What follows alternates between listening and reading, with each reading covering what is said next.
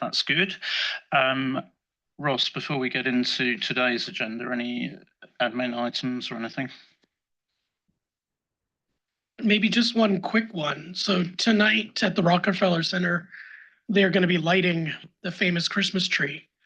And just as a warning, it gets very, very, very busy for about 10 blocks in all directions surrounding it, including they'll start blocking off streets to make it very difficult because a ton of people come to watch this. So it might be worth watching, but you will have a lot of other people around you. And if you're planning to move around the city to see shows or even to get back to the hotel after 5 p.m., it's going to start to get really busy. So just take that into account when you're planning, leave lots of time. It's very interesting, it's very exciting, but it's also very, very busy. Right, thanks for that. Yeah, so one of the advantages and disadvantages is New York at this point in time. Okay, so we are moving into item 5 then, which is strengthening linkages between IPSAS standards and the GFSM. Those members who were around on Monday, obviously this was an item that the CAG actually discussed. A number of useful points were made in that. I don't know, Fabienne, do you want to just feed back on that discussion before we get started in terms of looking at the material? Thank you, Ian. Yes, indeed, CAG members underlined the importance of communicating on the benefits of this project for jurisdictions that are planning their reforms, and that design integrate data gathering technology that supports the financial, the statistical and budgetary reporting systems from a single reliable source, and reliable as in relating to being audited. Benefits also reside in lesser reconciliations between the accounting and statistical reporting. There was also a suggestion that communication should be tailored for different groups of entities, those that adopted IPSASs and those that haven't adopted yet, that could use the proposed guidance in IPSAS 22 as a structured roadmap to improve data quality. That's it from me, from the CAG. Thanks, Fabienne. I think communication is going to be extremely important. And it was certainly something that the task force talked about, and obviously it needs to be angled from both the accounting community and the statistical community. But I think really through the task force discussions, there was a very strong view that we need to get the common narrative right in terms of and then it may be angled for both communities, but actually landing that is going to be very important. So João, over to you in terms of introducing the material we've got today. Yeah, thank you, Ian, and thank you, Fabienne, for that summary of the CAG discussions. And good morning, everyone. Before diving into the agenda items, I thought it would be useful to share with the board the work that it was done during this last quarter and the build-up of the work done that brought us here. We brought the first rough draft of the exposed draft back in the September meeting, just for the board to see how it will look like. And then for the check-in between the September meeting and October check-in, the task force and staff focused more on the questions, kind of nailing down what were the questions, even fine-tuning that drafting. And then between the check-in and now the December meeting, the focus was more on the answers and finding kind of a common narrative on the message that we wanted to convey, the right level that the task force wanted to bring that guidance for the board to review. And we had one task force meeting to discuss precisely several items. I just want to highlight one of those, just for you to see the nature of the discussions that we had. And actually, one of these topic is brought even as an SMC to propose to the board and eventually to our constituents, which is whether the type of guidance that we were developing, should we stay from a measurement perspective. So as we all know, we have in IPSAS 46 3 levels of measurement for subsequent measurement. We have the measurement model, the measurement basis, and then we have the measurement techniques.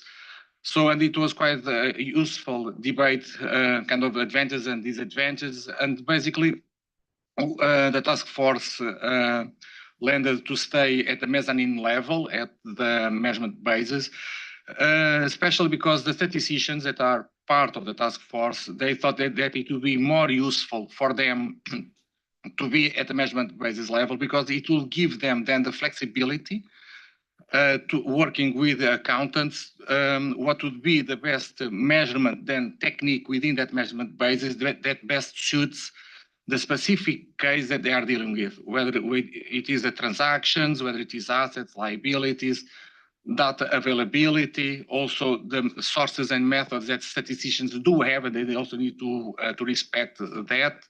So in the end, we thought, okay, this is to be used also for statisticians. Let's propose and keep the guidance at a measurement basis level. But we also acknowledge that, well, some people may want to even go further. That's why we decided to propose to, and we'll discuss this later on. Okay, let's put an SMC on this topic to see where constituents are, and also if the board agrees making that SMC. So this is just kind of a high-level discussions of the topics that we had that basically landed where we are now. We also engaged with several board members and TAs throughout this last quarter to receive their feedback. We engaged them on a one-to-one basis. Even after the posting of the papers for the meeting, we already received several drafting and editorial suggestions. I thank you very much, both board members and TAs. Even during the meeting, I received several, so thanks for that. And we will action them as we have already addressed them. So, and also I'm going to ask the board that for us to focus more on the principles on how we should communicate, and acknowledging that there are always several ways to draft sentences and so on.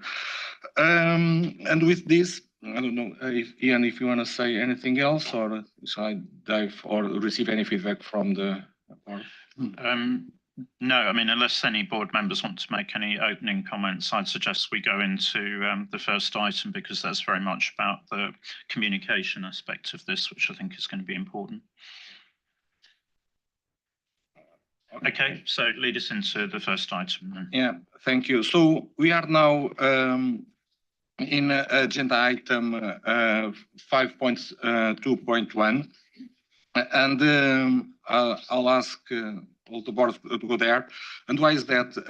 Because the way that staff brings the papers, just also for you to understand, so we basically had to split the papers. The first agenda item has an appendix, which is still in tracked changes from the page-by-page review that the board did at the check-in meeting. And encompasses, of course, the suggestions that the board made at the time, and some of the suggestions that we received also offline until now. So, and those track changes involve, so I don't know if the board wants to go to the appendices, and we'll go page by page of that appendix. Why is that? Because we talked about the history of the project, objectives, and so on, the SMC. So if the board can go to the agenda item 5.3.1, and then we'll go page by page and receive any feedback on the track changes there. And please note any editorials drafting. Please let me know offline. We are only looking for substantive comments that need to be addressed here or missed for any reason. Thank you. Thanks for that overview, João. So yeah, we go into 5.3.1, and Abdullah, you want to go first? Thank you. I have a couple of comments, but they are general, so I didn't want it to go before we go to the agenda item. But first one, it is about we provided the guidance, but Is there a possibility to provide illustrative examples with numbers on that? Because we highlighted in the guidance the difference, divergence, and the alignments between the two frameworks, but it was a high level. It could be beneficial. The second one, we know about the work that is undergoing by the IMF to update GFMS 2014. I don't want users of the ED or the standards when it comes out or whatever comes out, they're under the impression there is no update to that. So how we communicate that or how we include it. The last comment, and this generic, and it's something for us to look through, which is we highlighted some of the differences between terminology, especially the main ones. I could pick out with the market value, market price. We could have a glossary just to define it. We mentioned that, but is it possible? Is it something that we want to do? Other than this, just a big thanks to Joao to getting us to this point, because we are trying to get two sets of accountants and economists, and they will never get along. We are trying to find an alignment way, but working on this, I could see how you got us in here, and it wasn't easy, but thank you. I don't think that we're gonna get to a point where it's a full alignment between the two. There is some gap, but where you find a common ground between the two and understanding for accountants to understand economists, they use it in different ways, and the same thing for economists to understand accountants, but this is providing a great common ground for both, so thank you. Thanks, Abdullah. So I think you're right in terms of the fact that we're trying to address two audiences through this, and therefore it may well be appropriate to add a sentence somewhere that says that the terms used here are those in the IPSAS standards and as in the IPSAS glossary, just to make it absolutely clear that this is accounting literature, even if others may may want to see it. And I think also one of the challenges that we have to have, and maybe we need to think about this in the communication material, is the fact that there are different variants of the statistical framework in use around the world. There are different approaches in terms of accounting policies and so on. Therefore, it's actually really difficult for us, particularly at what's still a relatively early stage, to actually really give examples. I mean, there's quite a lot of granularity in the questions. So I think we need to think about that. So I think there's probably two instructions that come out of that. One is we need to just add a sentence somewhere that makes it absolutely crystal clear that the terminology used is as in the relevant IPSAS standards. And then we need to think about that communication point as well. Mike. So thank you, Chair. Just a general observation with regards to the track changes. Large part of the track changes, they are about, let's say, that the background of the project, referring to the work program, and even especially when it comes to the BCs, and we are referring to our objectives in the work program. And I think that is not a permanent reference. And even if this new updated standard will, let's say, be over decades also in force, I think a stronger reference is our conceptual framework, keeping in mind that in 2006, when IPSAS 22 was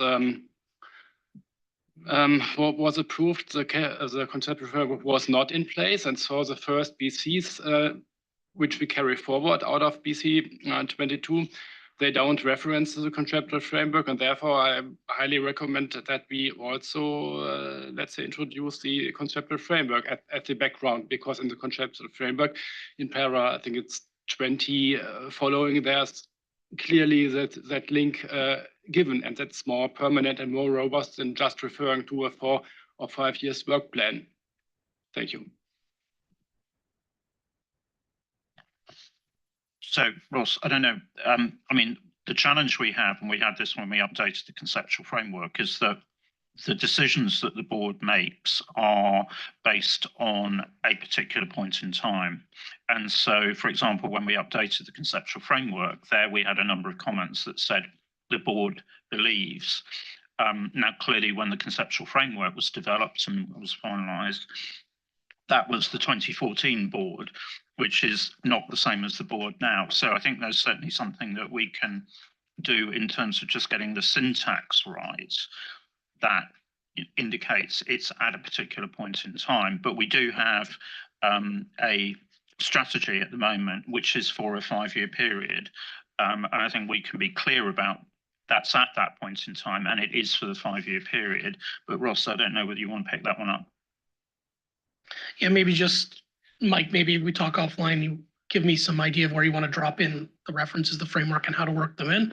I can see that as being useful. I do think we need to retain the paragraphs on the strategy as well. Again, this is the context for those who are going to respond to this exposure draft. Then when we look at the end, we'll finalize it. So some of the BCs will remain when we finalize, some will be adapted based on what we hear. And to Ian's point, we'd probably at that make it more static tense that at the time we approved the changes, this was the strategy to kind of, time bound it a little bit. But we can chat on that. I think I can see where you're coming from on the BCs, and just maybe we'll have a chat on where to drop in the references to the framework and how you think that'll work. Okay, thanks, Mike. I think it is a good point though that you make. So shall we start just to go through then in terms of the text? And so perhaps if we just go through page 1 of 5.3.1 and pick up any comments there. Andrew.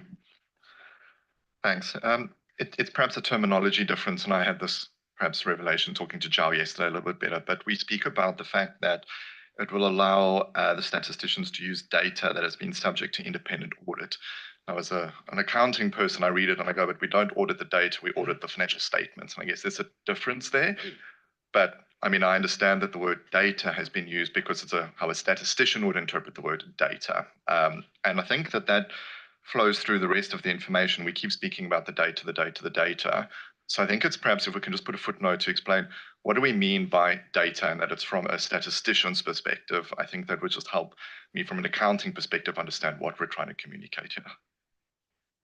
I think I'd push back on that actually, Andrew, because the discussion that we had in the task force in Bern was previously people had talked about what the material that was presented in a set of financial statements. Now, the set of financial statements is prepared from data in a financial system, and that system is actually subject to audit, because you'll do a control-based audit, you'll look at the systems for authorizing transactions and all of that kind of thing. Now, top level that appears and where the formal audit report is signed off is the set of financial statements, but what goes underneath that is actually the data in the systems.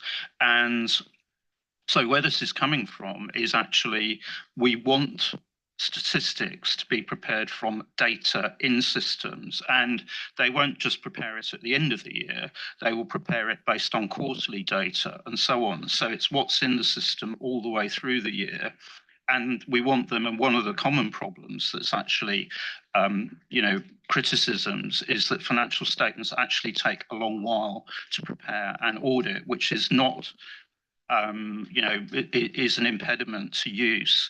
So, the idea is that, and certainly the experience of the system that I implemented in the UK Treasury was that one system was used for budgeting, for in-year reporting and monitoring, and end-year reporting. And that's really what we're looking for. So actually, I think we've got to be very careful. And the reason why we've used data and talked about assured data is precisely because it is one set of data. It's not different sets of data. It's one set of data. Back on. So I don't dispute what you're saying, but I do think there is a difference between auditing data and auditing financial statements.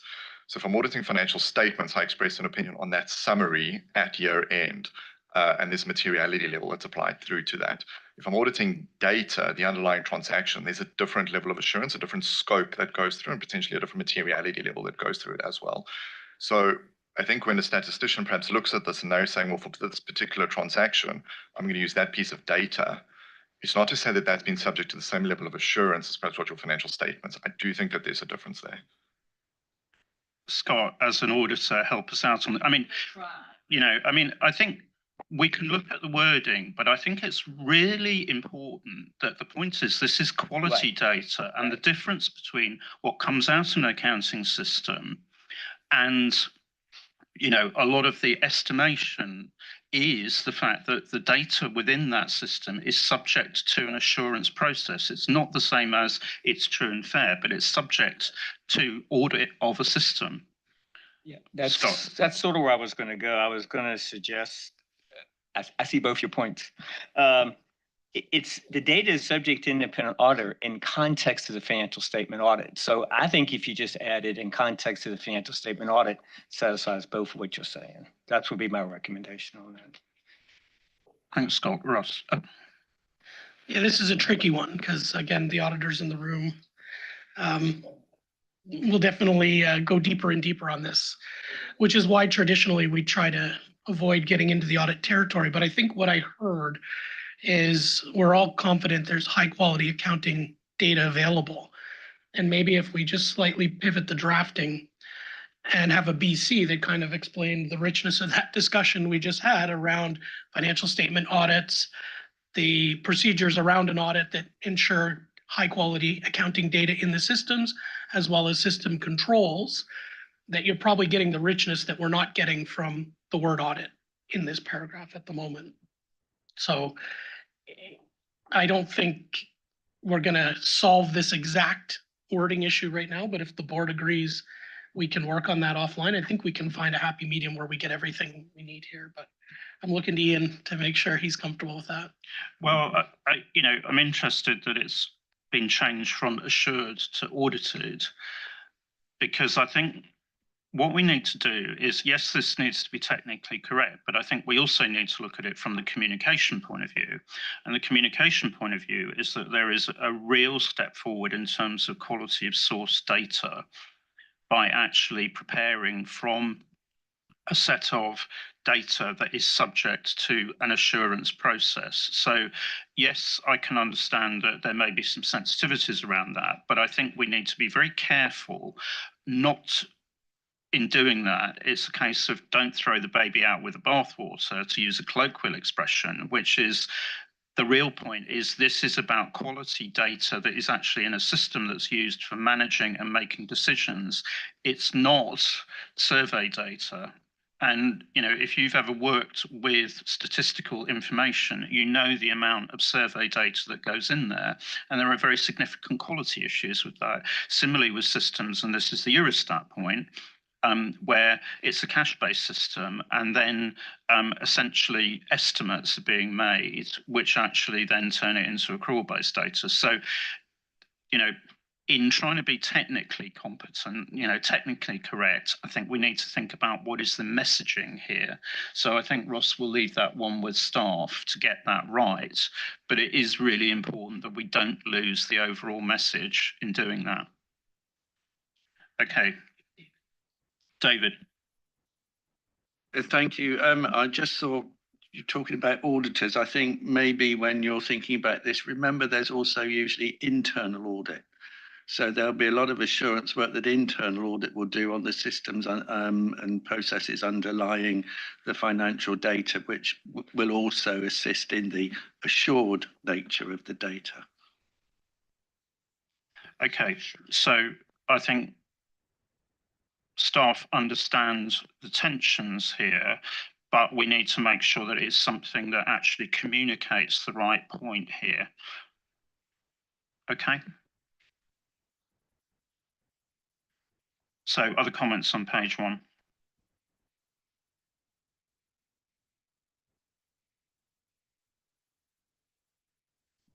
Page 2. And here we've got the additional SMC that João referred to. Yes. So the task force is proposing to this board to have 2 SMCs. First one, a very generic one, if constituents agree with the proposed guidance and receive feedback on that, to be included in IPSASB 22, and the second one on the level where the guidance is for them for the measurement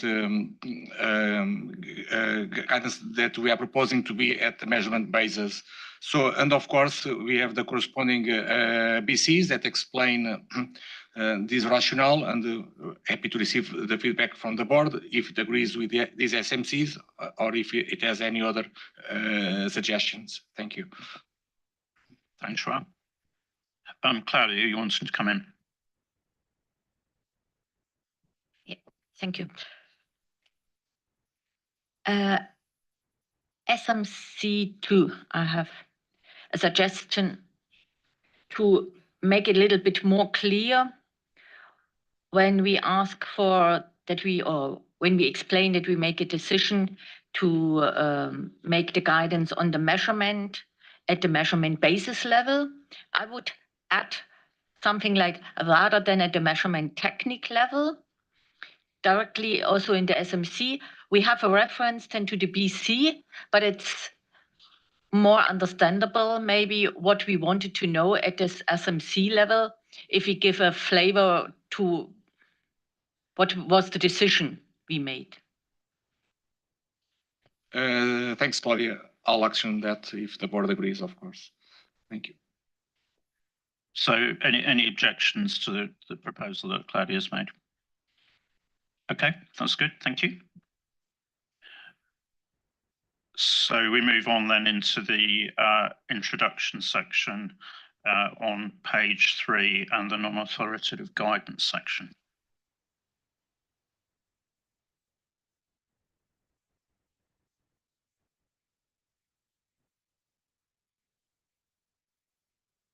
Not seeing any flags raised, so we move on then to the following page, 4.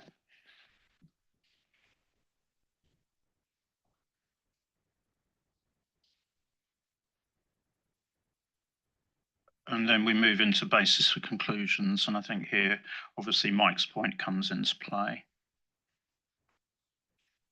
So we're on page 5.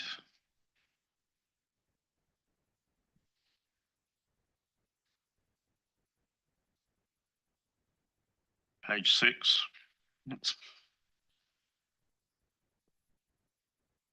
Page 7. Andrew. Just on the BC 30 that we've added, we've got a sentence there that we've provided the non-authoritative guidance on a measurement basis level that provides flexibility to accountants and statisticians working together to choose a measurement technique that best suits the several measurement techniques in GFSM. I think we just need to add while maintaining compliance or alignment with IPSAS. So just that we've got that balance still there. Yes. Yeah, an important point. Okay.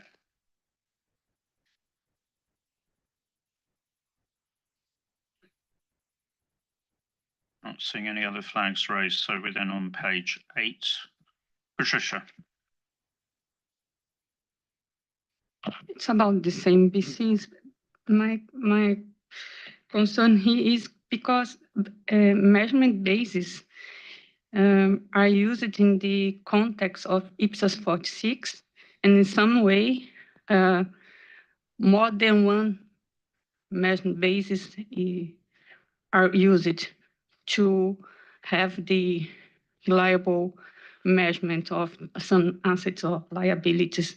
I think I need to explain a little more about this, because in the context of IPSAS,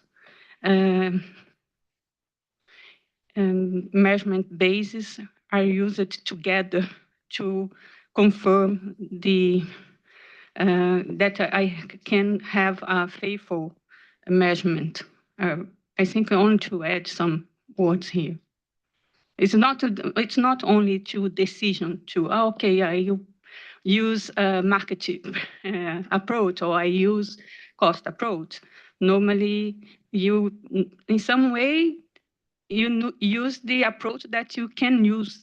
It's only one approach that is possible to use. For example, for specialized assets, it's not possible to use market approach. I use cost approach or income approach. It depends on the measurement, if a fair value or if sorry, I mean, techniques. I decide about the techniques depends on some factors. It's not only the decision, I prefer this or prefer that.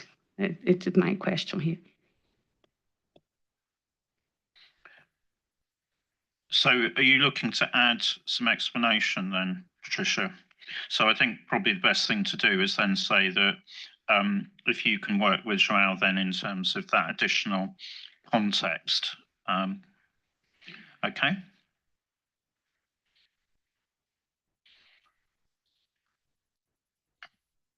So that then takes us through that introductory material in terms of the ED and also the basis for conclusions. And we've got the point in terms of refinement on the SMC.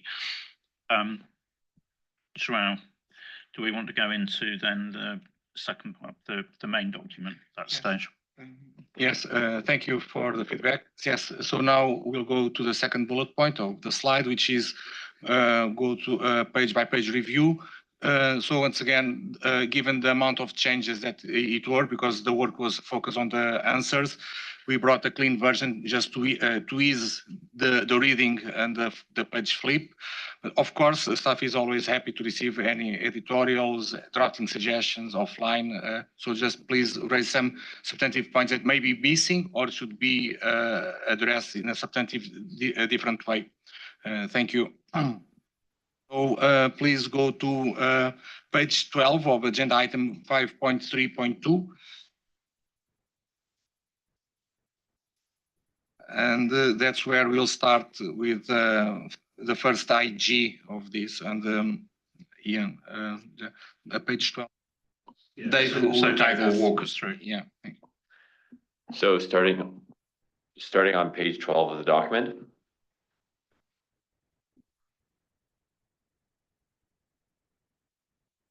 Andrew. Thanks. The introduction to me is a start, but I think what we miss is sort of the broader aim of what we're trying to achieve here in terms of starting the conversation between the accountants and the statisticians, that they can start using more of the accounting data. The fact that it is audited, I completely accept it. I think my earlier point was just trying to get, we don't risk, the audit technicalities on our side, but it's also that it's done at a measurement basis level to keep the guidance something that's manageable, digestible. There are further things they need to consider thereafter. We've got later on the differences in perhaps the presentation and the tagging of data and where they would need to get. And I think it would be useful to move some of that up into the introduction. At the moment, we've got some of it sitting in these IGs, some of it sits in the BCs, and some of it sits in the introduction document to the ED itself, which will disappear, when it makes its way to a final standard. So I think it would be useful to pull those parts out, and we've sent through sort of proposals to João as to how to reorder that into sort of an introduction that I think just paints a bigger picture, or in my mind, a more complete picture of what we're trying to achieve here. So just wanted to flag there that those are sort of the main items that I thought should be brought in here, and it's just relocating some of the existing guidance. Yeah, I think his point is well made, because obviously you're trying to bridge a number of different objectives here, communicating in terms of the ED, but then as you say, what sits there at the end. So João, you've got those specific suggestions. Okay, so have a look at that. Yeah, I can confirm, Andrew.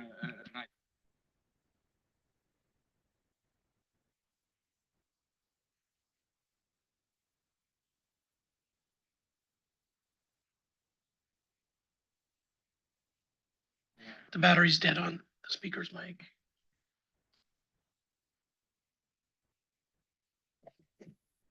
Yeah, thanks, Andrew. So Andrew and we talked, I saw those BCs. Actually, it makes quite neat, and because it wraps the whole guidance quite well and right up front to communicate what constituents will expect once they go through the guidance. So, and Andrew and I talked, and I agree, we bring those, and we'll work with Andrew during the editorial review process, bringing those paragraphs in.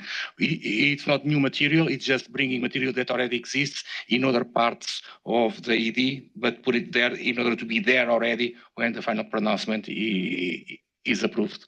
And thanks again, and to Eliasna also, thank you.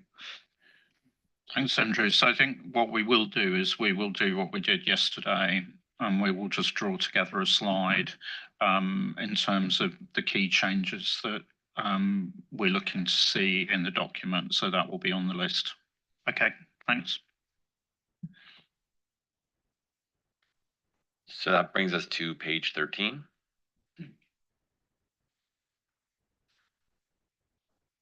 Okay. I'm just want to remark something about the process, because we included IPSAS 51, so a brand new standard. So we should make sure that the brand new standard was published before we publish our ED. Otherwise, we refer to something which the stakeholder have never seen before. Yes, thanks. So staff is coordinating that because we are not yet sure, but we wanted to leave it here because it's easier to take it out than put it in. So we are coordinating the publication, and then we'll do the change accordingly. So Ross, I don't know if you have anything else. We discussed this. So both of the publication or approvals yesterday, we're planning to publish by January 30th at the latest, so they can go in the next version of the handbook. That's our cutoff date for new standards going in. And we'll make sure that this exposure draft follows their publication. So either it'll be late January or early February. We don't see a particular hurry to get the ED out, but we do want to get it approved during this meeting so that we can get it ready to go out in Q1 and get the feedback from constituents. Thank you. Yeah, thanks. I think that sequencing is important. Get that right. Patricia. Maybe I'm not in the correct time, but in relation to the comparison if the FS in 2014 in IPSAS 41, it's appropriate to include this type of modification because some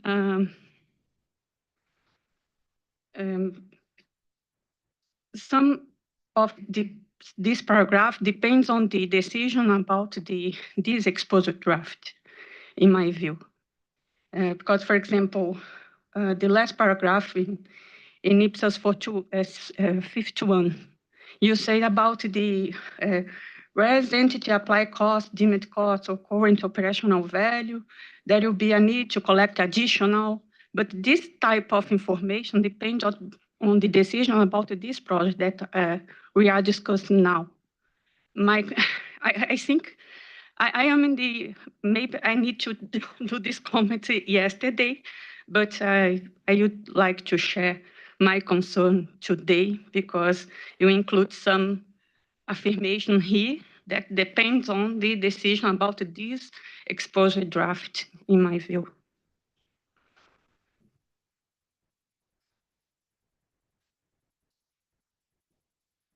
I mean, I think you're going to need to give us some specific examples of what the concern actually is, because I think we've already agreed that this will only go out after IPSAS 51 is published.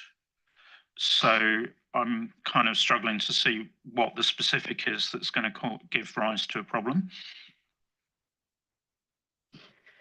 In this project, we are discussing how to present information related to how to connect the account information, financial statistic information. And there are some affirmations, some text here in this exposure draft that was included in IPSAS 41. But we don't have a decision about the correct way to approach this information in specific IPSAS in the comparison with the GFSM in each IPSAS. Yes.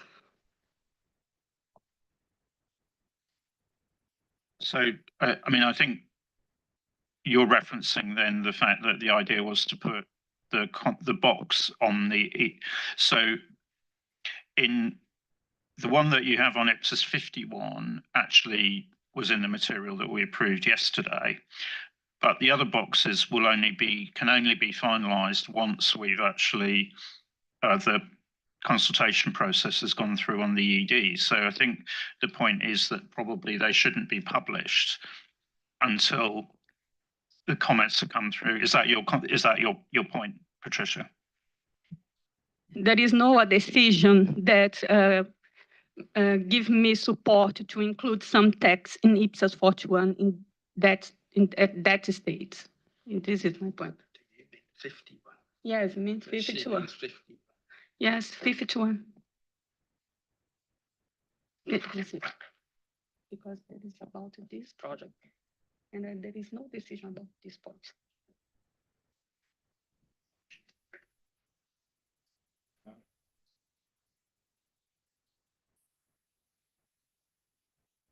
So you're saying you don't want the box on the back of 51 published until the rest is published? Sorry, I could not understand. So is the point that you don't want the box on the back of IPSAS 51 published until this project is completed? Some information in this box, because there are this box, I have this box in all IPSAS, but the service-specific information that is related to this project, I think it's not to be included at this moment, because I don't have decision about this project. So, if you don't mind, if I'm understanding your point correctly, is so this exposure draft is going to public consultation. The content of this exposure draft may change. People may ask more information, less information, but the content has the risk of changing. And until it is settled after the consultation and the board goes through the decision-making process of finalizing this, we shouldn't publish the comparison with the GFSM 2014 table that it is at the back of IPSAS 51. That's basically our point, because that is the first one that we are now basically publishing with this new format coming out of this project. I appreciate the point, and I agree with the point, but I have just kind of another point to make on the agreeing is we are not expecting changes to what we have already written here. And why is that? Because we did not write new guidance. We are basically collating guidance that are already in IPSAS standards, what it is in GFSM, and collated here. We are not expecting to change what it is in the comparison table because of any reason. We might expand it as a consequence of this, or might diminish if that's the case, but not because there is any flaw with what we proposed here, because we are not inventing, designing, creating new guidance that is not already existing in IPSAS standards. So it's kind of, there's an argument both ways, basically. Ross. Yeah, maybe just building on that. So the summary boxes at the end are really just the summary of the actual differences we've identified in detail by comparing GFSM and the IPSAS requirements, working with the statistical community. So 2 representatives from the IMF, John Verinder from Eurostat, Mark Vermuth, Lindy Bodvig, who are dealing at this at national government levels, and years of work going back to the 2012 consultation paper on the GFS alignment with IPSAS that gave rise to our policy. We already have these comparison boxes in a number of standards, and we've started to refine it based on this detailed work we're doing, which is why we've produced the boxes for the rest of the standards. Now, there is a question on timing when we want to bring those in. I don't see any problem with the box in 51 that we've aligned now, because it's helpful, I think, to communicate to people where there are differences and similarities, so they can start to think in a cohesive manner in a PFM system how to capture the data needed for both accounting and statistical reporting. That being said, it is a board decision, and if we want to wait a year and pull that box out, that's perfectly fine. Boxes are non-authoritative. They just summarize the work that's happened outside the system to clear at a high level so people can look and understand in a more communicative fashion. But as we say in the ED many times, for this data to be useful, the statisticians are going to have to talk to the accountants. They're going to have to understand the accounting policies, and the system data available and how to utilize that for statistical purposes. We're not providing any of that guidance anyway, and these boxes don't give any indications on how to do that specific part. So it's more of a communication tool, but I think as long as the board's comfortable, whichever way we go, we can delay box on 51 going with the rest of the boxes that we're updating. I don't think it's a critical issue, but we want to be consistent. So we'll take the board's lead on this. But maybe just to highlight one final point, as Joao said, we're not consulting on whether these boxes are right, because they are matter of fact, the differences that we've summarized based on this very detailed work that's been going on for years. And if you go back to the 2012 consultation paper on this and the work that we put out when we finalized the policy, we've got like a 50-page detailed transactional level kind of comparison understanding that was developed as part of that process that we're continuing to evolve to make actual useful so people can understand what it all means, which is, you know, the dashboard that Joao's been publishing for 7 or 8 years now, that we've now spent time refining to make it a little more communicative and understanding, so the statisticians will actually start talking to the accounting professionals. So I'll stop there. And I can just add one last point. And it's not new that if there is any need for any consequential amendment to prospective, the current table that if the board decides to publish, we can make any consequential amendment. So this is not new in all projects. We can make always consequential amendments as we develop the projects. And many times we acknowledge the interlinkages, the different tempos between the projects. So it's not kind of fatal flaw. It's part of the standard setting process. So like Ross said, staff takes the lead of the board decides. Yukuba, you want to come in on this? Yes. Looking at what is ongoing, my proposal will be, can we take that offline, and we will look at the wording, the reference to the new project, and then we will maybe come back and redraft if it is necessary. Because to me, the way the box is set, there is no difference from the other standards, right? But if we look at the wording, if it is any reference to what we are doing right now, we just not need to correct that one. So to me, we just need to take it offline and look at the wording.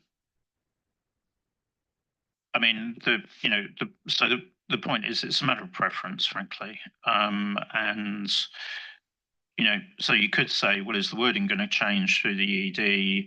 Therefore, we're not going to publish it at all at the moment, or actually we publish it, and then if the wording changes, we change it. So that's really all we're talking about here. So I think, you know, it literally is, do we put it in now, or do we hold it in reserve and then put in, you know, amended version? Because I think the point is, factually, it will not change. It's only a presentational thing. So, you know, to be honest, if the board really doesn't want to do it at the moment, then fine. You know, I mean, it has been approved. As a matter of fact, it is in the approved material. So, you know, I mean, it's either, you know, it's available for use and it goes in the handbook, the next version of the handbook, or it goes in the 2027 handbook.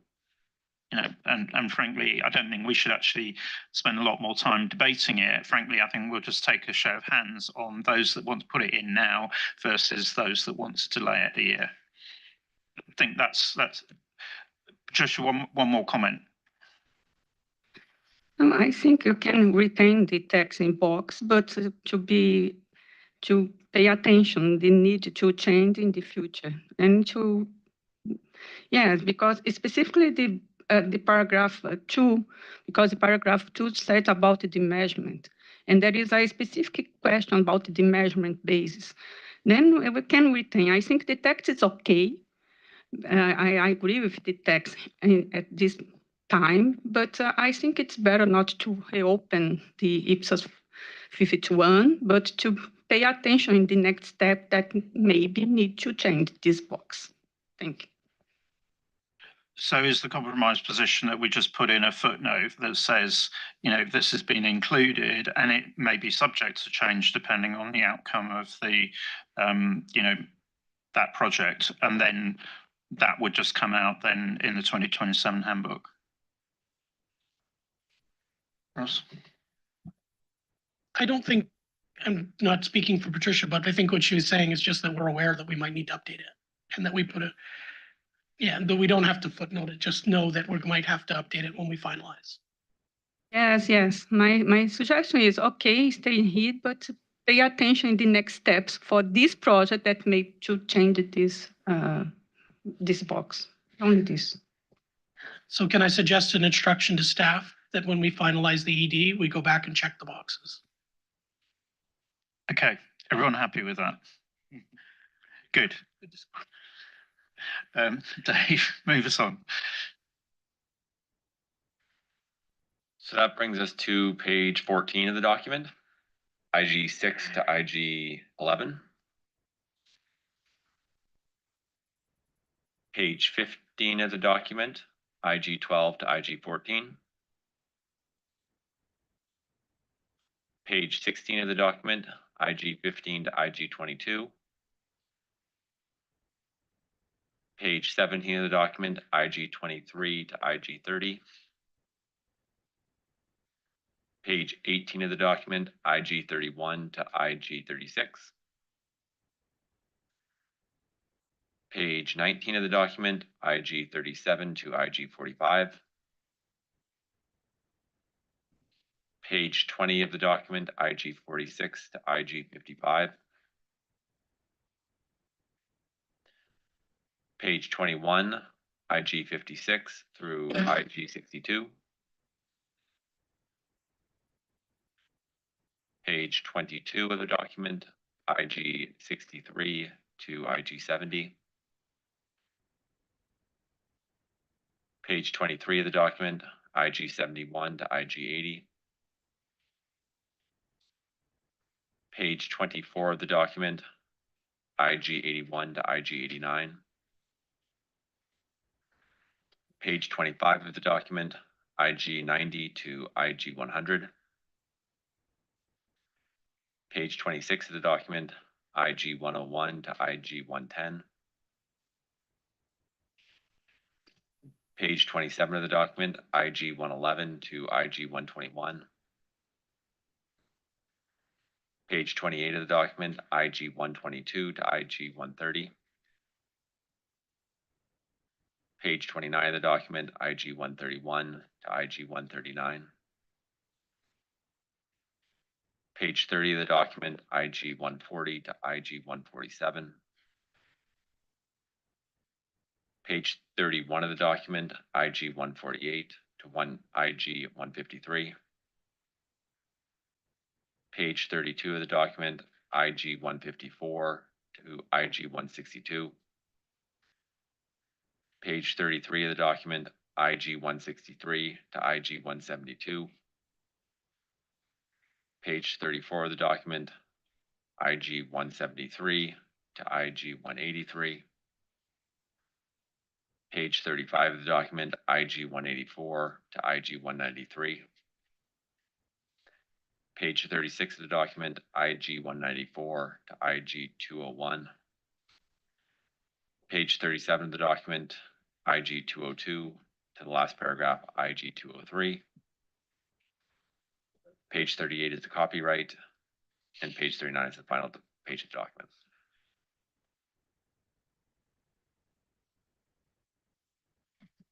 Okay, thanks for that. So I think essentially what we have is we have a number of comments that members have made, which are around the navigation and the communication. The actual detail doesn't seem to cause members a lot of issues.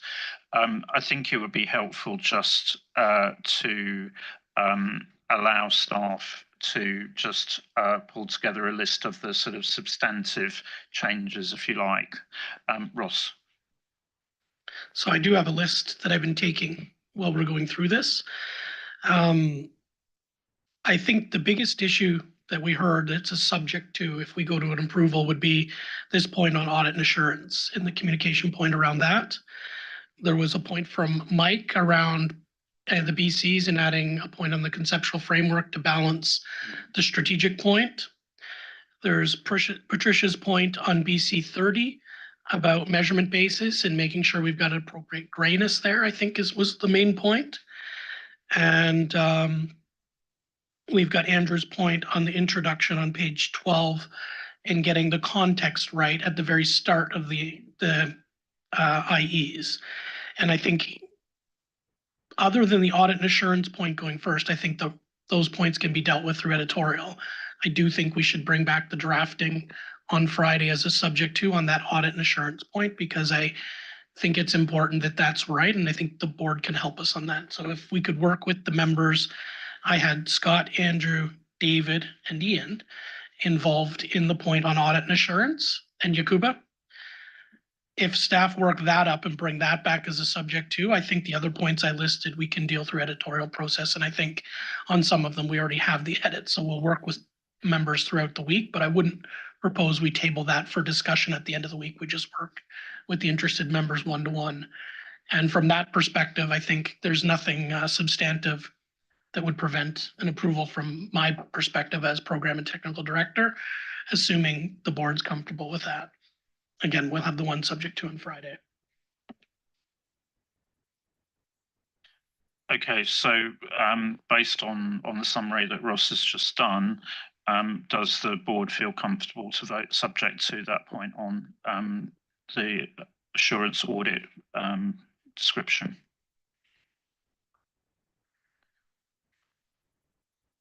Okay, I'm not seeing any flags raised against that. So Ross, if you can then.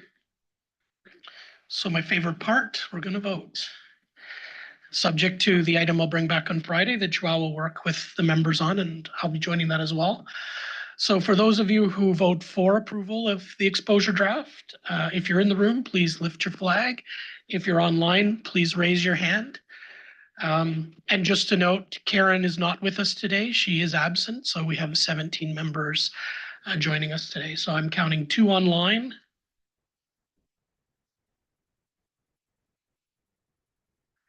$15 in the room, so that's 17 votes for, 0 against, and 1 absentee. Karen Sanderson is not here today. So with that, we're approved.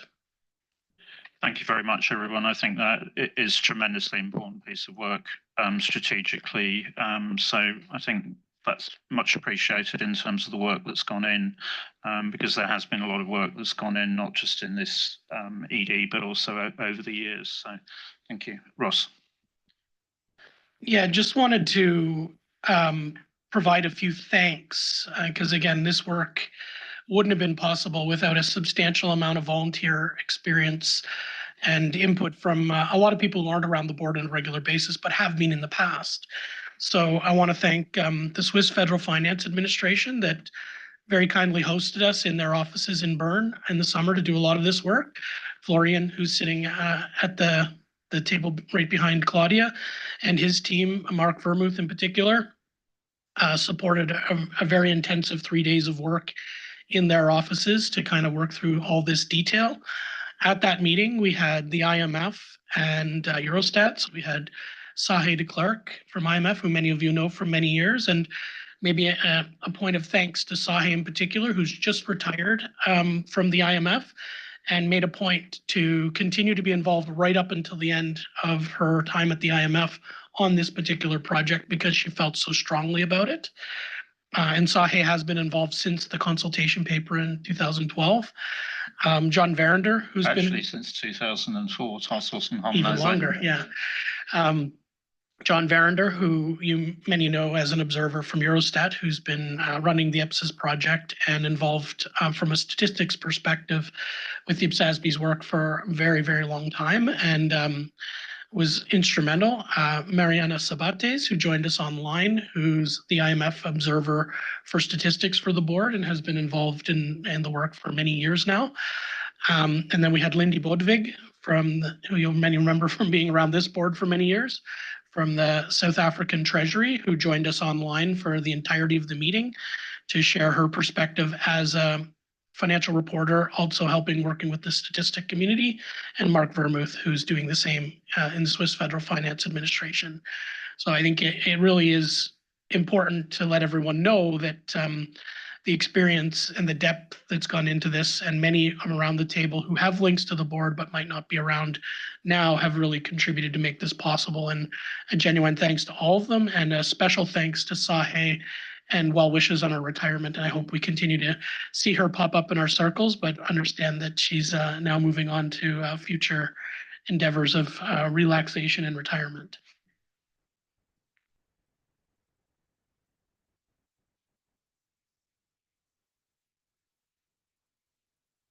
Thank you, Ross. But I think we should also recognise the work that Joao's been doing, because he's put a lot of time and effort, not only into this CED, but also into the work going on in terms of the update of the System of National Accounts, the overarching framework, balance of payments manual. He's almost been single-handedly carrying the banner in terms of this. I think the other thing is we have talked about the GFSM update process, and actually having this document out to consultation and then hopefully finalising it will be a very important foundation in terms of the update of the GFSM. So, it's been one of those things where as long as you have this floating around, it's hard to make the argument in terms of the very important role of accounting data for statistical preparation. So it's an important milestone, this going out. That provides the foundation for, a lot of linked consideration in terms of the update of GFSM. There's a lot of interesting projects which are in the area that Florian and I are co-chairing in terms of the use of balance sheet data, in terms of fiscal analysis and so on. So all of that fits very nicely with this. So thank you very much, everybody. Okay, so. Oh, yes, okay. Joao. Yeah, thanks to the board for the approval and for the discussions. So just one last point before closing the item, which is the staff and task force recommendation to make the comment period of the normal 4 months. And with if we are to publish by the end of January, beginning of February, we expect to bring at least a high-level review of responses for the June meeting. And with that, I'll ask the board whether it agrees with the recommendation. Okay, any disagreement with 4 months? Good. Thank you, Joao. Okay, and with that, thank you, and we'll close. Okay, that's good. So now we move on then to item 6, which is presentation of financial statements. So we'll just pause for Eileen and Emma to come to the table.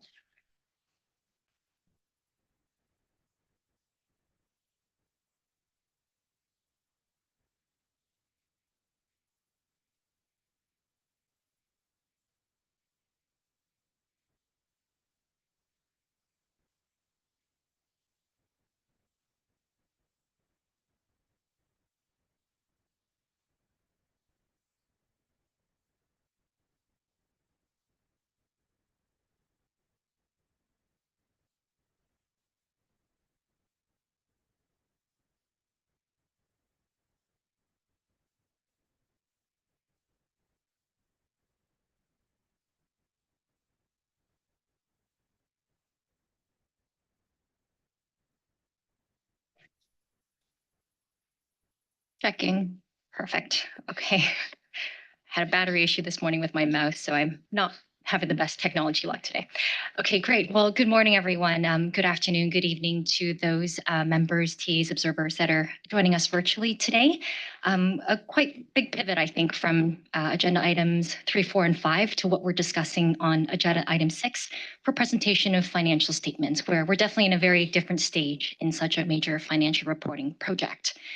In terms of agenda item 6, we have quite a few agenda items for discussion with the board today. So what we thought would be helpful actually to frame the discussion is to start off with a higher level project overview to show where we are in this phase of the project, what's coming up next, and also to help lead through the 11 papers that we have presenting after this project overview paper. So the IPSASB had originally approved its project brief in September of 2023 and has actually made a lot of great progress over the last 2 years, going through some conceptual discussions, technical discussions, with the aim of considering how to enhance the existing presentation requirements that we have in our IPSAS 1, with the overall intention of creating a new standard to replace IPSAS 1 at the end of this financial reporting project. And so you'll see here on the slide, we're at the blue dot, December 2025, and we're going to be wrapping up the final set of discussions regarding the existing presentation requirements, now focusing on the disclosure considerations. And that's really going to set us up well for the anticipated approval next quarter in March 2026. Now, if I really step back and think about where the board has gone over the last year, we've made a lot of great progress, and that's definitely a kudos to the board for all the great discussions, especially with the very busy work program that has gone out through 2025, and also with a big thanks from staff to the task force as well for their great support over the last year. This was where we were last December, and this is where we are now. We've made a lot of great progress taking a strategic approach where we first form views through the discussions on specific presentation topics. Based on those discussions, we then have captured those views in different texts in the consultation paper itself, and also to then illustrate what those views could look like through the illustrative exposure draft that is going to be an appendix accompanying the actual consultation paper, which is the main document that will be going out at this phase of the project. So as you'll see here, there's 3 columns, 3 colors, 3 icons. As we go through the rest of the slides today, you'll see these showing up in the top right corner to tell you where we are. Are we in a discussion mode? Are we just working on making sure the text, the views are appropriately captured in the consultation paper? And is the guidance now in the IED appropriately reflecting and illustrating those preliminary views that the board has formed? So if as we're navigating, we'll definitely keep everybody apprised of where we are in it, but we do hope that will help with managing the big discussions that we have today and leading into our preparations for Q1. So with that, I'll take a pause here and pass it back to the chair. If there's any questions from IPSASB members about the progress to date, as well as next steps leading to the plan approval in March 2026. Thank you. Thanks, Eileen. I think very helpful to locate us in terms of where we are in the process. Any comments or observations from members before you move into the detailed presentation? David. Thanks, Chair. I thought I'd take this opportunity as the task force chair just to echo Eileen's thanks to, in particular, the task force members. I was rather taken aback because, of course, I see the papers in little batches as they come through before they go to the task force. When I got the papers for this board meeting, I was absolutely shocked to see that we got 11 for discussion. So I hadn't realised it had built up quite so much. So heartfelt thanks to the task force for their support, and particularly, I mean, the meeting that we had this quarter was I thought very, very good. But also I would like to express again heartfelt thanks to Eileen. I think she's done an absolutely sterling job in picking up the baton that was left by Anthony and got to grips with this interesting subject very quickly. And also, of course, thanks to Emma as she's come in. I am, again, with heartfelt thanks, giving this up, of course, at the end of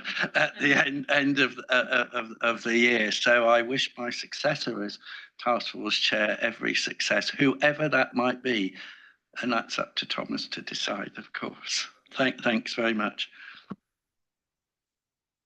Yeah, thank you, David. I think it's there has been a lot of work that's gone on, and I think it's right to reflect our thanks to that. It's a very important project. So with that, Eileen, to you. Thank you, Chair, and thank you, David. I know you and I had a a lot of thanks to each other. So appreciate the support through the year. Okay, so that takes us into agenda item 2. And before I really kick off with this paper, just to frame that the next 5 are all discussion papers regarding disclosure requirements. What we tried to do is break it down in terms of papers that looked at existing IPSAS 1 disclosure requirements. Were they working? How can we enhance them? Were there developments on the IFRS side that we might want to consider? And the last paper is actually not something we have in IPSAS 1, but we wanted to consider whether we wanted to bring into IPSAS. So a bit of a flow here, but we're taking it in piecemeal as we felt that it might best help lead the IPSASB through the discussions, as they are quite different types of disclosure requirements. So agenda item 6.2.2 is the first set, and this is about disclosure requirements related to the structure of the notes. IPSAS 1 actually provides pretty specific guidance, saying that the notes should provide very specific information, for example, the preparation basis, accounting policies, reminding the preparer as well that there are disclosure requirements in other IPSAS standards that need to be considered, and to also note whether there are information that should be included that would be relevant to understand the financial statements to which the notes accompany. It also notes that the structure of the notes should be presented in a systematic manner as far as practical, and provided some examples as well to help a person using IPSAS 1 to actually apply those disclosure requirements regarding the structure of the notes. Now, if we took a step back and looked at, well, what do these requirements mean at this moment for public sector entities? Is it working in practice? Have there been developments since IPSAS 1 was first issued in the early 2000s? And from the discussion with the task force and the analysis that we have done, we noted that the current IPSAS 1 requirements do work. They are effective. We haven't heard any substantial concerns about this guidance not being helpful enough for preparers in determining what is the right structure of the notes to accompany their financial statements. But we did note that there are developments on the private sector side, specifically some amendments to IAS 1, which IPSAS 1 is based upon, that the IPSASB had not yet considered to incorporate into IPSAS 1. Sorry. And this is actually part of the disclosure initiative that the IASB had taken on over quite a few years. Now, if we look back at, why did the IPSASB originally not take this on, it was partly because the IASB was taking it in small pieces. They were taking multiple steps to it, and at a point, it was good to kind of see it on a whole scale perspective. So I think we're in a good position here now because those amendments that were made to IAS 1 were actually carried forward into either IFRS 18 or just moved to a different standard depending on specific circumstances. Now, in the specific case of the amendments related to the structure of the notes, what the IASB did is it actually reflected on the requirements and noted that they could actually better frame it in the context of qualitative considerations, the qualitative characteristics, understandability, as well as comparability. And those are actually qualitative characteristics that we also have within our conceptual framework. So it does make sense that if we wanted to create a more grounded and useful and more focused principle-based guidance regarding the structure of the notes, we could also bring in those amendments to also frame our IPSAS 1 guidance on structure of the notes in the same context. The other was to also revise some of the wording to manage some of the potential misinterpretations with wording usage, particularly the word normally. And so based on the review by the task force and the staff, we noted that those kind of editorial adjustments did help to make the guidance a little bit clearer and more understandable. And so on that basis, we felt that it was appropriate for the IPSASB to now bring in those amendments to IAS 1 into our version on the IPSAS side. So overall, what would that mean for us? That would mean that we are retaining the actual principle-based requirements on how to structure the notes that are accompanying your financial statements with some of those refinements from the IFRS side. And the revised version essentially would actually be aligned with IFRS 18. So with that, our recommendation from the task force and staff is that we retain existing IPSAS 1 requirements, incorporate those amendments, and then to present the rationale in the consultation paper, specifically in Chapter 6. So with that, back to you, Chair. Thank you. Thanks, Eileen. very helpful. So open up for comments from members. Yep, Camira, you go first. Thank you, Chair, and thanks, Eileen. I just have some clarification questions. I understand well the argument, so I'm understanding that the proposition is to retain the current structure in IPSAS1 because if it's not broken, don't fix it. So basically, that is my understanding. What I would like to know, just for information purposes, how different is our current IPSAS1 structure on the notes versus IFRS 18? Because here we are, I'm seeing that the proposition is to adopt the amendments of IS1 instead of directly IFRS 18? Why are we taking that intermediate approach instead of trying to align directly to IFRS 18? Thanks. Thanks, Camira. Great question. I think it's actually more about the narrative that we're trying to manage with the consultation paper, recognizing that we have a few different project drivers on this project, thinking about what do we currently have in IPSAS 1, but also how can we align with IFRS, et cetera. So the way that we've been trying to discuss issues in the last few meetings too is really reflecting on where we are and what could potentially change. So that's kind of why we've been talking about it more in terms of building in amendments, adding in revisions, et cetera. But the endpoint of what we would achieve with the new proposed revised guidance, it is essentially bringing in what the IFRS 18 requirements would be, of course, with some public sector terminology changes and adjustments from that perspective. So I think all in all, same ending, but maybe just the narrative that we are trying to manage here. Thanks, Eileen. And I think that that's one of the things where we'll come on to it later, but the way in which it's proposed to enhance the 3-column presentation, I think will also paragraph by paragraph actually make that point that you're making there in terms of where does it come from, but also how does it align, Ross? Yeah, maybe just to add a little bit on Eileen's point is it's important that they build the narrative in that way because IPSAS 1 hasn't been keeping up to date with the IFRS developments for a number of years. As Eileen explained, there was a lot of changes from the disclosure initiative, from an update to IAS 1 about a decade and a half ago that we started to depart at that time. So it's important to our stakeholders to help them understand the bridge from what IPSAS 1 says to how to get to IFRS 18. And the differences in the middle are a lot of the stuff we didn't pick up for a number of years. So it's kind of making that clear to our constituents. So when they read the CP with the IAD, they can understand how we've reviewed it and got to the position of, basically IFRS 18. It's not just a copy paste from IFRS 18. I actually looked at it step by step along the way. And Eileen's done an excellent job on this. Thanks. So I think, it's worthwhile when we get to review this, if there's any lack of clarity in the actual draft CP, then I think come back on that.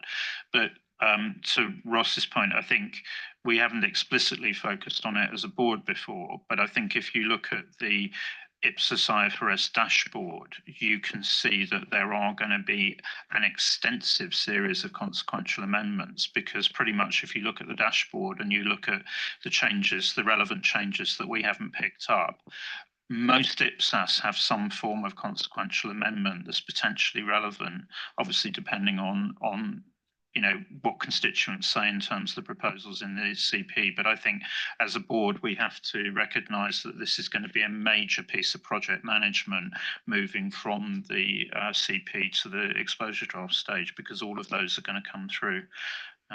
So for exactly that reason that we've got very behind. So sorry to depress you, Eileen, on that. I'm not trying to put you off, but I just think it is very, if you look at that dashboard, it's tremendously instructive that actually, okay, there's a few final bits of catch up which are going to come through in terms of the annual amendments project that the board will approve next time round. But the rest of them, and it's a long list, are to do with this project. Why we're doing it. Eileen. Are there any other comments? Sorry. So I think, the board is content with that. And I think we'll go back to that point, Camira, when we get onto the review of the draft CP. Okay, so I think move us on to the next item. Thank you, Chair. So the agenda item 6.2.3 is about another set of disclosure requirements. Sorry, I forgot to move the slide. Thank you. Regarding accounting policy information.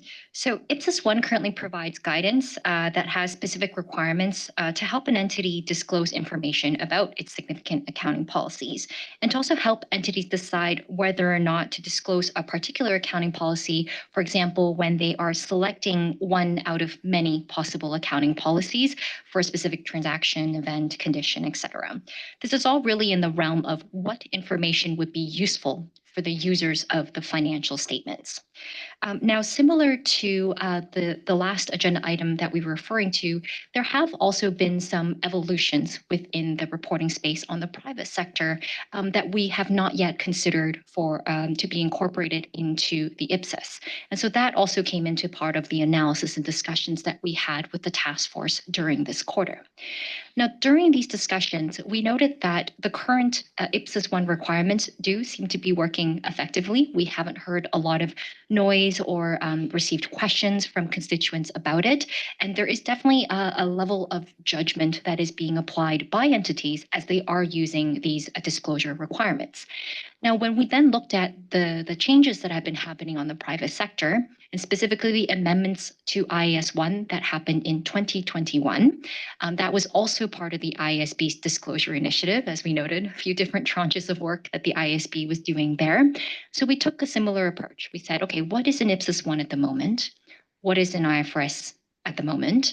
Do we understand where all these differences might be coming from? And yes, we noted that all the differences we could see between IPSAS and IFRS guidance was actually specific to those amendments. So then we took a step back and said, do we understand why they made those amendments? What was the purpose of it? And it was quite clear that they were really taking those amendments in the context of the work they were doing on materiality as well during that time. The amendments that they have made to the guidance that they had in IAS 1 was really reframing the guidance to propose to the entity and encourage the entity to consider their accounting policy information disclosures in terms of materiality. So what is actually useful for users? What might influence their decision-making and accountability needs? And that really resonated, I think, for the task force and the staff as well, because we've been having very similar discussions in the board itself, as well as with our constituents about thinking about materiality when we're applying any of the accounting requirements within IPSAS.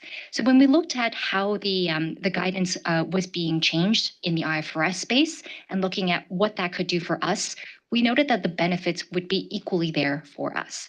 It would help us to stay consistent with the materiality guidance that the board also just approved as a pronouncement at the last meeting. And it would really help to encourage entities to apply materiality and consider judgment, making those judgments when they are determining which accounting policies to actually disclose in their notes to support users in understanding the information in their financial statements. Now, similar to the last paper, we have presented this recommendation as sort of the buildup of what does that mean for IPSAS 1, so to the point that you made, Kamira. Overall, we are proposing that we are basically evolving the IPSAS 1 guidance as well. Doesn't change the principles, but really frames it in the other general presentation requirements and core concepts within IPSAS, thinking about materiality, applying judgment, to get to a version of guidance that would actually be aligned with IFRS as well, but still, of course, within the public sector context, so adjustments as we would need there. So from the task force and the staff, our recommendation to the IPSASB is to retain the existing requirements, evolve them by incorporating the amendments from the IASB side, and then, of course, presenting its rationale in Chapter 6 of the consultation paper. So with that, back to you, Chair, for a discussion. Thank you. Thank you, Eileen. So open up for comments from members. Yeah, Abdullah. Thank you, Chair, and thank you, Eileen and David and all the task force team. And just one comment from our side. We were discussing this within the team about moving the accounting policy disclosures to IPSAS 3 just to align with IFRS. We want to understand the rationale, keep it or just to move. Thanks, Abdullah. It's a very good point. Eileen. So very good question. We talked about that as well on the task force side and thinking about how we would manage this as a broader project, because given that we do have a few phases, and what we wanted to focus on at this phase of the project is in developing the consultation paper, but recognizing that there is some movement and relocation that would occur consistent with IFRS. That kind of came up in chapter 2 as well, chapter 5, and now as well as chapter 6.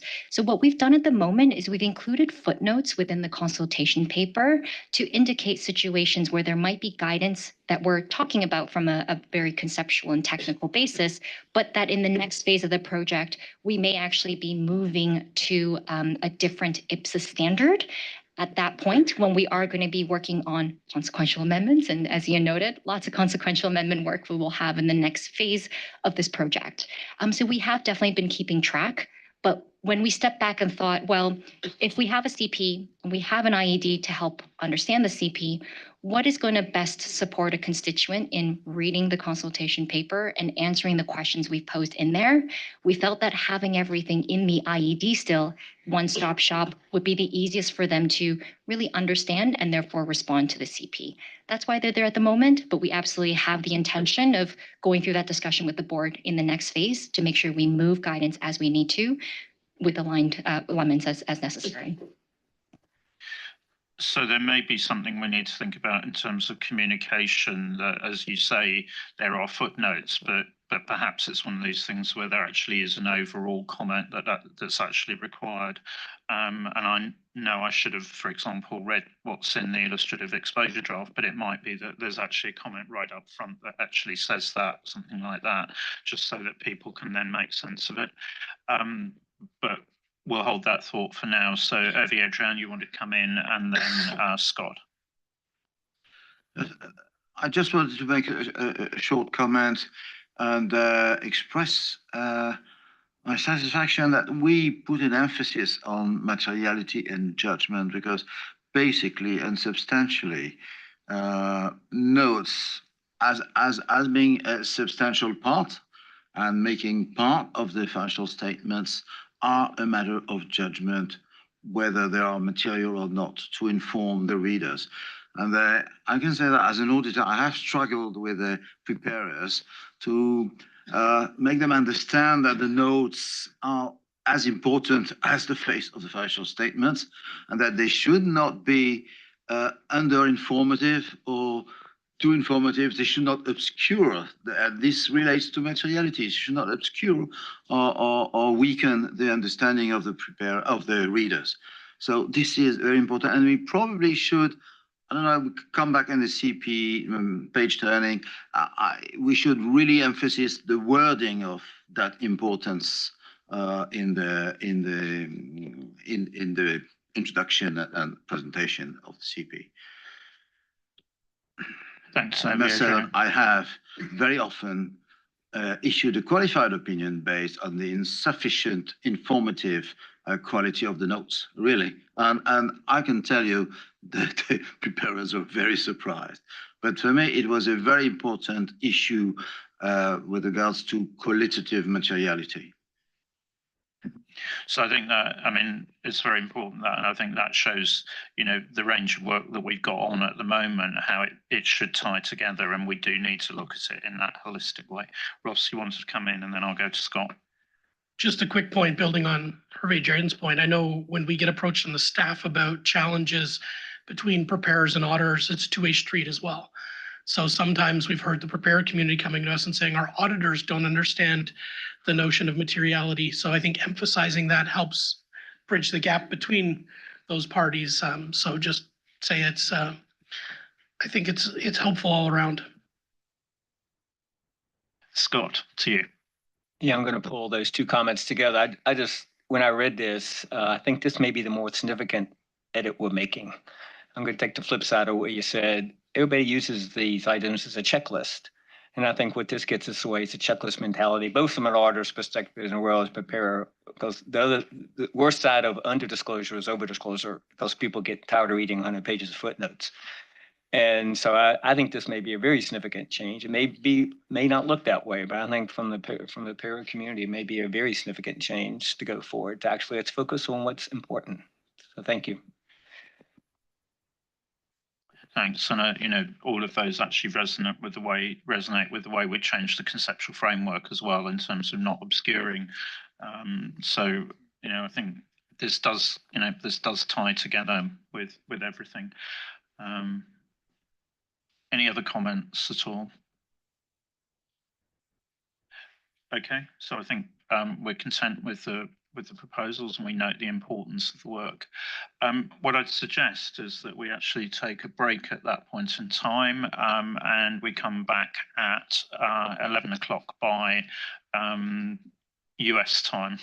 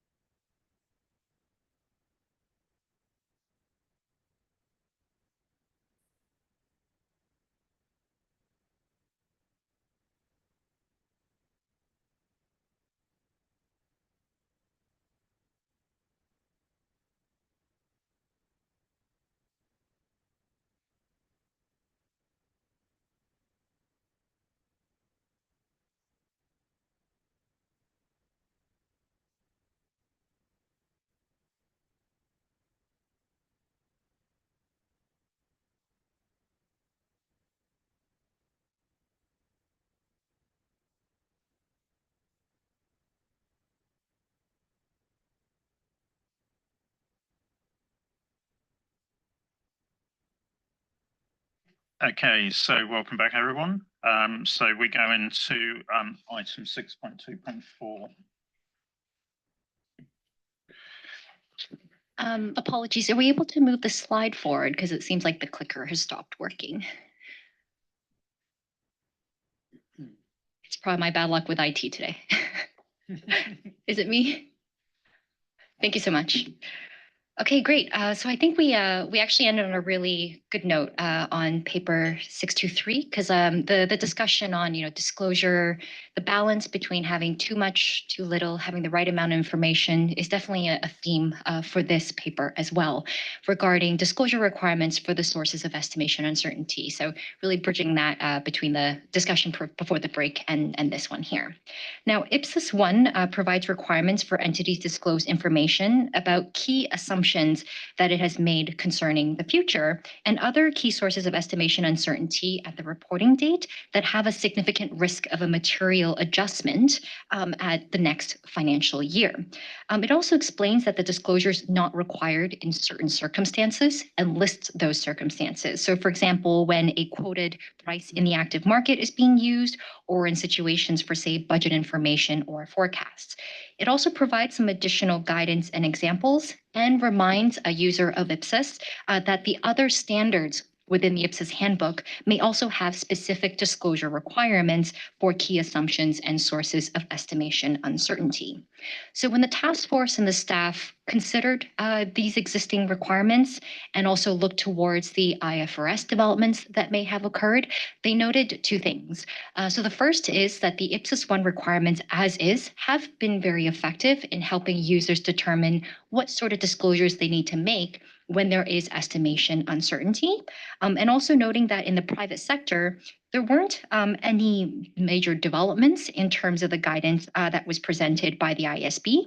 If anything, they actually carried forward what was in IES 1, but they just relocated it to IES 8. So that kind of goes to Abdullah's point earlier as well in terms of location of the guidance. We also noted that when we looked at the guidance itself in IPSAS 1 as well as the equivalent in IFRS, it does again continue to frame the requirements in the context of materiality, and that really continues to put the user's needs in focus in making this determination on the disclosures to be required. So based on that analysis, the task force and the staff have the recommendation to the IPSASB that it retains the existing IPSAS 1 requirements and to carry forward that guidance into the future IPSAS. And that would actually continue to be aligned with the IFRS guidance. Lastly, of course, to present this rationale in Chapter 6 of the CP. So with that, back to you, Chair, to facilitate discussion. Thank you. Thank you, Eileen. So open to comments from the board.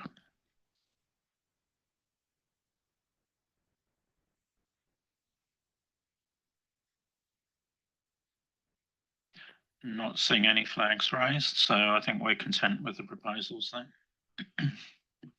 Thank you. I thought Angela was reaching for her flag, but it was the cup of coffee, actually. So move us on then. Thank you, Chair.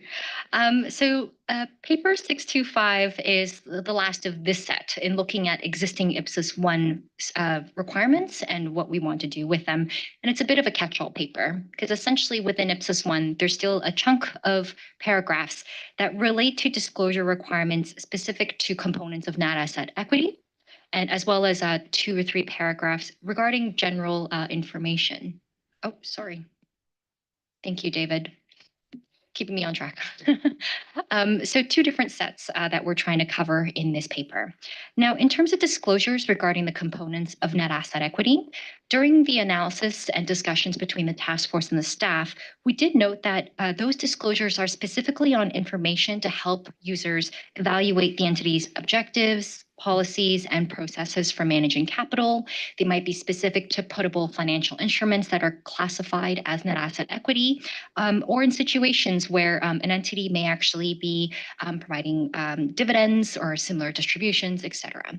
So when we looked at those types of disclosures, it is very transaction specific, and not every entity would necessarily need to apply those disclosures if they don't have those types of net asset equity components or transactions.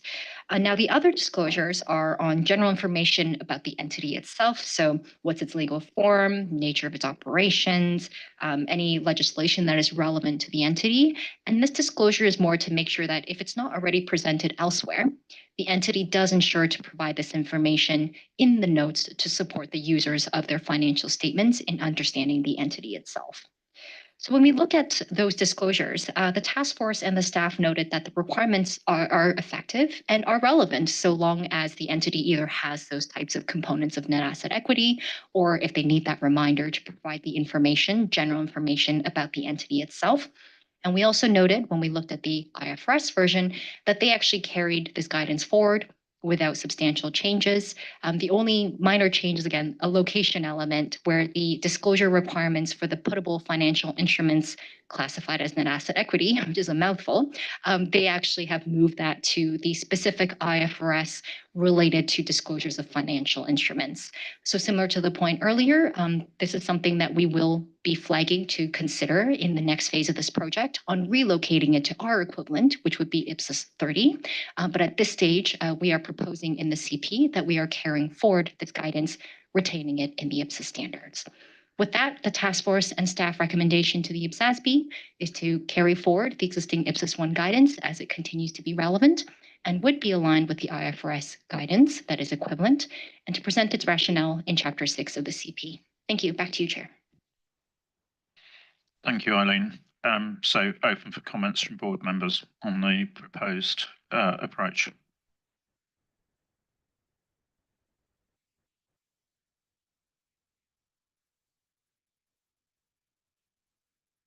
Okay, not seeing any flags raised, so I think we're content with that recommendation.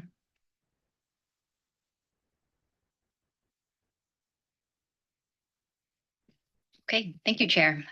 So that gets us through 4 out of the 5 discussion papers that we have. And we're going to be moving into a pretty big one. So please bear with me. I did want to provide some additional background about some of the research that staff and the task force had done. It has been a pretty challenging discussion, I think, just internally for us. And we're really hoping for a lively debate today at the board to help us form views on this. And so this is about management-defined performance measures. This is a brand new concept that the IASB had introduced when they were developing IFRS 18. And so when we were thinking about what happens with the disclosure requirements for the IPSAS, it was important for us to first understand what are MPMs. I know it says NDPMs, but they call it MPMs. So what are MPMs? What were they trying to achieve by introducing this concept and providing specific disclosure requirements on MPMs? And what would that actually mean for us in the public sector? So the paper that you've seen in 626 is actually a culmination of several months of work by the staff team and through our engagements with the task force. I think we actually had 2 discussions with the task force about this in this year to try to help us get to a good analysis and to help lead the board through a discussion today. So when we take a step back and we first talk about understanding the IFRS concept, we wanted to first understand why did they introduce this concept. And it was very much a reflection and a reaction, I would say, to the private sector constituents and some of the issues and concerns they raised to the IASB during this part of the project. In the private sector, entities were often reporting their own management-defined measures, which are often also called non-GAAP measures, alternative performance measures, a lot of different terminology that had been used for it. But essentially, it's something that's not an IFRS-specific requirement, but that are presented outside of financial statements, in public communications, to help show management's view about the performance of the entity.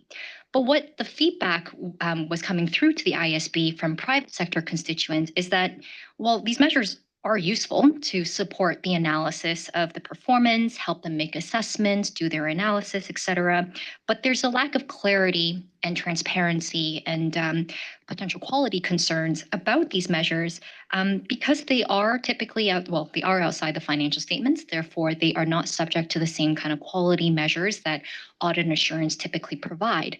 So how can we make sure that they are still useful, but there's more transparency and quality that could be built in? So that was really the issue that the IASB was trying to address by introducing this new concept. So what they do, if they wanted to introduce new disclosure requirements, you have to be able to clearly define what those disclosure requirements are going to apply to. And so they worked on actually defining exactly what MPMs are so that they can then introduce the disclosure requirements to achieve specific desired outcomes that are to address the private sector constituent concerns. So that's what we have listed here on the slide. Getting greater transparency about those measures, having better discipline over their use, as well as greater quality assurance over that information. So in the private sector, they really wanted to make sure they were also scoping these measures accordingly, defining it very intentionally, and then determining what the disclosure requirements could be. So I wanted to walk through that because that was actually one of the, I would say, challenges from the task force and staff side in thinking about this for the public sector. So IFRS 18 defines MPMs as follows. There's a few components to this definition. First, that it has to be a subtotal of income and expenses. It needs to be used in public communications that are outside of the financial statements. And it has to be used to communicate management's view on an aspect of the entity's financial performance as a whole. You really have to check off all of these components to be able to say that a specific measure is MPM as defined by IFRS 18. There is a lot of additional guidance in IFRS 18 to help explain what they consider as MPMs, how to identify them, and also what we mean by public communications. So this guidance was very helpful for us to understand, but I think one of the challenges that came through that you could see even from the private sector side is that much of the guidance is actually focused on what is not an MPM. So there aren't specific examples in the authoritative guidance to say this is an MPM, this is an MPM, this is an MPM, but more of this is not an MPM, this may be an MPM, but you need to consider X, Y, Z. So it becomes very much the responsibility of the entity to look at the types of measures they present in public communications and considering does it meet the definition and therefore subject me to the disclosure requirements. We have a lot of details in the paper, so I won't go through that in this presentation, but we did want to highlight a few of these on the slide here to help coach the discussion that we have today. So the ones I wanted to highlight in terms of this orange section here is that they specifically say that subtotals of only one element, so for example, a subtotal that's only comprised of revenue items or subtotals only comprised of expense items would not be an MPM. Anything based on asset, liability, or equity, so those types of measures, not an MPM. If it's a non-financial type of measure, not an MPM. And if it's already something specified by IFRS, not an MPM. And so it helps to kind of, I think, funnel down, but it really does put that focus to say you have to meet the definition for it to be an MPM, very narrowly defined. Now, after an entity does the assessment, they may conclude that they have 0 MPMs, they might have 1 MPM, they might have many MPMs. If they have one or more, this is where the disclosure requirement in IFRS 18 actually applies. They need to disclose in a single note how each of those MPMs actually communicate useful information about an aspect of the entity's financial performance, how each of those MPMs is calculated, and then to also reconcile each of those MPMs to the nearest IFRS-based total or subtotal. And that is really to help bring in that transparency. And also by putting it as a disclosure, it does subject to some of the more assurance practices that are available because it's now accompanying the financial statements. So now what does that mean for the public sector? I think this is where the analysis got even more complicated because at this point, we've better understood what MPMs are in the IFRS side, but now we have to think about what does that mean for the public sector. And the way that we tried to navigate this discussion with the task force, as well as internally and with the board now today, is to really think about it from kind of a two-step piece.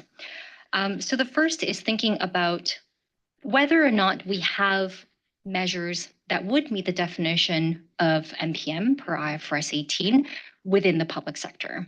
And so over the summertime, as well as the fall, leading into discussions of the task force, we did do a lot of background research ourselves to look at some of those measures that are presented in public communications in various jurisdictions around the world to see if we could spot something that looked like an MPM.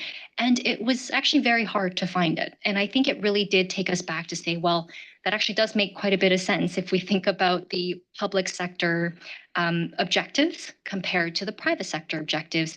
which really drive the type of information needs that a preparer may want to put out in communicating to the users of their financial statements. So there is very different kind of core objectives that we want to think about there. Now, when we did find measures, what were they like? And what we noted is that there are, of course, different types of measures shared in public sectors, public communications outside of financial statements. And they typically fit into a few different categories. So they were debt-related figures, so a lot of like net lending, borrowing figures, net debt, debt breaks, total borrowings, et cetera. That's a really large portion of it. There was also budgetary and statistical information, so information about GDPs broken down by industry and total with specific other metrics, budget deficits and variances, specific expenditure values and ratios, specific revenue ratios and totals by source, et cetera. And of course, a lot of fiscal monitoring data for especially the whole of government level.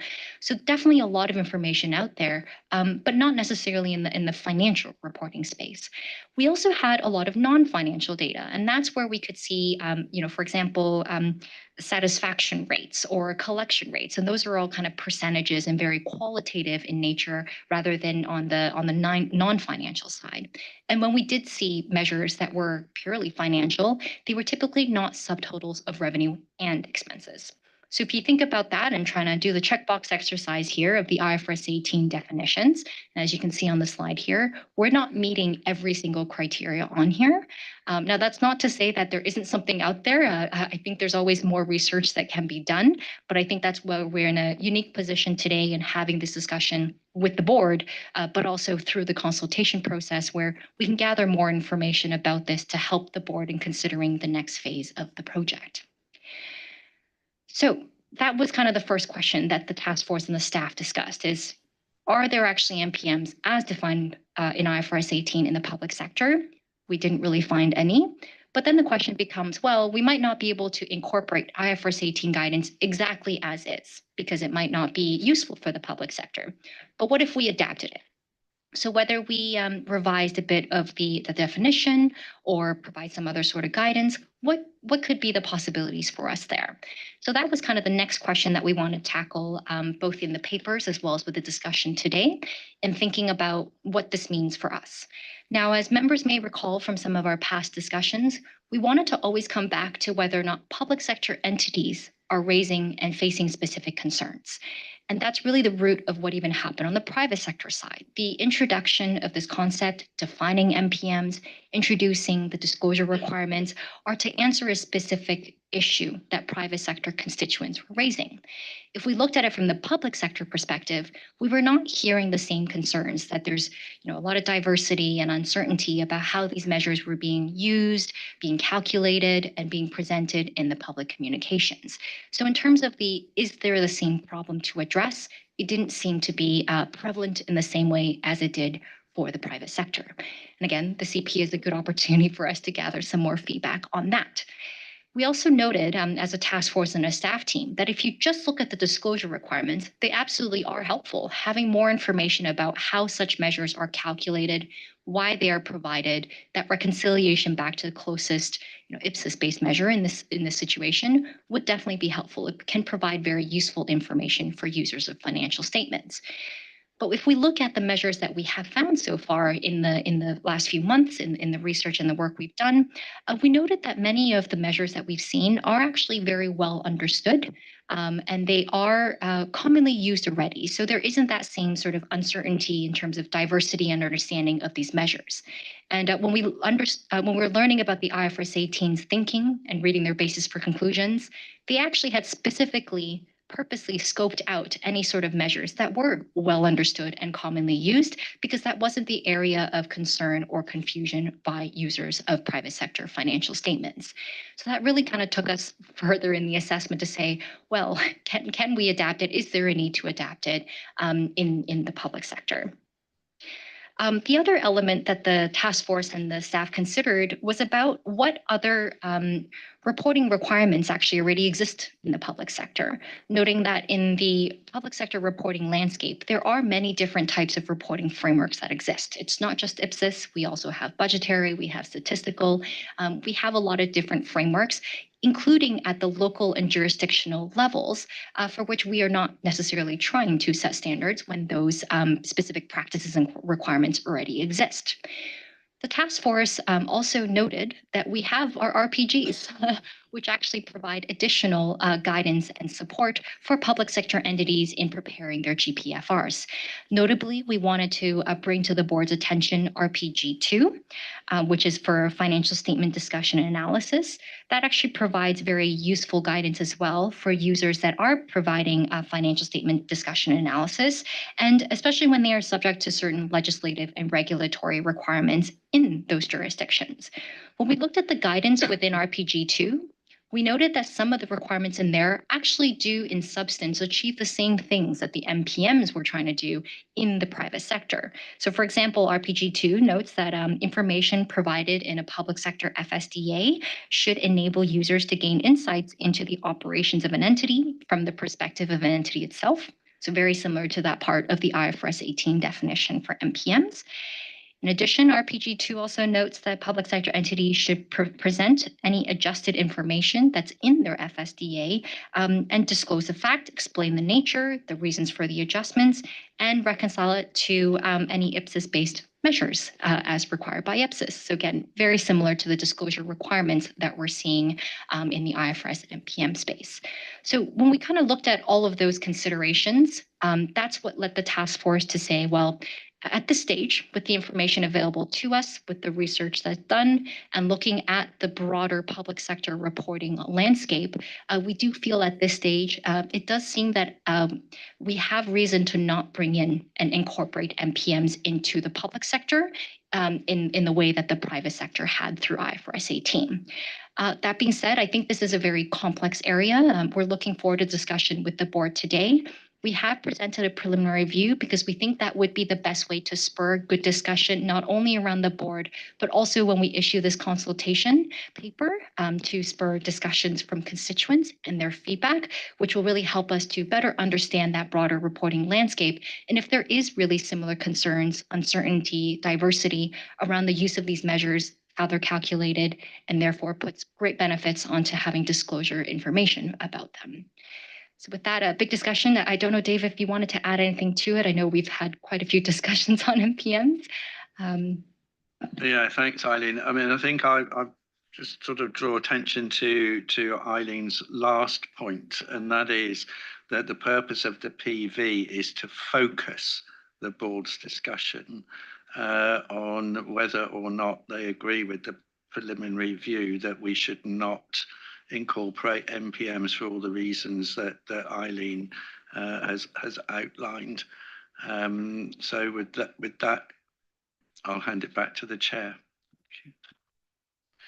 Thank you, David. So I think that's a good exposition of all the issues involved. So open up for board comments.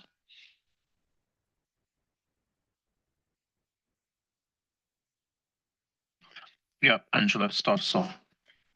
Thank you, and thank you, Eileen. That was an excellent presentation. I found it really helpful. Probably 2 points at this part of the discussion, although I'm really interested in what other members' views on this. One is probably just a factual question. I think we need to be a little bit careful when we say we didn't find any MPMs as tightly defined by IFRS, and I'm talking about the first point, which is a subtotal of income and expense. In our jurisdiction, there is a subtotal of income and expenses called operating balance before gains and losses, and it's been used since 2008 this is at the whole of government level. When we moved to IFRS, and it was retained when we transitioned to IPSASB-based standards, which were very similar to IFRS at the time in 2014.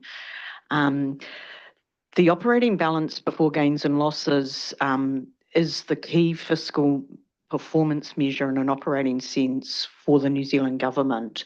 It's the one that is widely focused on in terms of how is the government performing against its fiscal strategy? And it's chosen in our fiscal strategy, in our jurisdiction, is not defined, the measure is not defined by legislation, but the legislation requires that the government must set a fiscal strategy every year and must measure against it, and it chooses on advice from Treasury officials what those measures are. So the two main measures are operating balance, which is the gap, bottom line operating balance, and then we have a subtotal.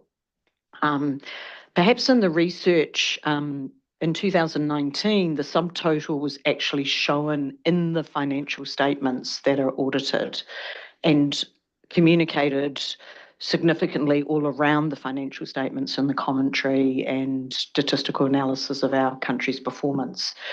In 2019, due to a sort of a debate about whether a non-GAAP measure should be in the financial statement signed off by the auditors, it was decided the best thing was to remove the subtotal, but leave the presentation so people did their own maths in the financial statements, but the measure was used widely as normal in commentary. So it's just an example where this may not be common in other jurisdictions, but it's certainly, I don't think we can say we didn't find any. So I think how we maybe, rather than rare, maybe it's not commonly found, but there are some instances. The second point is you gave us IFRS 18 had sort of 3 criteria or funnels, and I think what I'm struggling with a little bit is to be an IFRS 18 MPM, your first criteria is it is a subtotal of income and expenses. So that immediately rules out many general MPMs that a whole of government or a state government would use. And you fantastically listed a lot of the ones that I'm familiar with. So there are a lot of MPMs. And then the second, in a broad sense, not in an IFRS 18 narrow definition sense, but the IFRS 18 then had 2 more criteria. And one, I think, was I'll call it a fiscal indicator or a fiscal measure, should be used in the public comms outside the FS. We've got a lot of those in the public sector. And thirdly, used to focus on an aspect of the performance as a whole. And I think we tick the last 2 boxes pervasively. Actually, I would say in a whole of government or a state government, we probably tick those last 2 boxes more than any other, maybe even in the private sector. So I guess what I'm struggling with is I agree that perhaps it's not pervasive that the public sector meet that first criteria, but they very much meet the second. So I think that leads to 2 things in my mind. One, how we tell that narrative in the CP, we maybe need to reflect our different perspective. The way we've justified it doesn't feel right. And I feel it's focused more on a service performance organisation, maybe like a Department of Education. Doesn't really bring out the flavour that actually MPMs in a broad sense are very pervasive and at a certain level of government. I guess the second question, which is what I'm more interested in, is I agree with not bringing in the IFRS 18 precise definition, but it has been crossing my mind in this. Is this an opportunity for the IPSASB to bring something into authoritative text around, I guess, what's in RPG 2 around if you were going to use these things, and I don't know if it's a commentary issue or a financial statements issue, you keep them separate, but there is something about elevating these messages that if you're going to use a broad MPM in a public sector sense, RPG 2 is very important about communication and reconciliation. So I just wondered if there was an opportunity in the CP to draw this out a bit more, or whether we go for a very pure, it's not an IFRS 18 definition, so we shouldn't try to develop it, given perhaps that it's not as common as, say, net debt or budget surplus or something else. So sorry to take a little bit of time, but that's what I'm grappling with a little bit. So I'd be interested in what others might. Thanks, Angela. I think what I might do is just take a round of comments. So I've got Mike, then Camira, then Renee. Gowda, you just put your flag up, but what I might do is just get those first other contributions in and then go back to you, Eileen, at that point in time, and then we'll carry on, because I think, I'd like to hear from as many board members as possible on this one, because it is an important debate. So Mike, to you. So thank you, Chair. Just would support what you, Angela, has said, because it came also to my mind. I think we're sure not to adapt IFRS 18 as it is, but here, as your research showed, there are certain measures which are not linked to income and expenses as subtotals, but they are also linked to other financial statements. Let's say, even if you here mentioned the budget, okay, we have our special element of the financial statements within the IPSAS literature. And so the idea would be to, let's say, adapt it in a certain way, that we have that broader understanding of measures, but in our new standard, because we should keep in mind that RPG2, as we had that analysis in that sustainability reporting project, that it's not commonly used, let's say, and it's not authoritative. Therefore, I think our new standard would really benefit from having a special, public sector specific adapted IFRS version of those, wouldn't call it a management defined performance measure. Maybe we need another wording for that, but I wouldn't exclude it. And even if we come, I don't know how we will decide it, to the result, to, let's say, follow that proposal, I think it might be good that we have a very clear preliminary review, maybe asking our constituents, if you are not of our opinion, okay, what are the public sector specific management defined performance measures, so ask explicitly for that, so that we get a more solid or broader basis for our decision. Thank you. Thanks, Mike. So Camira and then Renee. Thanks, Chair, and thanks, Eileen. Here, what I was missing in the analysis is to have a bit more of a flavor of concrete examples from the private sector of what are these MPMs, to identify whether those will be applicable in the public sector. Because as of now, we are focusing, okay, in general, other kind of measures that do not fit the definition. But what about if we come from a practical example from the private sector and identify if that example would also, that measurement would also be applicable in the public sector? Because the fact that right now it is not used, or it doesn't mean that in the future, given this our standard setting, it will become a good practice. Perhaps there are some measures, because it goes beyond, usually the statement of financial performance, it goes beyond analyzing the data you have, of creating new subtotals to gain some insights or useful information. So I will not discard it right away that it was not useful for the public sector, because I'm missing that piece of information, how from the private sector it's useful, and if something similar could be developed in the public sector for decision-making purposes. Thanks. Thanks, Camira. So I'll go to Renee, and then I'll go back to Eileen, and then take the next set of comments. Thank you. Thank you, Chair. So my comments are along the same as Angela's comment.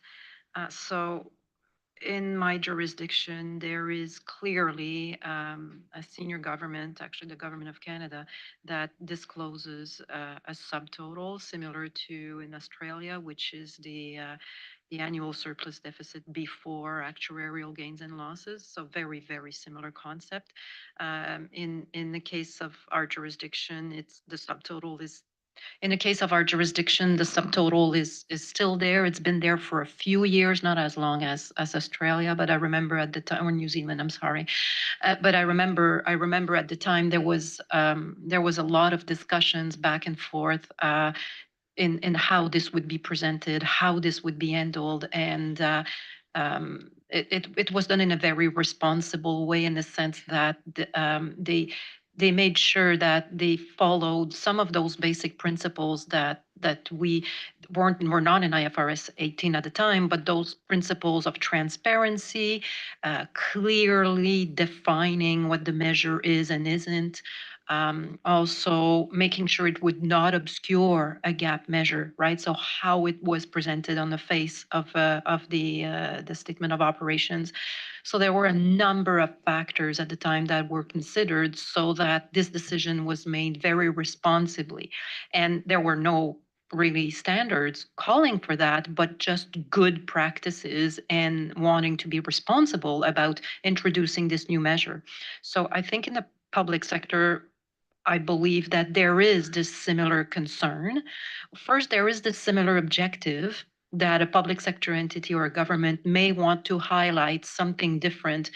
Let's take the annual surplus or deficit. They may want to highlight an adjusted balance, like is the case here, because of accountability, because of public interest, because of transparency.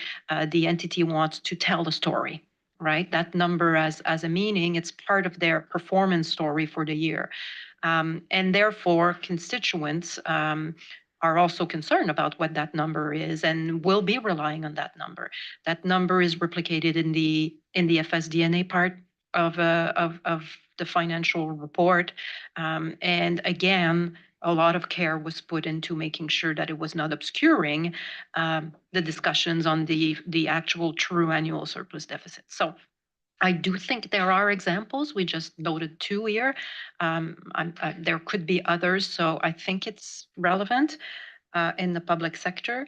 I also believe that there might be an opportunity, if it exists in RPG2, great, right? If we have similar concepts, and I think IFRS 18 is making us pause and consider, well, maybe it could be elevated to actual authoritative guidance.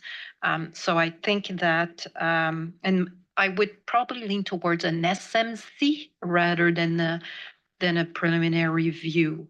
But I do agree that we need to spend more time on it. And it seems too early to have a preliminary view. Thank you. Okay, thanks, Renee. Eileen, I don't know if you want to make any observations before I then head on around. Yeah, thanks, Chair, and thanks, members, for the comments, because I think it kind of shows probably some of the discussions we had at the task force as well. We went around this a little bit, and I know Angela and I have had this discussion previously as well. So thinking about the example, Renee, that you brought up, and for Angela as well, one of the reasons why we didn't pursue those types of metrics further is because they were on the financial statements. And in terms of thinking about the IFRS 18 definition of MPM, it's specifically outside the financial statements in public communications and other types of commentary. This is sort of, again, back to the kind of what was the private sector issue. And it is that they are able to tell a different kind of story than just purely the IFRS-based information on the financial statements to help with their engagement with investors, to spur further investments, resources, et cetera. So it's very much a private sector consideration. Similarly, those that we found in the public sector, they were commonly well understood and commonly used, and therefore it was quite clear to users how those types of measures were calculated. That being said, completely understand the point that we shouldn't be dismissing and being too firm or objective to say that these absolutely do not exist or that they're very rare. As Renee, you noted, it's not something that we want to close off now. We do want to make sure that we continue getting good feedback from constituents to help us consider this issue further. I think what the task force wanted to try to get to is how do we do that? Because we can actually have an enhanced PV in the same way that Mike had proposed, where we expanded a little bit more to be clear about this is the view, but we would like some more information and examples, or we can take the route of doing an SMC. So it's a much broader question. But I do think there is a very clear ask from members that I do appreciate that we need to have a bit more narrative in the CP to tease this out a little bit more. I do have the note, Angela, to bring in the fiscal strategy piece to make sure we're not just talking about service delivery objectives. And I do think that will help us to have a good discussion in the CP to facilitate that. Interested to see what the board will say on PV or SMC. The last thing I would want to notice about the RPG too, because I did a bit of digging on this, and I noted that in our recent work program consultation that we issued in, Dave, I'm looking at you, but it's I think mid-October, right? and we have it open till early May. So even though the board has taken the approach of having a more open consultation with this work program consultation, there is still the list of potential projects, and one of which is actually about RPG2. And so perhaps this is also a question of what might we hear back from constituents, because I think the points raised today that RPG2 is useful, but it's not necessarily being used quite prevalently. It is non-authoritative, it's not required to be compliant with IPSAS, but there is a lot of good guidance in there that can lead to better information for users of GPFRs in the public sector. So I do think there's a kind of open question on that of how we want to navigate it from a work program perspective. I just didn't know if Ross had any thoughts about this at this moment, because I know we're still pretty early on in that consultation. Okay. No, I mean, I think so far then there's going to be a tactical, I think there's how's the discussion presented and the extent to which we actually, provide, some examples of what are the, measures, and therefore, but also how do they measure up to the criteria for MPMs? And then there's also the tactic around, is it a sort of preliminary view or is it sort of SMC? I mean, tactically, I think if we can get to a preliminary view, I think that is more, and this is a tactic that I think the board needs to be comfortable with. A preliminary view is more likely to drive reactions one way or the other. So, I think that's there in terms of a tactic. We're not trying to necessarily land exactly where the board actually is. So I think we just need to think about PVs in that context, in terms of what we want is positive reaction. And if positive reaction says, no, we don't agree with your PV, that's fine. But I always think if we can get to something that the majority of the board will support, I think that's going to get more information out. So Eileen, and then I want to go back to the members. Sorry, Chair. I was looking through my notes. I was trying to highlight to make sure I respond to everything, and I realized I didn't respond to Kamira about your question on practical examples. So I wanted to come back to you on that, because that was kind of my question as well. When I looked at IFRS 18 and I saw lots of not an MPM. This is not an MPM. This is not an MPM. Made me question what is an MPM. So I went through more of the IASB staff supporting material, some of the training modules they had on YouTube, and also looking at some of the firm guidance from especially the Big Four on it. And so there were certain ones that were highlighted as possibilities, but they never actually identified a specific one to say that is an MPM that all entities would have.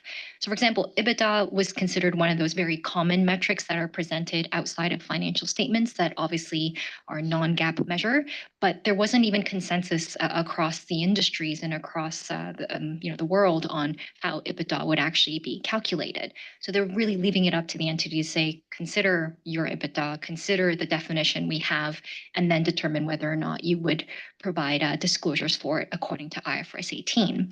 Many of the other ones were just broadly about like adjusting the profit subtotals that we have. So very similar to kind of what, Renee and Angela, you've noted as well, where you have these adjustments to, the operating figures by eliminating a certain expense. So that adjustment that happens there.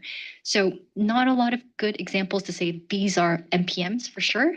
But I think that's kind of where they're really leaving it up to the entity to make the assessment and then to do the disclosure requirement. Thanks, Eileen. So it sounds like the ISB were trying to actually eliminate a lot of things, and set the bar deliberately high. But anyway, I'll go to Claudia next. Then I've got Andrew, Mari, and then Noyati. Thank you. I really support the proposal of Eileen that we don't include IFRS 19 management defined performance measure in our standards. And when Eileen explained it already, what was the reason? We talk about adjusted EBIT, EBITDA, and that is always performance, telling a story how successful the business of a private sector entity was. In the public sector, we are more related to net debt measure and something like this. And we have a lot of requirements by law already to publish some measures. If I'm required by law then it's not a management view to use this. It's out of this management defined performance measure. It leads at the end, we will have very bizarre measures which be in the financial statement explained, and all the important measures for the government, net debt and other things, would be explained. And I'm not sure if you can really talk or say maybe it's like a kind of obscuring the primary users of the financial statements. We give prominence to a measure, one little measure, and all the other important measures which are designed by law, which are required debt break and everything, wasn't mentioned at all. And how we keep the communication in the financial statement on the right level, what it's material and what it's not. That's why I'm really believe that the management defined performance measure in the private sector isn't the right way for the public sector. Like Mike said, RPG2, maybe we can include phase 2 of the standard to include some measures, generally including also measures based on the balance sheet on it, required by law, doesn't matter, but only to focus on a very short set of measures could misleading the measurements. Thanks, Claudia. So I've got Andrew next, and then Mari, and then Noyati. So Andrew.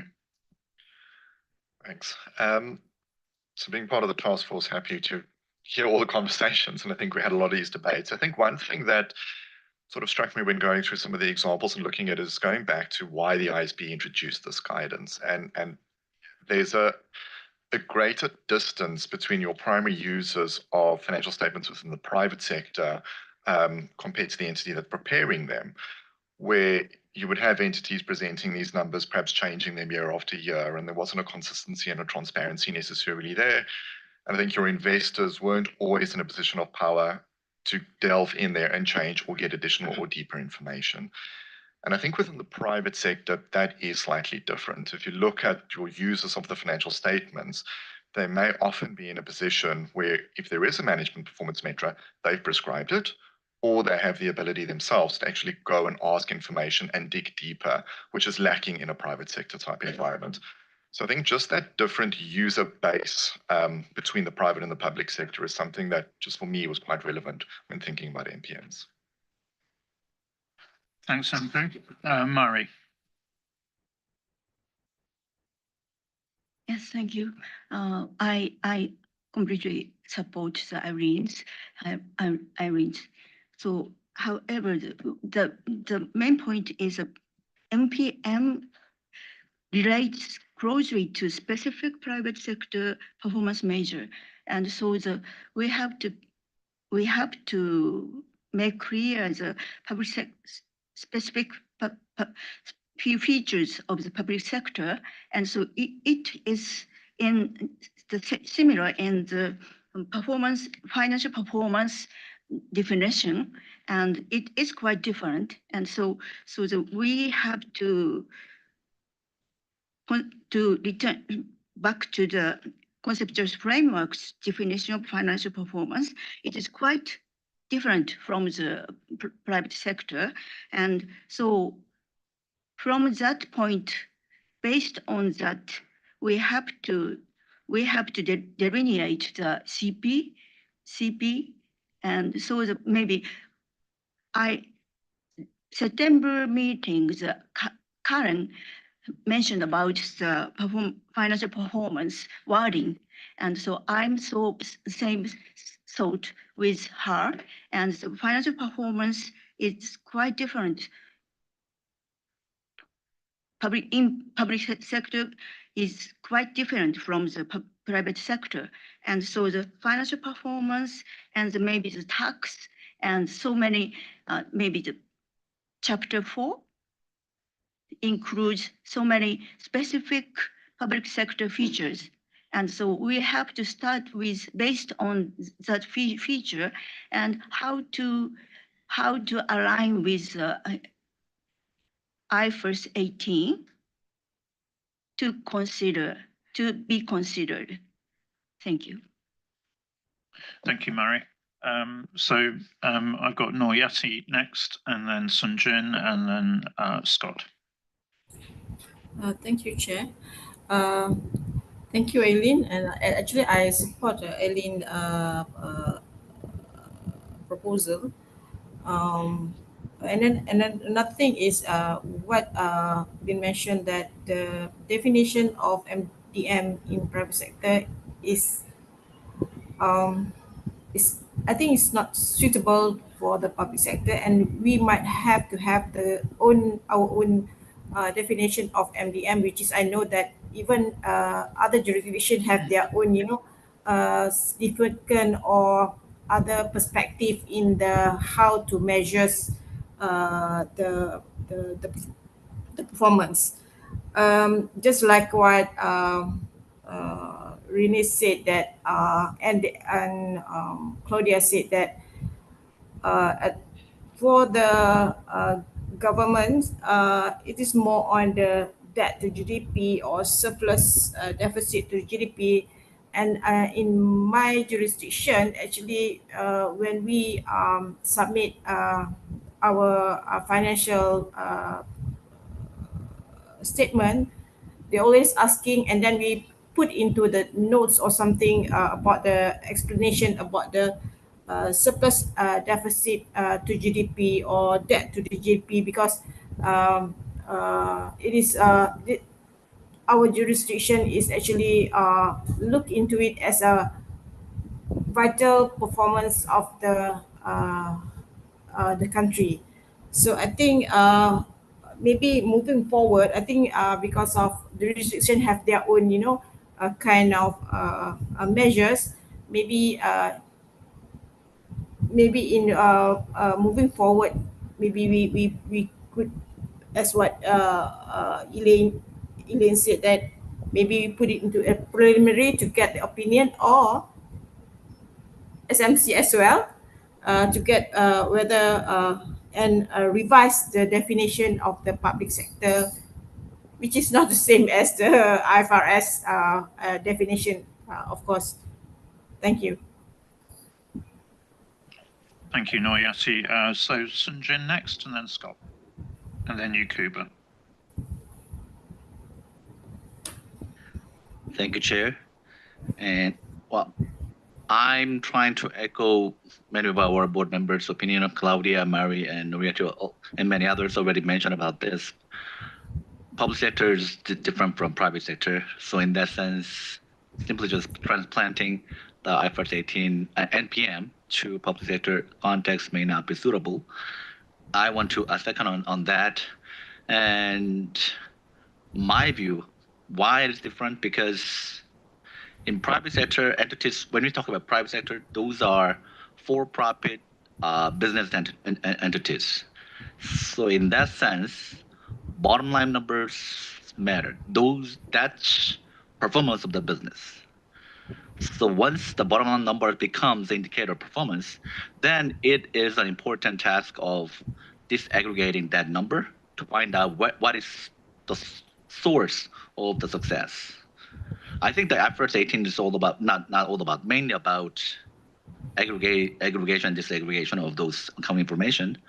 So as a technical standard, probably IFRS 18 can be applied to public sector entities, but here, the very nature of the performance is very distinct between public and private, because public sector entities are not designed or exist to generate profit. So the meaning of performance is different in public sector. Then what's the point of disaggregating the bottom line numbers from financial statement? Because performance itself doesn't mean that. Because many board members already mentioned that there's fundamental difference between public and private sectors performance, and I want to point out that the very meaning of the performance should be clarified between performance in for-profit business and performance in public sector entities. That's why I'm agreeing with staff's recommendation. Thank you, Sunjin. So I've got Scott next, and then Yakubu. Thank you, Ian. When I read the briefing paper, I totally agreed with staff. Sitting around this table and listening to this discussion, I've determined we don't know the answer to this question, which is the whole reason we're using the CPA to begin with. So, Ian, I'm taking a little bit. You said I think we need to structure this such a way, whether it's a PV or whatever, to get the best answer we can get back from constituents. So whatever that is, because it's obvious by this conversation we don't know. Okay, so I don't think we should assume we know one way or the other. So I would recommend we structure this in such a way to try to get the most input we can possibly from that. And that would help inform, because that's what the whole purpose of CP is all about. We're not an exposure draft, okay? And I think we ought to use this for what it's benefit for, which is the CP. So I think we ought to caution ourselves thinking we know what the answer is, because it's obvious we don't, just by the conversation around this table here today on that perspective. And I would just a sidelight, I think the reason you're not finding any standard setter that's going to tell you what an MPEM is, because once they do, it becomes a rule.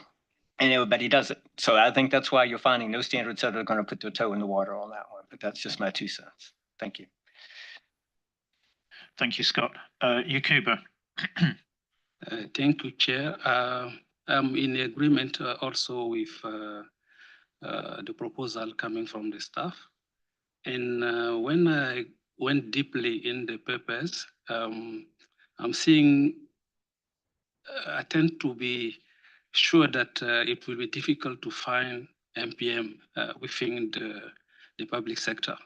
So to me, if we are trying to update, it means maybe we need to change the definition coming from IFRS 18, or we change the matrix for the assessment.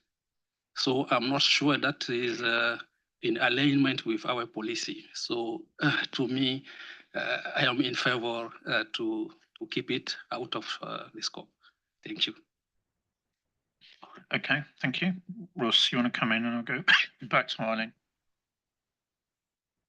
I don't want to come in over top of Eileen, so but one of the points that I think I'd make, maybe building off Scott's point and Yakuba's point, is I think what I heard in the debate is a pretty strong push that the MPM idea from IFRS 18 doesn't work in the public sector. So we might not know what it is in the public sector, but we know what it's not. So I think that's a clear starting point for the CP argument, is we don't think that's appropriate. We're not going to bring over that concept from IFRS 18. And then I think the question is, should addressing that be in the scope of this project, or is it a future project on its own? Because I think it is quite a complicated issue. We're already doing a lot with this project. So just because IFRS 18 addressed it, if we decide not to do it, it doesn't mean it's something we should automatically start to do. Because I think from the private sector side, there's a specific reason they've addressed this. And it's got to do with consistent earnings management and over time, the use of non-GAAP measures and changing every time performance changes to redefine what that is. I didn't hear those jurisdictions that are using those types of measures is that's the reason you've defined it. I think, knowing from New Zealand, when you guys moved to accrual, in your legislation, you have reporting metrics that you take from financial statements and describe, but I don't think those are changing all the time. So again, the reason the ISP's done this work is because of the ongoing redefining of these metrics on an ongoing basis. I don't think we have that issue in the public sector. So I just don't know if one, it might be impossible for us to solve this at the international level. It might be a national issue. And I think we have a different risk we're trying to get the presentation of performance on. So just want to make sure we don't default to, well, we don't want what's in IFRS 18. Now let's go away and do 5 years worth of work to try and figure it out in the public sector. It might not be might be more of a question. Should we consider doing this in a future project? Yeah, I think so. Summarizing where I think we've got to at the moment, I think you started to do that there, Ross, because I think and the point actually I thought was quite persuasive was Sun Jin's point about, the fact that very much, a lot of the emphasis is on the bottom line, and it's about the for-profit environment, because if you look at those three tests, essentially that's where that first test actually goes, and then I think that's where all of the, that context about, because then there's a strong incentive then to sort of massage that perhaps, which is why you get all of the kind of redefinition going on. So, it almost seems to me like there's and I think you were getting to that, there's almost like two preliminary views contained here. One is that, I'm not hearing the support from around the board for including MPMs as defined in IFRS 18. But I think there's then a question, which is actually, we're not clear. There's a lot of stuff around where perhaps at different jurisdictions use it, but actually, do we think there should be a public sector version? And, probably for a lot of the reasons, that's the answer to that second question would be no as well. Or maybe we put a preliminary view out there. To the work program point, we might end up coming back to revisit this if we revisit RPG2, given the update to management commentary that the ISB has done. So, but that's not this project, I think. So, maybe it is that actually we need to make sure that in the CP write-up, we get the richness of the conversation that the board's just had. And by the way, I think it is a good conversation that we've had. So I think maybe we need to make sure we've got the richness of that there. But I would, just sort of put it out there that I think probably maybe we need two PVs on this, one of which is, do we think MPMs as defined in IFRS 18, we should include no, seems to be at least the majority view. But then there's a second one, which is actually, should we put anything in at this stage? And maybe just tactically, we should say no. But if you think there is something that we should consider, then let us know what that would be. And so I think that goes then to Scott's point that we should use this as an information gathering exercise to see if there's something out there. And I do take the points, New Zealand Obergal, I think, Renee, your point in terms of the research that was done in terms of the project that was undertaken by IPSASB in Canada, and a lot of effort went into that. So maybe we need to use it in that way to encourage the input. But I thought it was useful just to kind of reflect, if you like, what I'd heard so far, and then, just allow other comments in. And David, I might go to you as task force chair, but then Angela, I know you want to come in again. Okay, thanks, Ian. Yes, I think that would be a good way forward. I know Eileen and I've talked about it a bit, but I won't be here to look after it, but Eileen will still be here and staff will still be here. I think what we would want is not just, oh yes, we think there are some. If we're going out, as Scott said, we actually want concrete information. What you would want is information about management defined performance measures, not legislative defined performance measures, not imposed performance measures. It's got to be something that management themselves can define and report on. It's got to be, because I know the point was raised about, criterion 1, criterion 2, criterion 3. To be an MPM under IFRS 18, it's not either or, it's and. So I think we've got to make sure that point gets across, because otherwise staff are going to be overwhelmed with vague expressions of, well, yes, we think there are some. It's got to be specific, because otherwise this board in the future is going to be, going to have be in a very difficult place. So I think it's got to be very, very specific. Thanks, David. Angela. Thanks, Chair. And I just wanted to confirm some facts, which I think, listening to Ross, I just wanted to make sort of two factual points from our jurisdiction. Firstly, I would say our, we call it OBGAL, operating balance before gains and losses. It's a known term right across the public sector. It's so pervasive. But the point is, it does meet all of the tests in IFRS 18, but it's very rare. It is a management chosen, our legislation never legislates what the measures should be. The legislation requires that the government must set a fiscal strategy.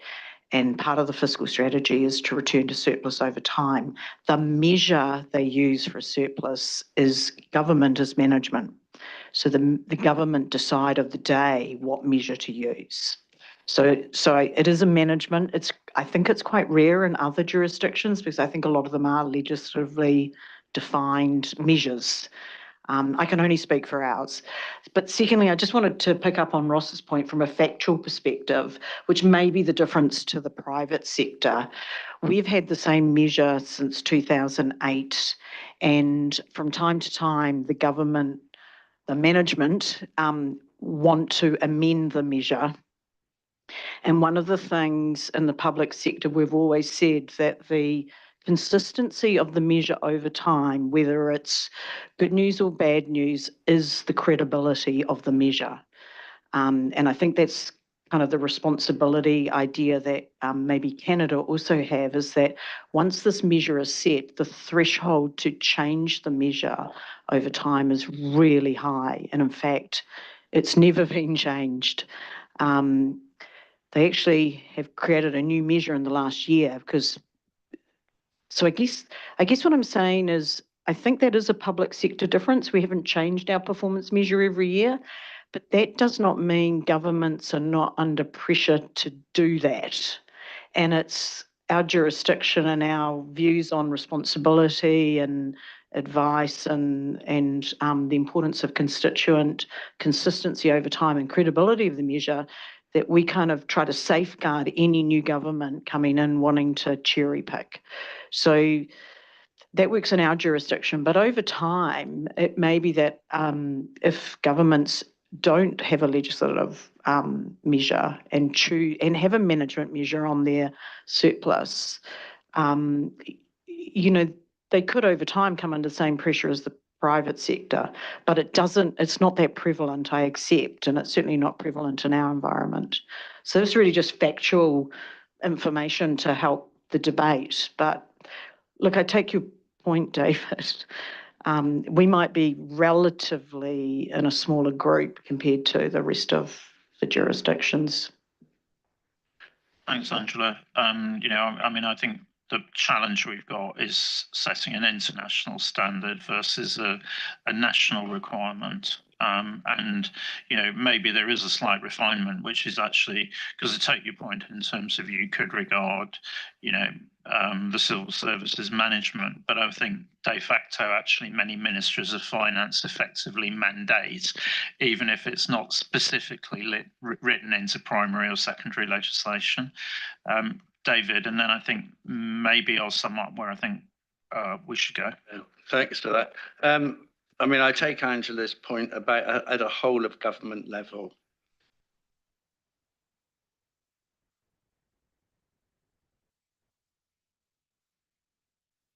I think somebody's trying to tell you something, David. Thanks. I think one of the problems that exists with IPSAS is that they try to be relevant to entity level as well as whole of government level. So I think sort of building on my earlier points about what we need to find out, I think we need, perhaps when the CP is being drafted, we need to sort of draw out those two distinctions so that you can get some information about what might be used at whole of government level, where you could say, well, in this case, would be the Ministry of Finance is acting as management and setting these particular things. if it's not in legislation, but what about the individual entity level? Do they get up to the nefarious activities that the private sector might get up to in, redefining this, that, or the other? Or are there extra safeguards, which again may well come from the Ministry of Finance, but that's imposed on individual ministries, perhaps? So I think that it might be useful to draw that out. Thanks, David. So I think, that what we do need to do is make sure that we've got the richness of that discussion in there. And I think, I just want to check board members would be okay with moving forward on that two-stage basis.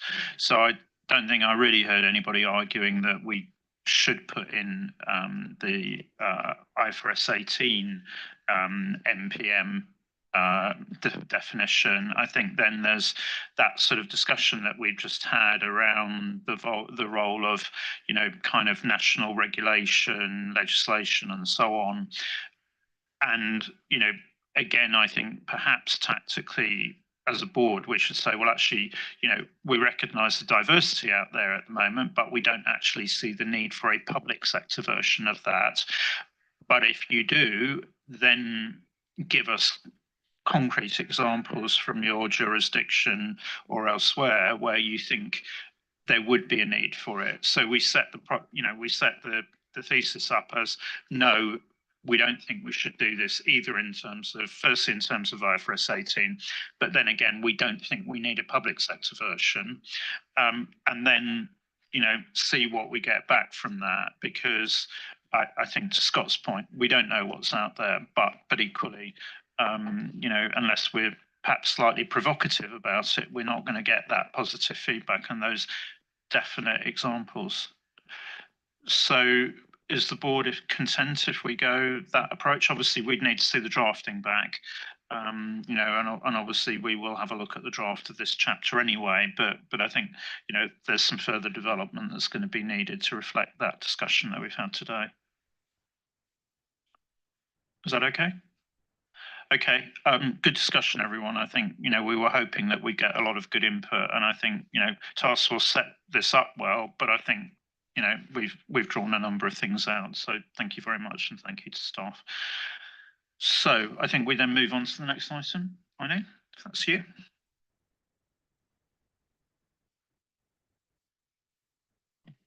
Thank you, Chair. I think that's a pretty good segue actually to agenda item 6.2.7. The icons changed at the top there because we're now in the CP development discussions.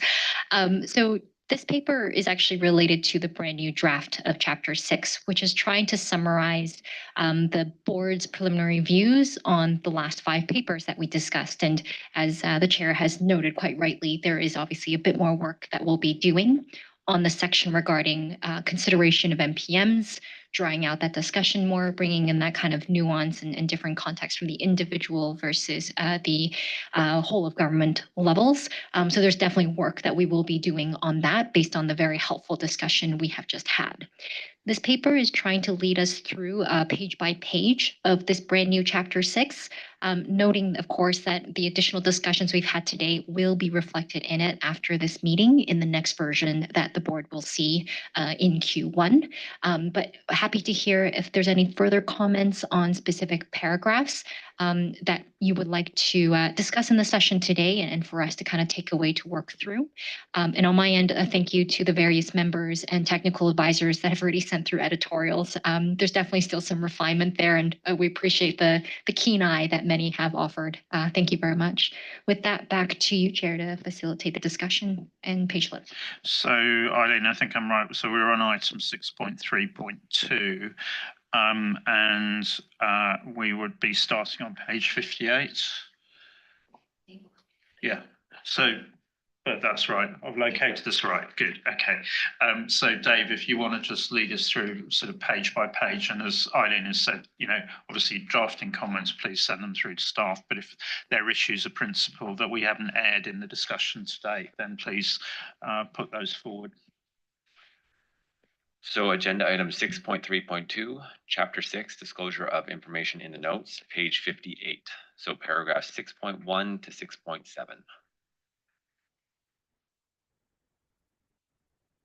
Page 59, disclosure of accounting policy information, paragraph 6.8 to 6.14.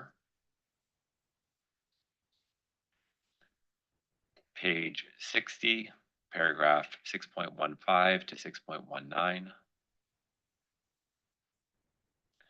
At the top of page 61 is preliminary view 14. And then we move into applicability of IFRS 18, MDMs, paragraph 620 to 622. Page 62 is paragraph 6.23.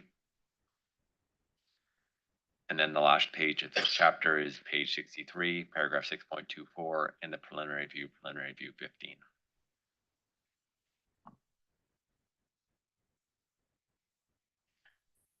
Okay, so I think we've done a good job there in terms of airing the various. Oh, sorry, you, Kuba. No, it is just a quick one. It seemed to me that there are some gap in the numbering. So I'm seeing preliminary review 14. I'm not seeing 13, etc. So those kind of. Yeah. So 13 should be in chapter 5, but in the next paper, we'll be going through all the PVs. But yeah, this was the first version where we've actually numbered everything because we think it's solidified. Yeah, thanks. Yeah, okay.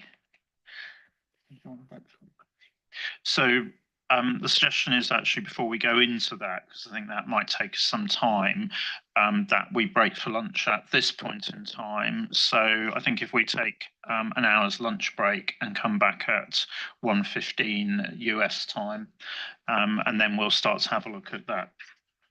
Yeah.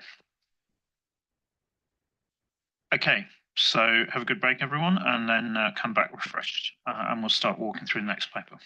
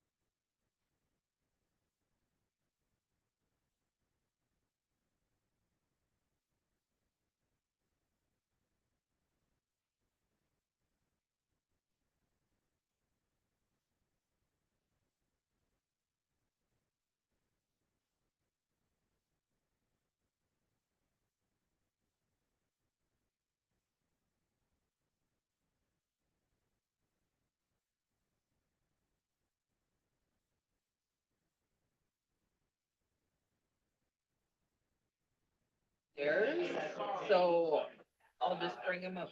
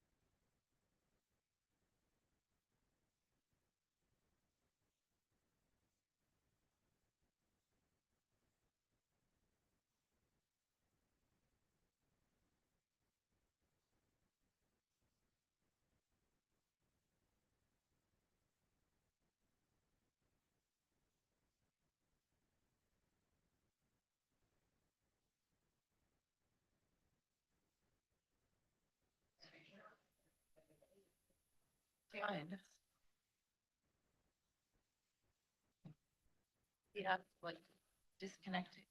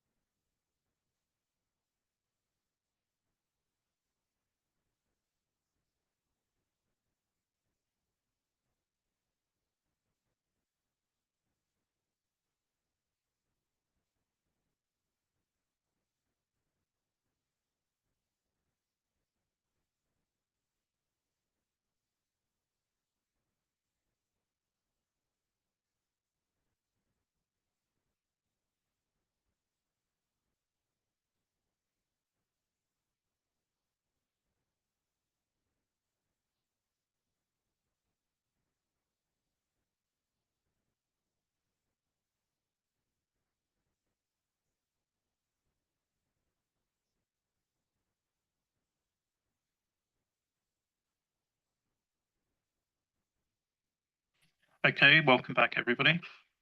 So no, Patricia's, because we broke early, has got another meeting she needs to be in. So she'll be slightly late back, but I think we'll start on the looking at the PVs.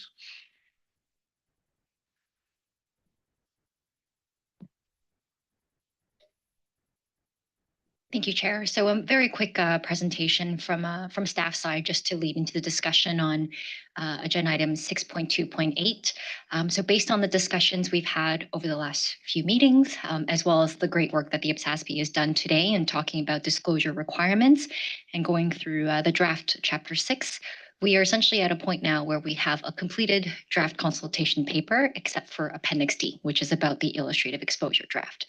But that still means that our CP now shows all of the different views, discussions that the IPSASB has had on the various presentation topics at this phase of the project. So it was a really good opportunity for us to take a step back and just review the full consultation paper and make sure that the IPSASB is comfortable with where we've landed. So first of all, we wanted to highlight what's actually changed since September 2025, which was the last time the IPSASB saw a draft version of the consultation paper. At that stage, we essentially had everything filled in except for Chapter 6, because that was contingent on the discussions we were going to have at this meeting. And what we've done in the last quarter is address the D&Is from the September meeting. We've worked one-on-one with specific members on the various issues that were brought up during the September discussion. Additionally, we have reflected some additional changes regarding the text and the discussions around alignment with GFSM, and that is more just broadly as part of the ongoing effort that the IPSASB staff are having as the two staff leads on the GFSM project and the presentation of financial statements project to make sure that we have consistent communication as well about those two projects. We added a brand new Chapter 6 as we just walked through in the last agenda paper. And of course, we processed some of the editorials that we received. And thank you again to members and TAs that have supported that process. So that has added up to the version that you now see in agenda item 6.3.2. As mentioned, we want to take a step back and say, what has all of this great work accumulated in? And as you can see on this slide here, we try to summarize the CP based on the core chapters, of which we have 6, as well as the preliminary views and the SMCs that the IPSASB has agreed upon. Now, this, of course, will be updated based on the discussion we just had on MPMs. But as of the preparation of this paper, we had 15 preliminary views and 1 SMC.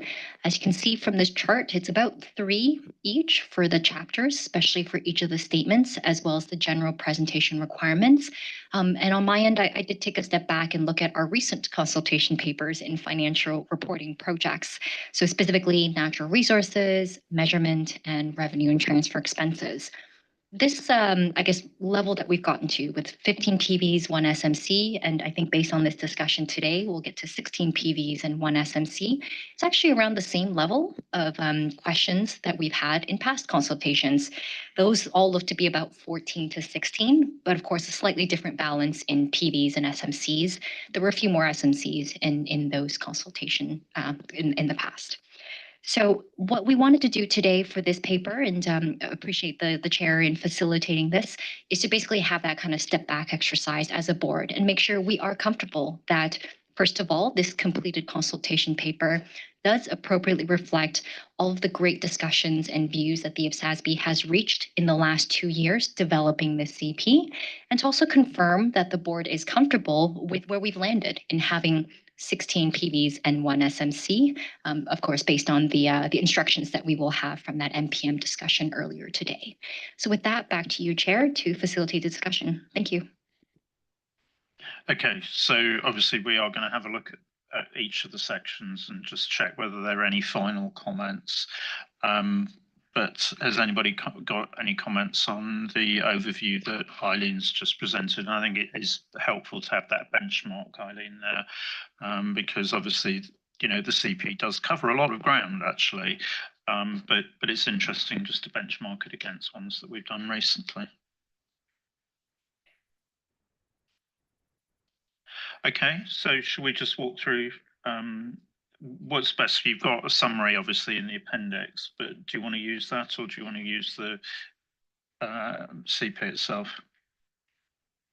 My thought is the CP would probably be best, since we do have kind of two elements to our question of, are the views effectively captured, as well as the comfort on the PVs and SMCs. Okay, so if we Yeah. just go through section by section, and obviously we have done detailed reviews, so this is a kind of, is there anything else glaringly missing from each section? And then we'll just pause as we get to the PVs. So Dave, are you okay to lead us through that?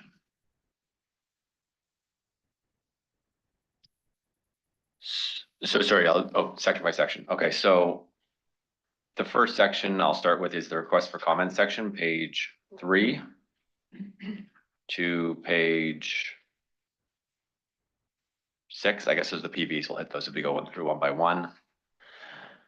Then we have table of contents, which is page 7. And then we go to project overview, which is page 8 to page 10.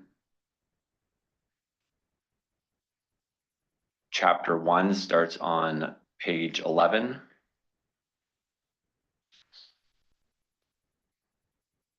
And goes to page 14, where we have the, I think, first preliminary view.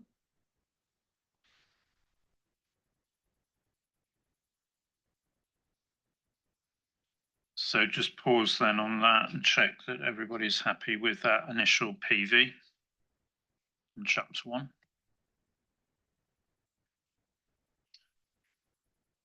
Okay. Start chapter 2 on page 15.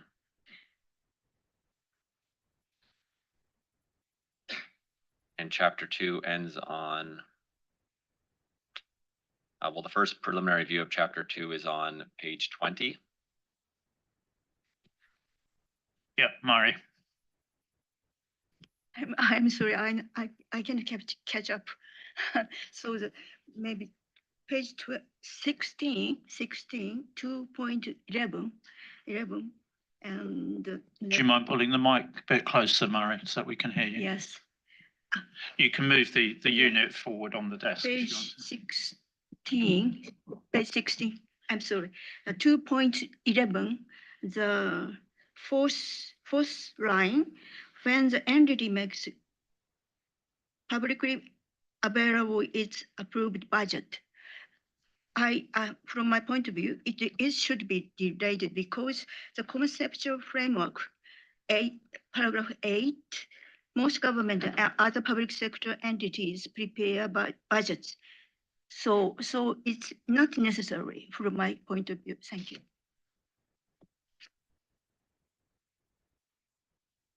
Eileen, do you want to-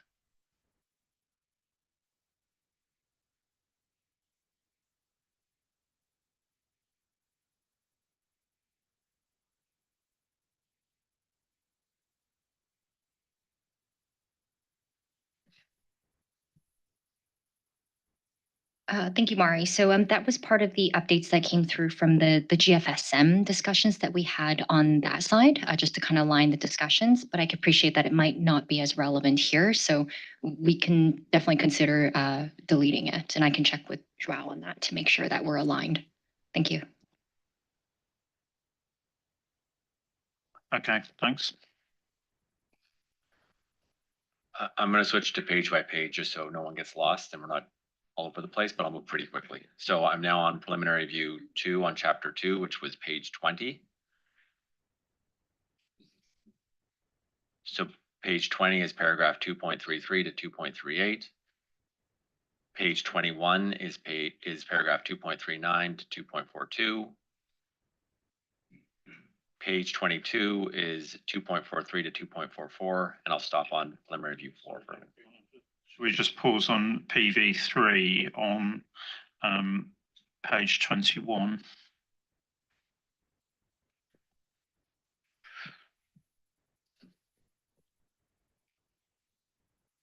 Okay. So PV4 is on page 22.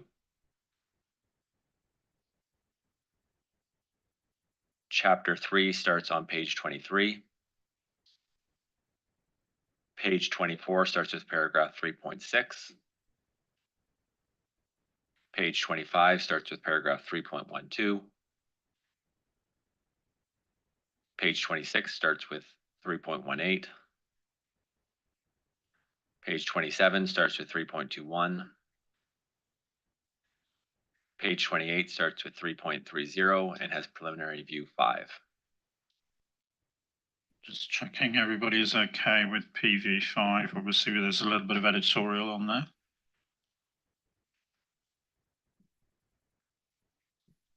Okay. Page 29 starts with 3.35. Page 30 starts with 3.38 and has preliminary view 6. Just checking everybody is okay with PV6.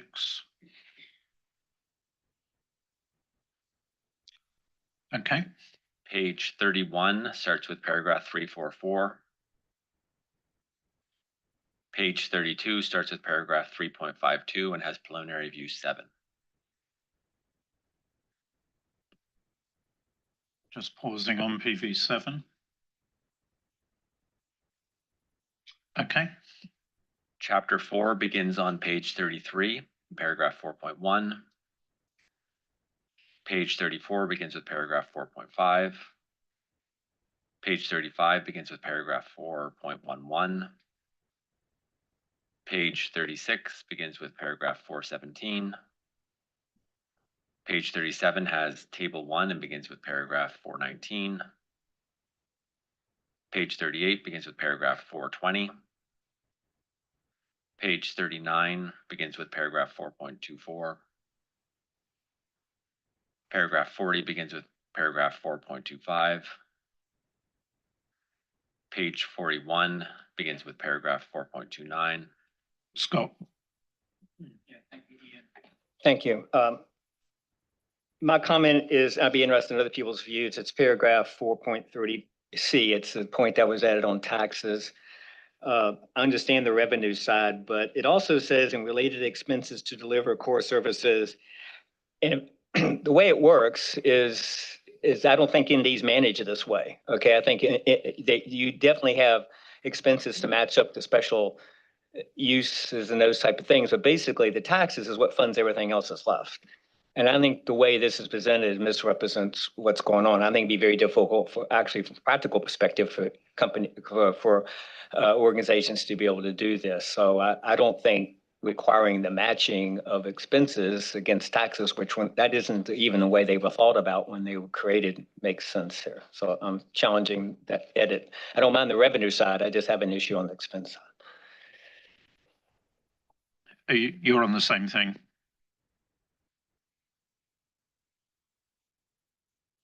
Yeah, I mean, I do see the point you're making, and there is also a point about in how you regard funding that comes from appropriations. So, Ross.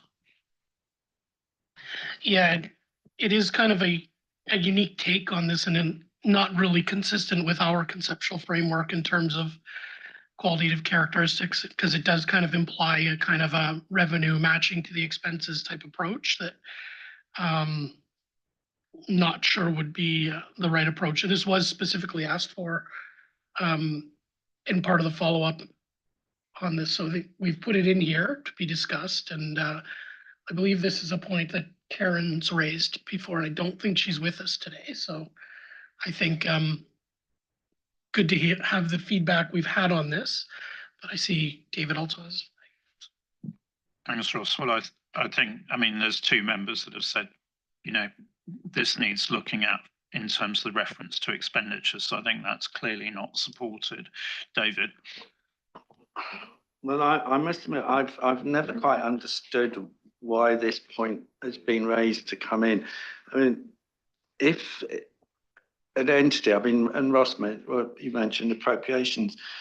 An appropriation is something that is voted by national parliament. Now, I know in some jurisdictions, the word appropriation is then used as a sort of a shorthand for the revenues that the entity receives. But actually, appropriation is a specific activity.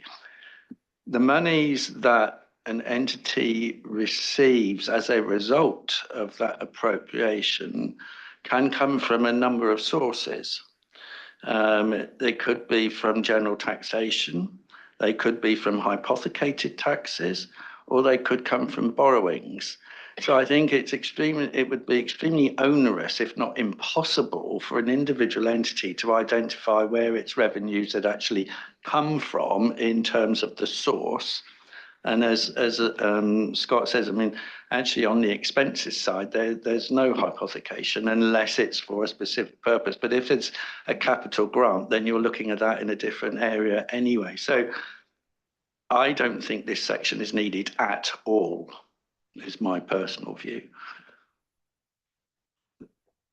I think it's awkward because obviously this was something that Karen has been promoting, and obviously she's not here at the moment.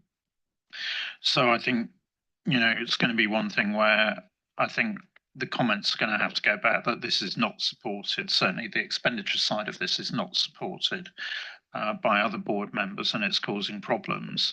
But I'm not sure at the moment that we can actually do more than that. I think it's going to have to come back, you know, I'm sure, you know, for March, but I think clearly the expenditure side does not work for a number of members. So I think that message has to go back. Ross. I think David touched on a couple of really important points that maybe we're also trying to do a bit too much here. So this is the presentation of financial statements. So the type of revenue categorization and disclosures around revenue transactions would be driven by the revenue accounting guidance, including the note disclosures. So I think there's a balance between what you do on the face of the financials and what's in the notes based on your accounting policies as well. So I'm just a point of, you know, building off David's point that we should take away and think about it, whether we put this in. Yeah, I think that's all we can do actually. You know, unfortunately, because Karen's not here, we can't deliberate that. So I think that has to go forward. But if staff can try and work, I mean, I would suggest that actually, you know, given, well, Scott won't be here either. So, yeah, no, but I mean, Karen is not going to be back at work till early in the new year, unfortunately. So, I think we just have to say, you know, that needs reviewing, but you know, the instruction is that the expenditure side is not working for members, so it needs to be reviewed. Eileen. I just wanted to share on the staff side how we're hoping to continue managing this, because as you said, Ian, we were really hoping to engage with Karen further at this meeting, and health comes first for sure.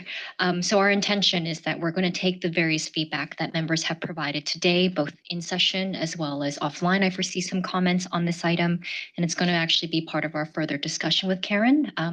You know, with the CP, we want to make sure we are capturing different viewpoints, but we also want to balance that with, you know, what members feel is actually conceptually sound and consistent with the rest of our IPSAS conceptual framework and handbook as well. So definitely part of our ongoing discussion, and trust that staff are doing our best, and we will continue engaging with Karen when she's able to engage with us. Thank you. Okay. And some of this may come into what the, there's a process point here, which is that, you know, if the majority of the board does not support it, how do we handle that? Because we would have a PV that's supported and then potentially, so I think there's several issues that just need going into on that one, unfortunately. Okay, let's move forward then. Page 42 begins with paragraph 4.31. Page 43 has table 3 on it. Page 44 begins with paragraph 4.33 and has preliminary view 8 on it.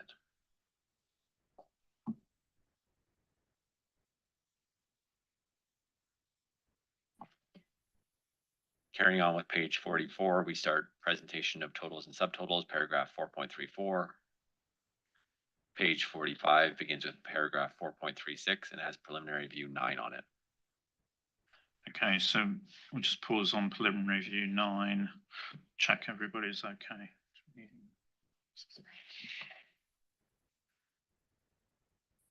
Okay. The bottom of page 45 begins with paragraph 4.38. Page 46 begins with paragraph 4.41 and has preliminary view 10 on it. Okay, so just pause on preliminary view 10.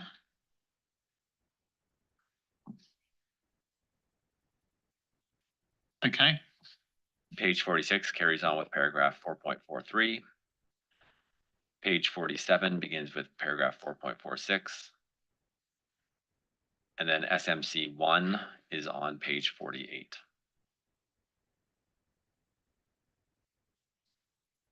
okay, so just pause on that. Yep, no flags, so we're fine. Chapter 5 begins on page 49. On page 50, we start with paragraph 5.3. Page 51 begins with paragraph 5.10. Page 52 begins with comparison of the statement of financial performance, and then paragraph 5.14. Page 53 begins with paragraph 5.16. Table 1 is on page 54. Page 55 begins with 5.20 and has preliminary view 11. Okay, so just pausing on preliminary review 11. Okay,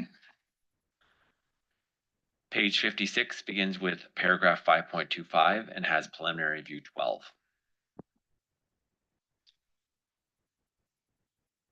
not seeing any flags raised in terms of comments on PV 12. And then page 57 has preliminary view 13.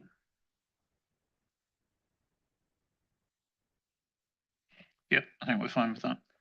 Chapter 6 begins on page 58. Page 59 begins with paragraph 6.8. Page 60 begins with paragraph 6.15. Page 61 begins with preliminary view 14.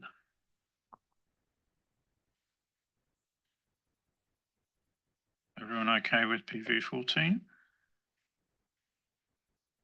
Okay. Page 61 continues on with paragraph 6.20. Page 62 starts with paragraph 6.23. Page 63 begins with 6.24 and has preliminary view 15. And we know we need to sort of elaborate around that, although actually, yeah, actually it probably means that PV 15 is actually split, isn't it, in a way, because we've said not to incorporate or adapt. And I think we're actually sort of saying there's two separate PVs there. So in a way that teases us apart. But anyway, we'll leave staff to work on that one.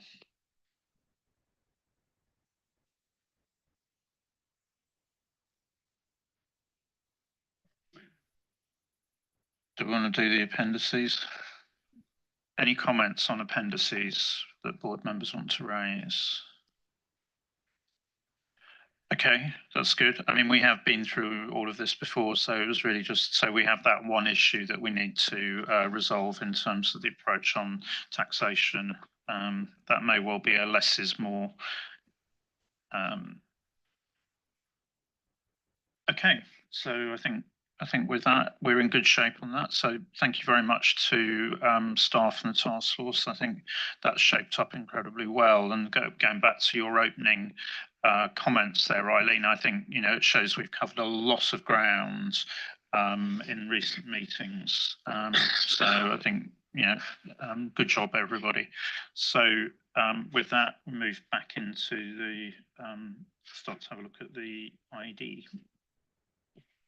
Yes, thank you, Chair, and thank you, board members. I know we've wrapped up a lot of discussions already in the last 8 papers on forming the views and talking about the CPs. So it's now a pivot to the IED, and it's I've been very lucky to have Emma supporting me on this, so we can get a good set of materials to you and continue moving this project forward. So I'll be passing it on to Emma to introduce the papers on the IED. Thanks, Eileen. The next 4 papers will discuss the updates that staff have made to the IEDs in its last version in September 2024. So this paper will provide you with an overview of the broader updates that we have made to the IED since its last version. As a brief reminder, the illustrative exposure draft, as the name suggests, illustrates what the future pronouncement replacing IPSAS-1 could look like based on the board's preliminary views in the consultation paper. It is not going to be a final pronouncement. It is only developed to accompany the consultation paper to help constituents understand the IPSASB's views, to provide feedback to the board.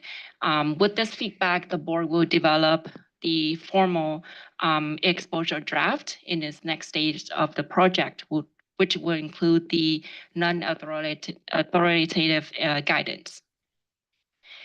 So the first version, as I mentioned, of the ID was presented to the board in September 2024.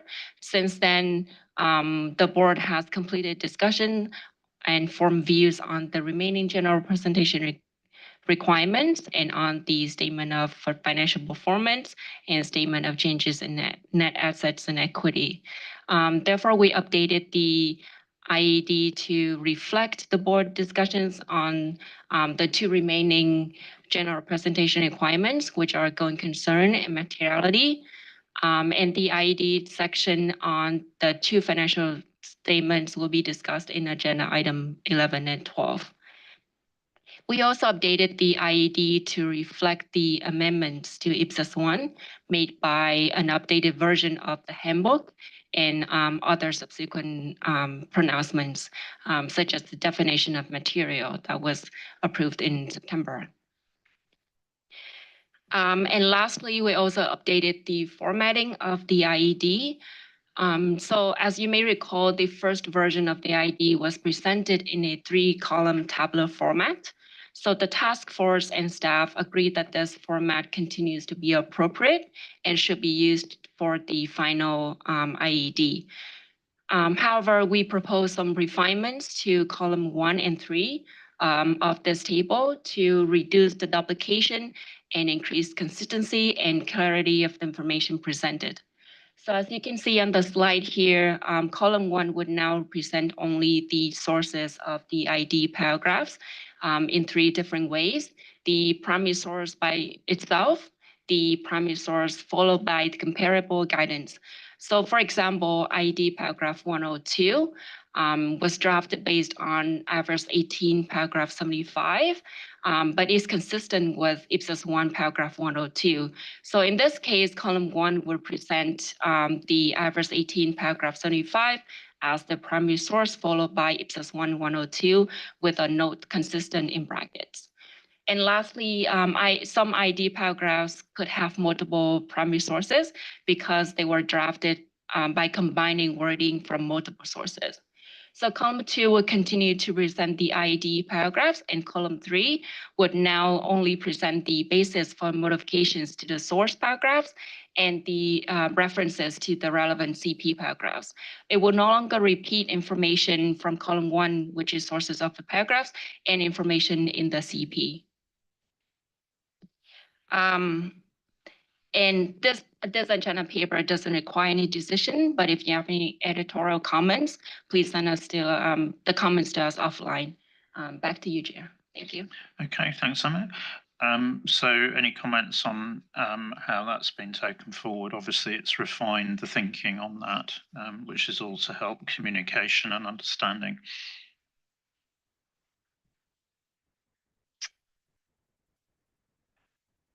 Okay, no, I think that's helpful because obviously we haven't seen this for a while. So, Eileen. Thanks, Chair. On the staff side, we just also wanted to add some of the early thinking that the task force has engaged in with the staff side about how this IED will also evolve in the next quarter. One of which was, what is the format of the IED when it goes out in April after the approval by the IPSASB, hopefully in March. Right now, from the task force chair discussions with the staff team, we did want to share that we think actually presenting the IED in this tabular format as the Appendix D would actually best support constituents in considering the CP and responding to the CP, because this information is all available in this format. So we did want to share that that's some of the thinking at the moment from our side, but of course, happy to hear any comments and feedback from board members, because our main focus is how can we best support the constituents in responding to this robust consultation paper.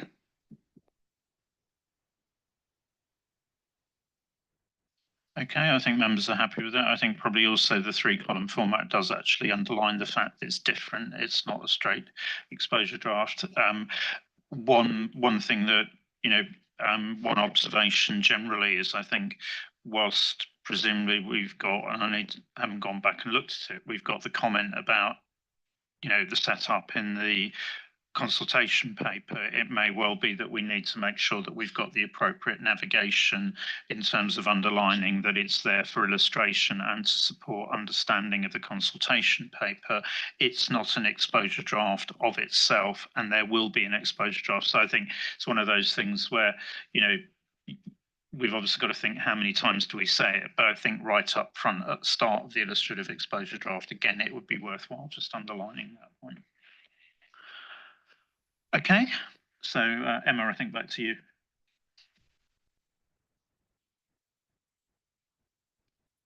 Thank you.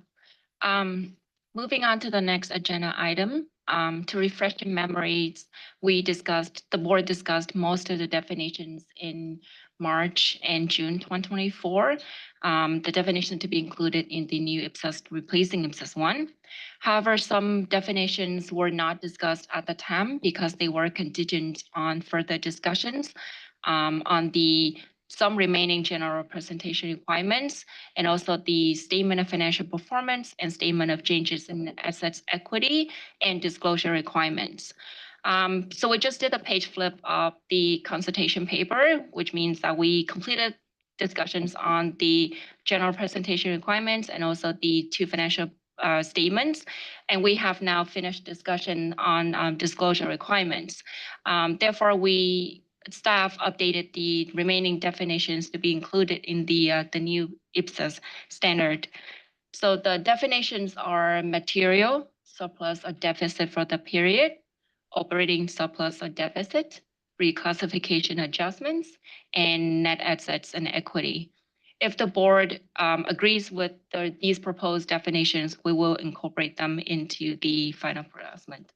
And with that, I'll pass it back to Chair. Thanks, Emma. Any comments on the approach that's been taken?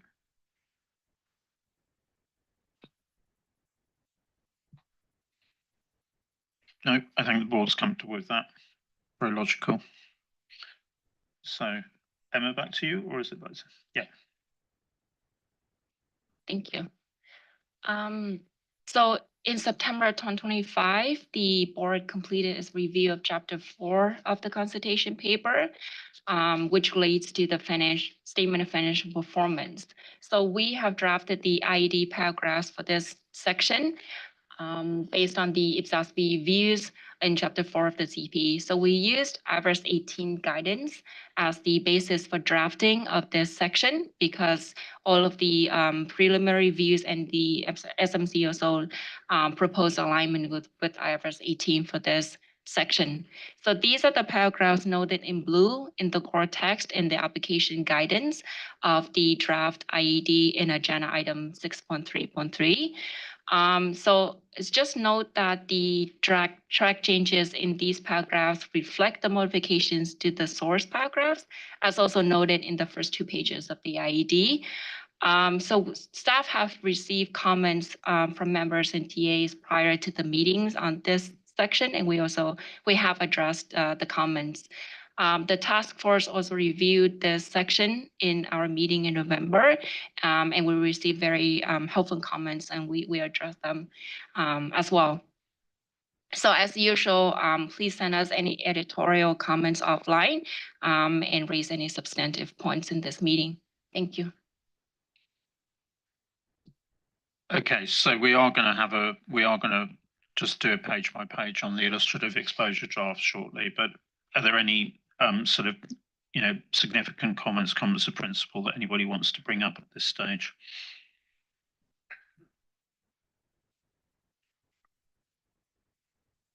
Okay, that's good. So moving on to Chapter 5 of the CP, we also completed review of Chapter 5 in September. So we drafted the IED section on the statement of changes in net assets equity. So these are the paragraphs noted in green in the core text. And the same as statement of financial performance, the track changes reflect the modifications to the source paragraphs. And we also received comments from members and TAs on this section and have been addressing them.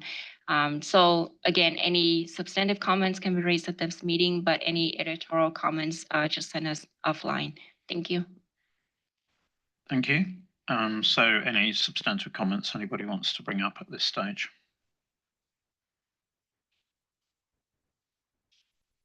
Okay, thank you. So we are going back into. Okay, so I think now we will go into the page flip in terms of the illustrative exposure draft. So we're in item 6.3.3. So Dave, can you lead us through that then, please? So starting on page 1, this is really an explanation of what the IED looks like. So paragraph 1 and paragraph 2. Claudia. As we have yesterday approved our first IPSASB standard, so we should add a same paragraph like we have in the IPSAS-SRS. I think it's 506, between the denegotiation, what is in the scope of this standard set and which is in the other set of our IPSAS standards. Because in the whole paragraph of the scope sections deals with the topic which presentations belongs to these sets of standards and which not. So maybe we can just add, maybe like you see in this last sentence, last paragraph on the next page, it's paragraph 7, where we talk about other documents, presentations and everything. So it's would be a good adding that we can make it clear that we have 2 separate standards. Okay, so I think if you can work with staff on that, to work that up. Thanks. Anything on page 2? Page 3 is where we get into the IED, so paragraph 1 to paragraph 5. Page 4 is paragraph 6 to the beginning of definitions, paragraph 8. Page 5 is definitions. Page 6 is definitions. Page 7 is definitions. Page 8 is definitions. Page 9, we end definitions and have paragraph 9 and paragraph 10. Page 10 has paragraph 11 to paragraph 15. Page 11 has paragraph 16 to paragraph 19. Page 12 has paragraph 20 and paragraph 21. Page 13 has paragraph 22 to paragraph 24. Page 14 has paragraph 25 to paragraph 27. Page 15 has paragraph 28 to paragraph 31. Page 16 has paragraph 32 to paragraph 35. Page 17 has paragraph 36 to paragraph 38. Page 18 has paragraph 39 to paragraph 43. Page 19 has paragraph 44 to paragraph 46. Page 20 has paragraph 47 to paragraph 49. Page 21 has paragraph 50 to paragraph 53. Page 22 has paragraph 54 to paragraph 57. Page 23 has paragraph 58 to paragraph 62. Page 24 has paragraph 63 to paragraph 67. Page 25 has paragraph 68 to paragraph 70. Page 26 has paragraph 71 to paragraph 76. Page 27 has paragraph 77 to paragraph 80. Page 28 has paragraph 81 to paragraph 83. Page 29 has paragraph 84 to paragraph 85. Page 30 has paragraph 86 to paragraph 89. Page 31 has paragraph 90 to paragraph 93. Page 32 has paragraph 94 to paragraph 96. Page 33 has paragraph 97 to paragraph 100. Page 34 has paragraph 101 to paragraph 102. Page 35 has paragraph 103 and 101 to 106. Page 36 has paragraph 107 to paragraph 111. Page 37 has paragraph 112 to 113. Page 38 has paragraph 114 to 116. Page 39 has paragraph 117 to 120. Page 40 has paragraph 121 to 122. Page 41 has paragraph 123 to 125. Page 42 has paragraph 126 to 129. Page 43 has paragraph 130 to 134. Page 44 has paragraph 135 to 137. Page 45 has paragraph 138 to 140 and begins the application guidance AG1. Page 46 has AG2 to AG5. Page 47 has AG6 to AG8. Page 48 has AG9 to AG11. Page 49 has AG12 to AG15. Page 50 has AG16 to AG18. Page 51 has AG19 to AG21. Page 52 has AG22 to AG25. Page 53 has AG26 to AG28. Page 54 has AG29 to AG31. Page 55 has AG32 and AG33. Page 56 has AG34 and AG35. Page 57 has AG36 and AG37. Page 58 has AG38. Page 59 has AG39 to AG43. Page 60 has AG44 to AG47. Page 61 has AG48 to AG51. Page 62 has AG52 and AG53. Page 63 has AG54 to AG57. Page 64 has AG58 to AG60. Page 65 has AG61 to AG62. Page 66 has AG63 to AG65. Page 67 has AG66. Page 68 has AG67 to AG68. Page 69 has AG69 to AG71. Page 70 has AG72 and AG73. Page 71 has AG74 to AG76. Page 72 has AG77 to AG80. Page 73 has AG81 to AG84. Page 74 has AG85 to AG87. Page 75 has AG88. Page 76 has AG89. Page 77 has AG90 and AG91. Page 78 has AG92 to AG94.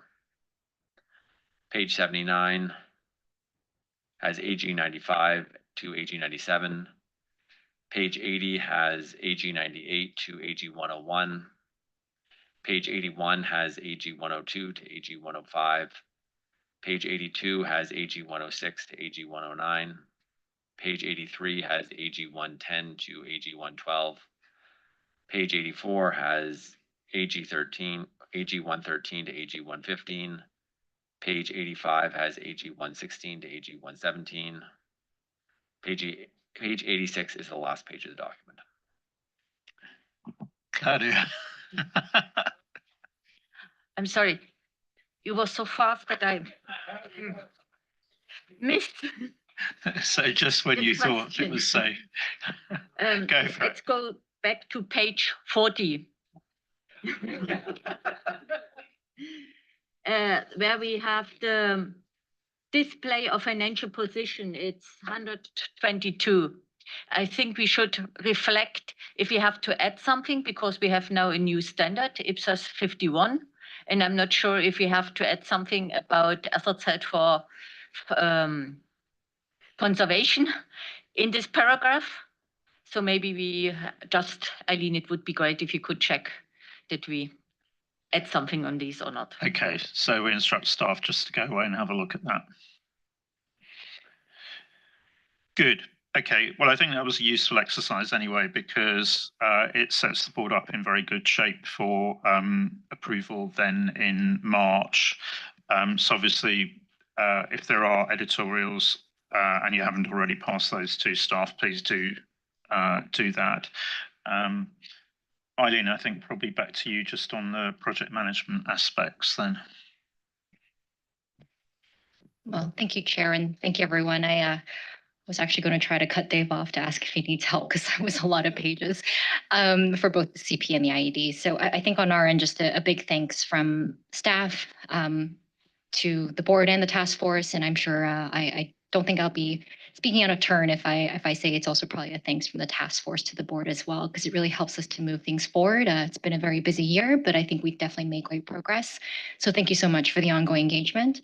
I guess the only thing just to share from that kind of project page, if I can go back fast enough. I may need to give up. I do apologize. So for Q1, so basically after this December meeting,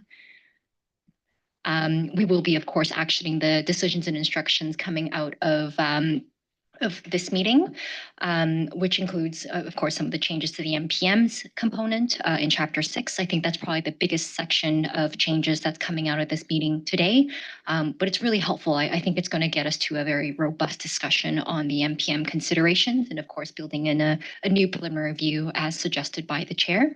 Now, in terms of next steps, so beyond just the update of the Chapter 6 in the CP, we will, of course, be developing the new guidance for the IED to reflect the decisions that we have, or the views that we have now formed on Chapter 6 of the consultation paper. So I guess two kind of big chunks of new or revised material for the board in Q1. And of course, we will continue working on paragraph 430C with Karen and Henning as best as we can, given the member comments that we've received today as well regarding that issue. So stay tuned. Still quite a bit of work for Q1, but as the chair said, I think we're set up well for the approval planned in March. And a big thank you from staff and task force on that. Thank you very much. Okay, thank you. And I think that tax area is going to require a bit of thinking about from a due process point of view, because clearly we don't have agreement within the board as it stands at the moment. So I think there's going to need to be a bit of thought on that one. Okay, so thank you very much. I think that has been a very useful item in terms of moving it all forward. So thank you very much to Eileen and to Emma for all the work they've done with the task force. And I think with that, we then move on to the next item on making materiality judgments, item 7.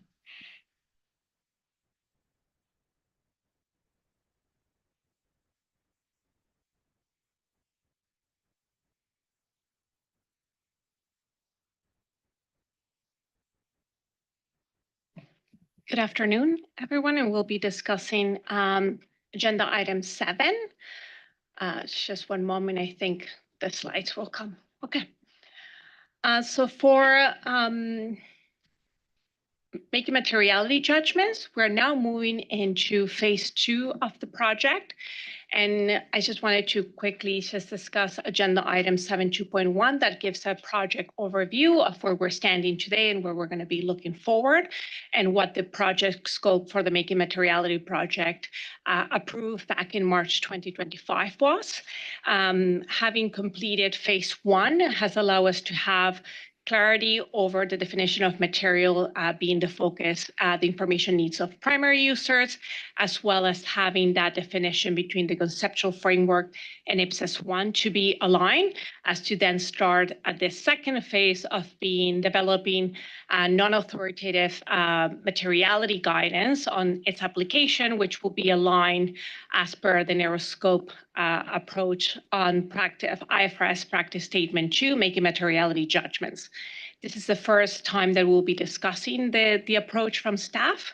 But at the same time, I wanted to say that this is like the first draft, and I appreciate having received comments from board members and TAs that I have been addressing as they have come through, and some that I know we will be discussing today.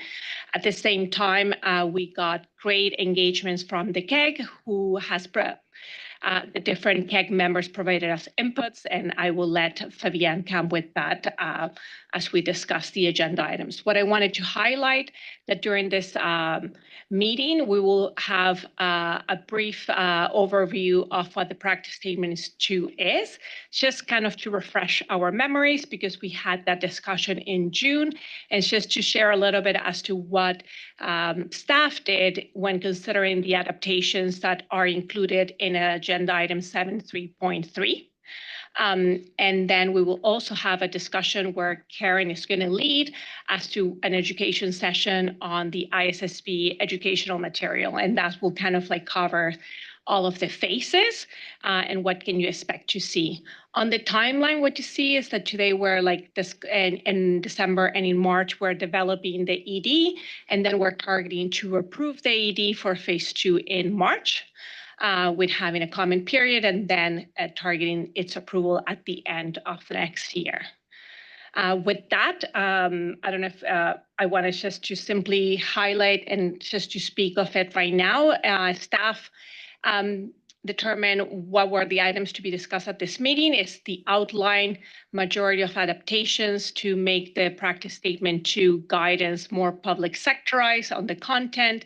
And then we're targeting to have further discussions on its development in March, being the additional public sector examples that the CAG shared with us yesterday, as well the adaptation of primary users, which we know requires additional adaptations because of the nature of the broader scope for the IPSASB compared to the private sector, and further research needed from that perspective, as well as having a discussion of the type of document considering the landscape at the IPSASB guidance, as well as a page flip.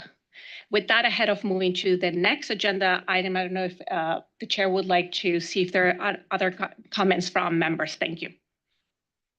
Thanks for the overview, Agustina. Are there any comments members want to make at this stage in terms of the overview of what we're doing? Andrew.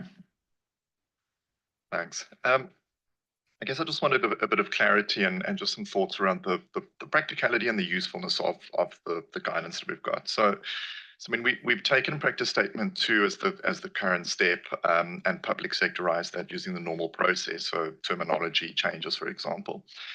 But what concerns me is if practice statement 2 comes from the private sector, which does have a slightly different lens in that it focuses purely on a financial return. And we've got the discharge of accountability as well. And I think that's something that I'm not necessarily seeing how you would actually incorporate that within these materiality judgments. I think the other thing is, in my view, the private sector is perhaps more mature in making these materiality judgments. We've got a lot of new entities that are going onto accrual, and I think for them, they might need a little bit more guidance or a bit more depth in terms of what we've got here at the moment. And that could be, for example, explaining in some of the examples a little bit more detail how we get to some of the conclusions that are in there. The other thing is, I mean, we've looked at national standard setters guidance, and we did speak about this in earlier meetings to potentially look at what national standard setters had and try and incorporate some of the guidance in here. And I haven't seen that being done as of yet. So just question, is that still coming, or is what we've got here the completed in terms of that step as well? Thanks. So I was planning to discuss that in later agenda items, but thanks for bringing me there. In regarding to using national standard setters, I have looked at the South African adaptation, not only from an example perspective, but also on the content. And on the appendices, I kind of show particular examples that I have adapted from. We have also looked at Australia from that perspective. I think I will have to give a kudos to Elisna. The South Africa one is better aligned from the definition of materiality between the IPSASB and South Africa compared to Australia. So that one was more utilized from that perspective. But I see that a lot of the adaptations that we will gain more value from will be the primary user section that we'll be discussing in March. Regarding your comment about this, the broadness on preparers based on their maturity, and I think we discussed this as well in the sense that is there further steps or principles that need to be explained on the examples? Right now, I can take that away to consider that. The logic on the examples, and I know we have a later paper on that, was to follow an approach where you explain one concept per example as opposed to combining those from that perspective. And at this point, from a discharge of accountability, we kind of have go from the process of adaptation of that the IPSASB follows in that perspective, and it's kind of going to building from particular aligned concepts that we have both at the conceptual framework and IPSAS standards. But if there was a particular section that you think there's need for further public sectorization, I think this is a great opportunity to determine that instruction to staff based on additional from what it was on the project brief. And I will pause there. Thank you. Thanks, Agustina. So I think we have to be quite careful here about what is our process for the development of material and what is education material. And I think the two are different because actually it's quite difficult to say, you know, how do you actually deal with the fact that people are less familiar? I mean, they will be when you transition to accrual. That doesn't mean the guidance should necessarily be different. It actually means that there's a lot that's required in terms of capacity development.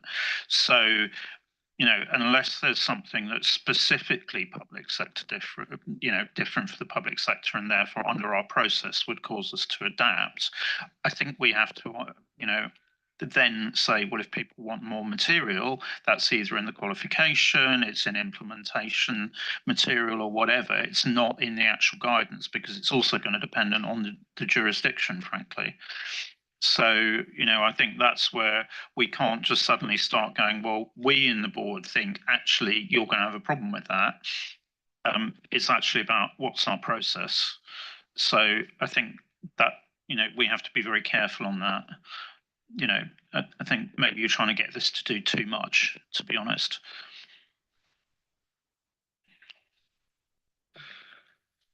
I guess my fear is if we're not going to be adapting this for our audience, then, you know, why are we doing the project? Because somebody could have just gone and picked our practice statement too and used it. So if we're doing a pure alignment, then I think we're missing the mark here.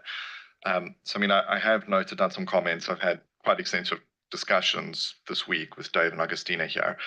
I do think there's more here. And I think even just looking at like the Australian example, New Zealand, or, you know, the South African example, I do think there are situations in there that are public sector specific. So how to determine a materiality threshold where your aim is not profit, but you've got other things. So what sort of benchmarks would you look at? Just what's that thought process that you would go through, I think is what's missing here. So you know, take your point around the challenge on mature, immature, and I'll accept that. But I do think that there is still some other differences that I'm not necessarily seeing here. And there are some resources out there that I think we can look to try and bring it in. Dave. Okay.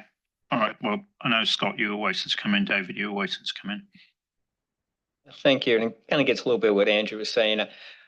Reflecting on what the CAG, I thought it was a great discussion at the CAG about this, and sort of what I took away from there, just listening to that, particularly if a financial statement auditor, my background, and normally on financial statement auditing, while we do talk about qualitative and quantitative, most financial statement audits, to be honest, is more on the quantitative side. Okay. And what came very clear to me from listening to the CAG is this is more on the qualitative side. So I'm 100% on leveraging the material we have, but I think it's going to come out a little biased more on the quantitative side. And what we may want to add more is on the qualitative side, which may get to your point, Andrew, on that. But that's sort of what I took away from listening to the CAG is we need to be able to maybe add those examples from a qualitative perspective that may help people figure it out. But to me, it's all on the educational side. Thank you. Thanks, Scott. David. Thank you. I would echo the warnings about making this educational material because education can be carried out, as you say, by the institutes or training colleges or whatever. This isn't about that. But I just wanted to clarify on something that Andrew raised, which he sort of mentioned the accountability issue, and it suddenly made me think of it, materiality by context or nature, which is very public sector specific. If Parliament says or your National Assembly says you can't do X and you happen to do X, sort of, that is material, but the amount might be very, very tiny in terms of dollars or pounds or whatever. So I think there are some public sector specific issues that will need to be covered to meet those sorts of requirements, if that's what you were talking about. If it wasn't, I still think they should be covered.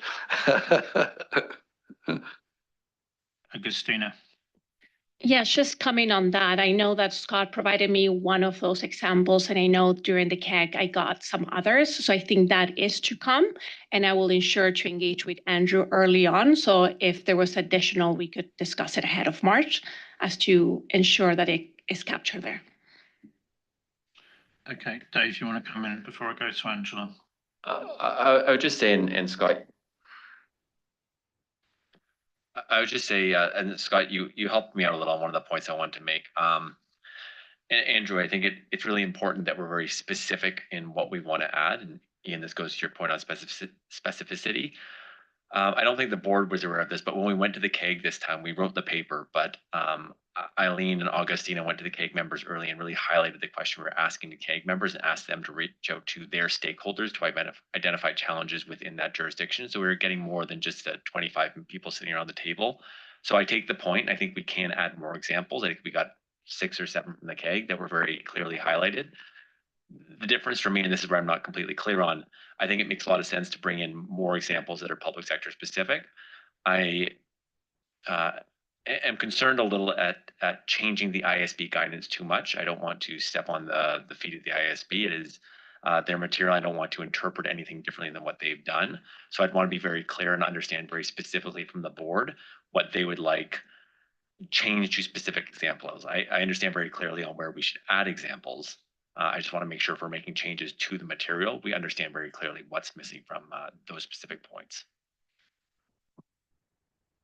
Thanks, Dave. I mean, it's a familiar situation that we face, isn't it? Because in a lot of jurisdictions, people are used to rules and they want specific examples which cover the specific thing in their jurisdiction, which is different from writing principles for the public sector.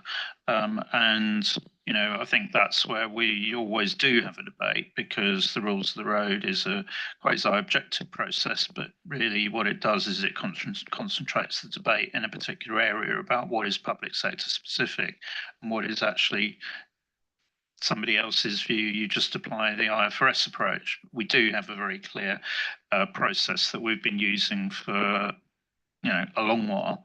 I think that's where, back to your point, Dave, I think it's being clear about what is different in the public sector. And there are instances, certainly, I'm not arguing that there shouldn't be, but I'm saying I think we just need to be very clear in each case what is the issue that we're trying to explain. So I think it'll be a case-by-case basis, and you could hear that some of the examples that are being raised in the CAG discussion are in the, well, what do you do in this specific instance type of thing, as opposed to, so judgment as ever, but we can pick that up. Angela and then Abdullah. Thank you, Chair. The word educational comes up quite a lot, and I think in the context of this, for me, I would categorise it as making this document as useful as possible in terms of the principles of materiality within the context of the public sector. And I know sometimes I use the word educational or how to do that as a shorthand, but for me, it's making sure that the principles resonate in the context of the public sector when somebody from the public sector reads it. Because I actually sort of agree with Andrew, and it's early in the project. It is some terminology change, and I just sort of felt, would someone in the public sector, even in a mature accrual jurisdiction, would it resonate with them? And so my second point, leading from that sort of, is it useful? Is I just wanted to bring up the environment that we have a diverse range of entities that we write guidance and standards for. And David and I were having a discussion in the management performance measure. So we have at one end, we have the whole of government, state governments, we have municipalities, and then we have our departments and smaller agencies. And again, I guess in my day job, coming from that sort of whole of government end, this could actually resonate quite well because it is quite quantitative. And when you're talking about a whole of government, you're talking about billions, you know, you can quite quickly work through this and apply it, I think, at a whole of government level, because so much is about 10% of assets, or, you can, whereas when you're into accountability of an agency delivering a service, perhaps some of those things that David was talking about, it's more qualitative rather than quantitative. So I think, again, our diversity of entities leads us to making sure that the principles can apply across that diverse and that each is kind of represented in the document. And I think someone in the CAG mentioned that as well. So I just wanted to pick that point up. And my final sort of question is the status of the document. And I wouldn't mind just getting a little bit more clarity on where this document would sit in our suite of guidance. And I'm sort of conscious we've talked a lot about non-authoritative guidance in the last couple of days. And I guess from a practitioner's point of view, I reflect that whether we call it non-authoritative or authoritative, if it's the only guidance out there, in practice, preparers, auditors, users will look to that and say, this is what the IPSASB said, and this is the only material I have to help me make a policy choice or a presentation choice. And so therefore, I'm not really that worried if it's non-authoritative in practice. So I'm sort of conscious this could be an important document, and it's really about giving preparers, auditors, and the constituents permission to maybe have some of these debates in practice and test the user and what their needs really are. And do I really need to add that 50th page of disclosures? Really, do I? So it's a permissive it's giving permission. And so I guess I'm interested in where the document sits and how it will actually sit on our webpage and our literature, and how do we promote it. But maybe that's towards the end. But yeah, and I was wondering if it was actually going to be attached as an appendix to a standard, or whether it was just standalone staff guidance. Or Can I let Ross come in on that? Yes. Because I think, there's thinking that's required. Yeah, there's a lot to unpack there, and a couple of comments. I have a few things I wanted to just maybe remind the board to where we are on this. So in terms of the principles around materiality, those are already in the standards and they're fully aligned with the IFRS. So nothing we're doing in this document is introducing any new principles. It's completely outside the standard. So the materiality concept, we just updated it over the summer.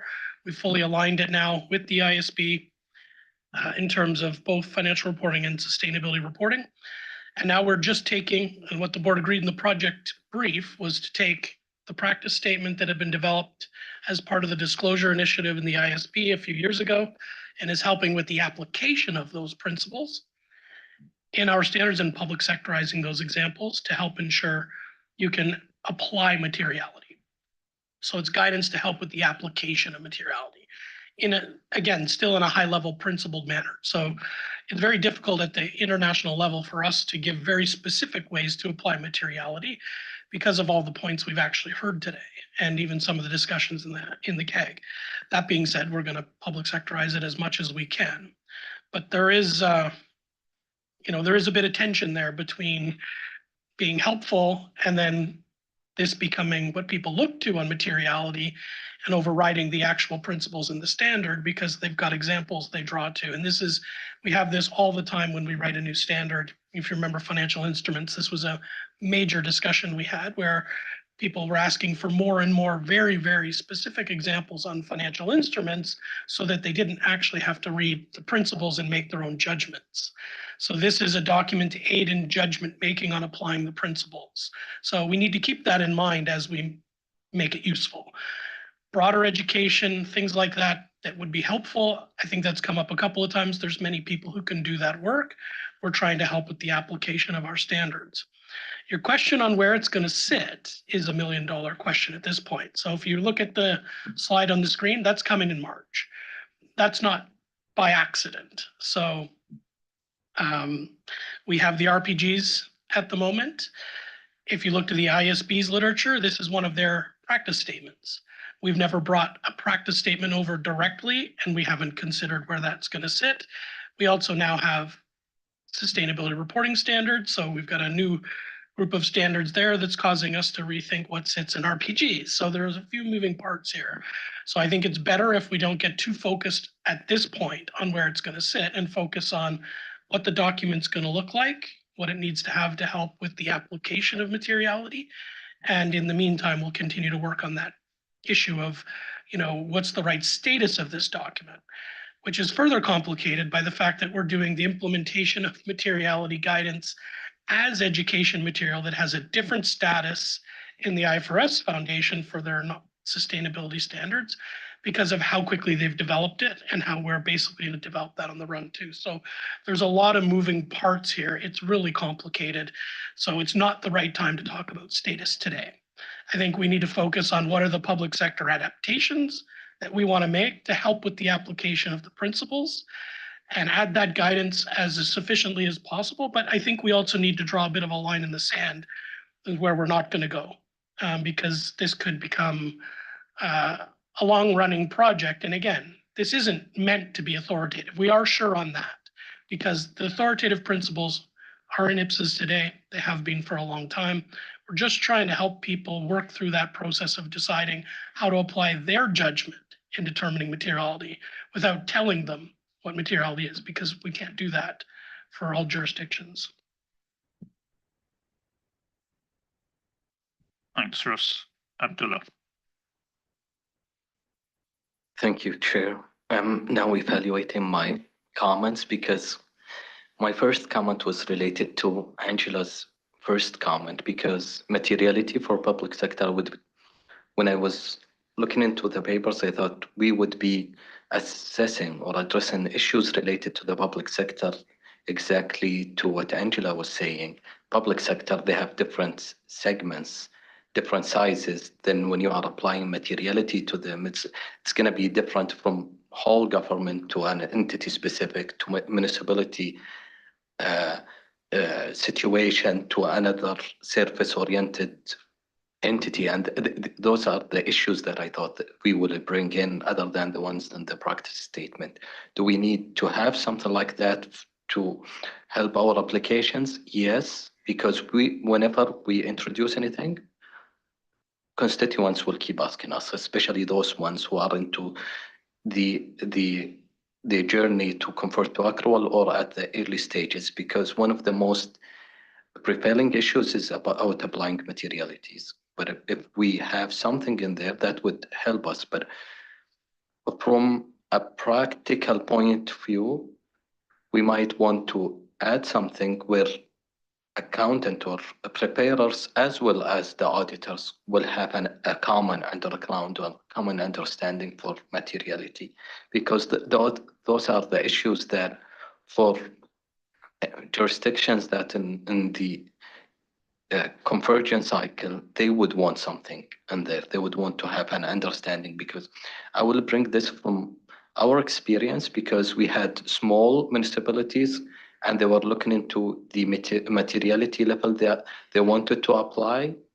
When they were trying to do it, they were trying to compare themselves to bigger municipalities, and we could not bring a common ground from, they wanted something, they wanted us as preparers to bring them something into rule-based and how to apply it. I would expect something on national level, but I wouldn't expect us to go into that depth. We might have something not to go into the principle, because as Ross was saying, we have it, but into how to help facilitate the application of it. That is from one perspective. The second one, this is coming with the project probably at the similar time for the project of the presentation of financial statements. I don't think that we need to do anything about it. If there is anything that changed during our development of the two standards, do we need to have an interconnection between the two? I don't think there is something, but yeah, we might. So I was thinking.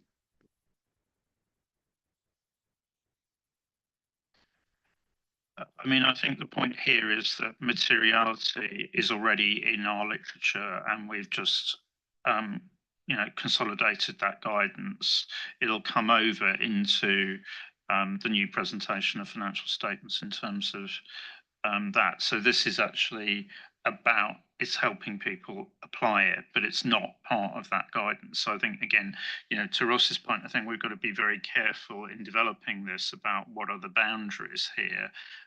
And also which audience is it actually addressed to, which does come back to that point about, educational material, which is different. I mean, that's why we just updated IPSAS 33, for example, because there are different issues when you are starting to implement accrual to this is ongoing guidance about how do you apply materiality. Ross?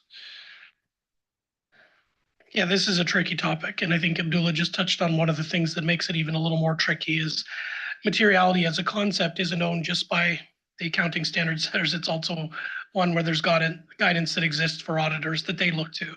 So there's only so much we can do in our standard on this, and it's a fine line before we'll be getting shouted at from national audit offices and the IPSASB friends upstairs if we start telling them what preparers should be doing with their auditors and what requirements are in terms of that type of communication. I think common sense, a preparer should be talking to their auditors and having a dialogue about accounting policies and what materiality is, but that's not something we can be prescriptive about in our guidance, and we aren't. So our principles are already there. And I think, again, another point for considerations at the national level is materiality is entity specific. So what you do in one entity might not work for another entity. The people doing the financial reporting have to have an understanding of the entity's operations and the information that its users are looking for and apply their judgment to come up with appropriate quantitative and qualitative materiality. That's what our guidance talks about. And now we've got the guidance in there consistent with the ISB that talks about omissions of information giving rise to materiality deficiencies and over disclosure being a materiality issue. So I mean, all the principles are there. And again, this practice statement is helping with the elements of that guidance to be applied. Anything beyond that, I think you're starting to move past the scope of this project. I will remind the board, this is the board that approved this project brief in March. Maybe everybody tonight should go back and have a read of it on what we said we were going to do, because I think it's, it was pretty clear what we're trying to do in this project. And a lot of what we talked about, we can do within the scope of what we talked about. Some things we're talking about are going well beyond the scope of what we're trying to do, or what we said we were going to do in this project. Agustina, and then I think we're going to move forward. Yes, just to clarify, I know that some of the examples the CAG discussed yesterday talk about the different entities and the materiality call. Like Anishka gave us an example of like a whole of government having tons of small entities that for them something is not material, but at the whole of government is material, and the reverse. So I think some of the concerns you're raising could be brought into examples, not necessarily changing the guidance that is aligned with the conceptual framework and the principles. So I do see a lot of the points that are being brought up. The CAG did provide really good examples on Monday. So I just wanted to call that out. Thank you. So I think that's a useful way forward. I would, though, counsel, actually, I think staff will need to talk to the IFRS Foundation staff, because, you know, in many respects, actually, there is no difference between the public and the private sector in terms of I'm doing a consolidation. A consolidation, once you've decided the bodies you're going to consolidate, is essentially no different.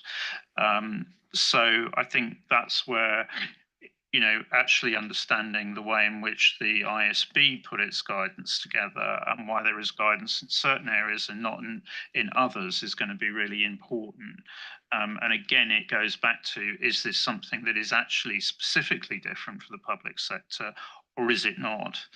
And being quite careful about, well, what is the difference there? You know, and is it necessarily this guidance, or is it another piece of guidance?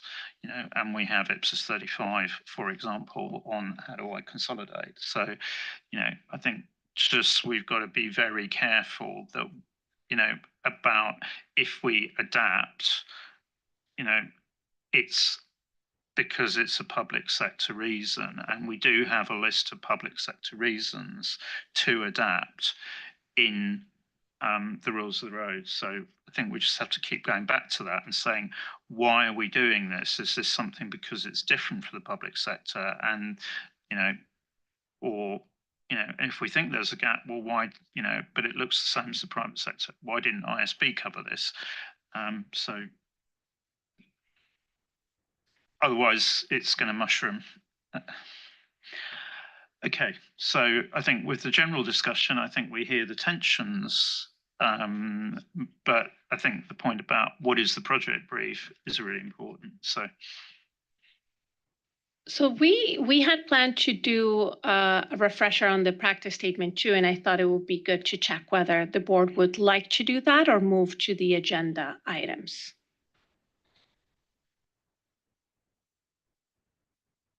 I think I see some saying I can move to the agenda items, so I'm going to do that. Thank you for that confirmation. I mean, I think you've given everybody you can take the fact that board members have read that. So I think go to the agenda items. Thank you for that. So on agenda item 7.2.2, what a staff did, it looked at the practice statement and taking into consideration the process for reviewing and adopting ISB documents. Staff consider what type of level of revisions will be required to the practice statement too. When proposing different type of the level of revisions, staff consider consistency with the conceptual framework and IPSAS accounting standards, since pretty much the practice statement too is built out of those two pieces of literature, as well as IS 8, which is our IPSAS 3. So so staff actually consider those alignments across the document and identify that the level of revisions will be editorial if we're aligned, or adaptation if we have adapted the guidance for a public sector perspective. And where we saw that the IPSAS literature did not have such principle at this time, staff is recommending to delete it. Those particular cases to highlight is, for example, there is a topic section on IS 34, interim reporting, and the IPSASB does not have such an aligned standard. So at this point, staff is for example, recommending that from the outline to remove such guidance. Another one is related to Eileen's and Emma's project on presentation of financial statements. The expectation is that similar to what the ISB did, as there's further changes to IPSAS 1, for example, you will update this non-authoritative guidance in the future because it wouldn't be static from that perspective. So that was the approach. And the agenda item has like several appendices kind of trying to show that tracking of what are the changes are and where our guidance might be different. So the recommendation and acknowledging that if you look at the primary users, we're not proposing changes as of yet. So I'm referring to when we look at agenda item 7.3.3, there were specific changes suggested, such as to the outline and to exclude the guidance on materiality judgments and accounting policies as per illustrated in agenda item 7.3. And with that, I will pass it to the chair. Thank you. Okay. So I think we've got the recommendation there. I think it may well be useful to actually work through the outline so that, because I think we understand the pressures, I think it's quite useful to actually have a bit more of a context specific, you know, and whether that's through the outline or through the document itself. I think that's going to be the better place to have the debate. So I think if you go to agenda item 7.3.3, sorry, I'm going to go and see the exact page number for you. We're talking about the first page of the document. What you see there is that we're keeping the majority of the sections of the practice statement too, but at this time we are recommending to remove materiality judgment for interim reporting and information about accounting policies, as particularly on accounting policies are paragraphs that are not yet on IPSAS 1. So the expectation will be that based on the approvals, this could be added at a later date because we don't have the align. As Ross said, we're now looking to set up new principles. At this point, we're trying to provide guidance on our existing principles as to how to apply the concept of materiality. And that's why these two sections are not recommended to be reflected in the align practice statement 2 for the public sector. And I'll pass it back to the chair. Thank you. Okay, so I mean, in terms of that alignment, clearly there is the decision about the interim removal of the guidance on interim reporting estimates and interim reporting. And then, so if we just look at those proposed deletions, is everybody okay with those proposed deletions? Angela? Just a query on the interim, and I understand the justification. We don't have literature on it, and if I follow Ross's very good summary of where we're at, you know, this is application of principles in our literature. I'm just pausing because public sector do as much interim reporting as anyone else.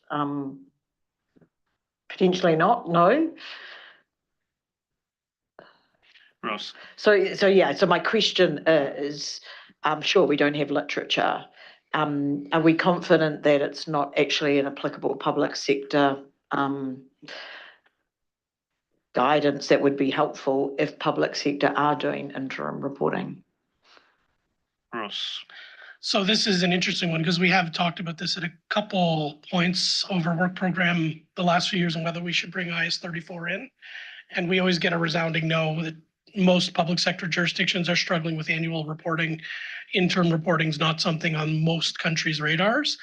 And where we've landed, it's not even on our list anymore, is that we have a hierarchy in our standards that tells you if we don't have guidance, you can go there. So if you are doing interim, you can go to the relevant international standards, which would be IS-34. And I would say the same applies to these examples. Is if that's a jurisdictional issue, then it is quite limited. I think probably your jurisdiction and maybe others are maybe the only in the world that are really doing it in terms of external reporting on an interim basis. And interestingly enough, it's even becoming more rare in the private sector from discussions in the country we're sitting in right now, where they're starting to think about moving away from interim reporting, but that's a different issue. Thanks, Ross, for clarifying. It's just that the way it's described is we don't have the standards, so we don't do it. I just wondered, that's a richer story in my view. It may be worse on the basis of describing that, because I thought that was really helpful. Thank you. Thanks, Angela. Yeah, that certainly seems like a good idea. And we've got material on that, both in the consultation and the dashboard, and but just pulling that together would be a good idea. So anything else there in terms of the way that at least at a high level, staff are proposing to go? Okay. Oh, sorry, Claudia. Thank you. On the contents of the high-level topics or guidance we should add, when you talk about public sectorize this standard, we have one category, it's called interaction with laws and regulations. Following the CAC discussion on Monday, we should have a category like interaction with budget comparison, what it means in the understanding of materiality, maybe. The next is, we have now an exposure draft which try to change the GFS and our accounting standards. So maybe there might be a good content interaction with GFS and materiality. There we have different topics. Maybe we just can explain if it's have a relevance for us or not. So that gives a little bit more what it's additionally have to be considered in the public sector context to make clear if it's not relevant for us or something like this. And I think the third part, it's belonging to reputational risk of transactions, but that I think it belongs maybe then to the section we will see later on primary users.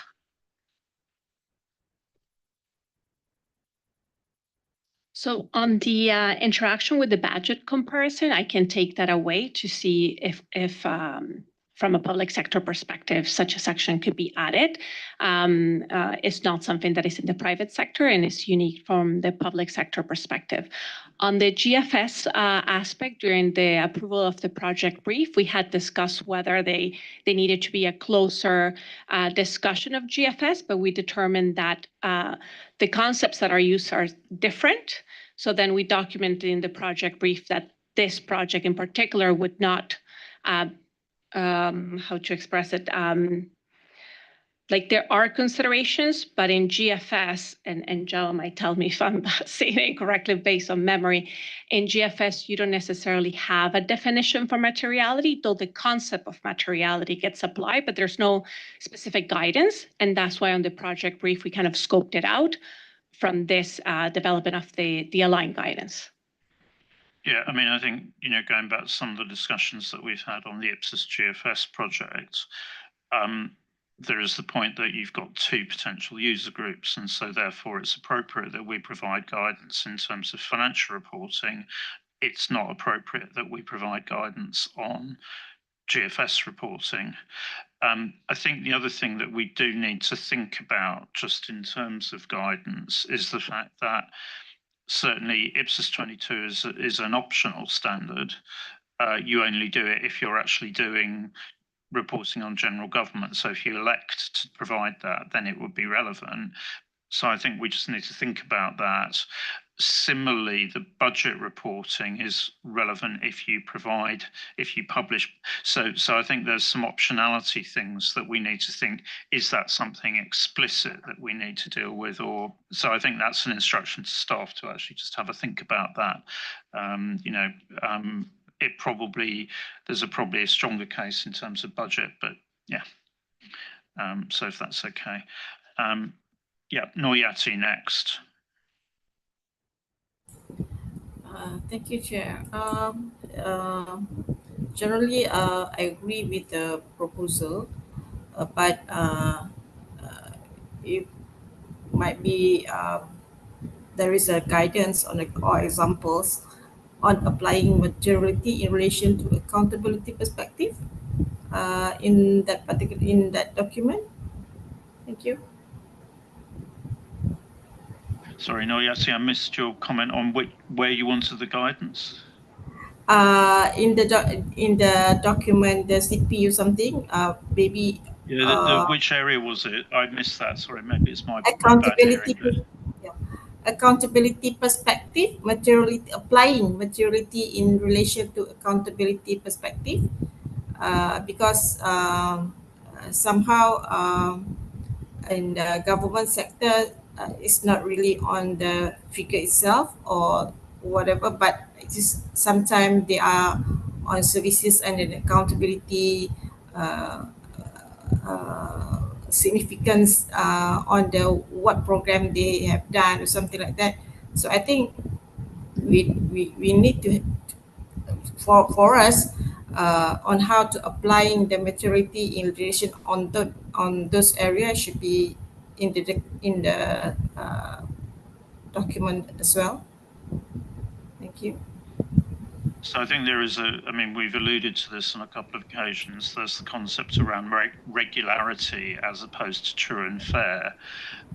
And I don't think that this project actually, I could stand to be corrected, is covering regularity, because that's a very specific concept in a number of jurisdictions as opposed to materiality in a set of true and fair financial statements. So I think from an expectation management point of view, Noyati, I think we need to be very clear, because accountability can be used to cover both those concepts to an extent.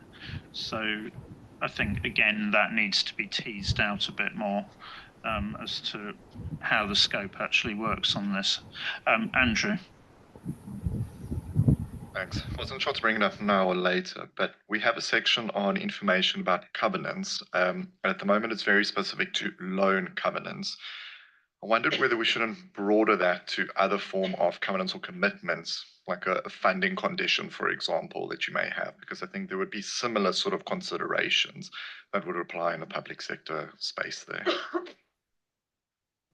So just for clarity, are we looking potentially to build up as an example, discussing the funding piece of it, or we can take it offline and see? I'll just come back very quick. Not looking for another example, but I think it's just not limiting it to a loan covenant, just that there could be these types of restrictions within the public sector space that are broader and that the similar guidance would apply, because it's very limited at the moment.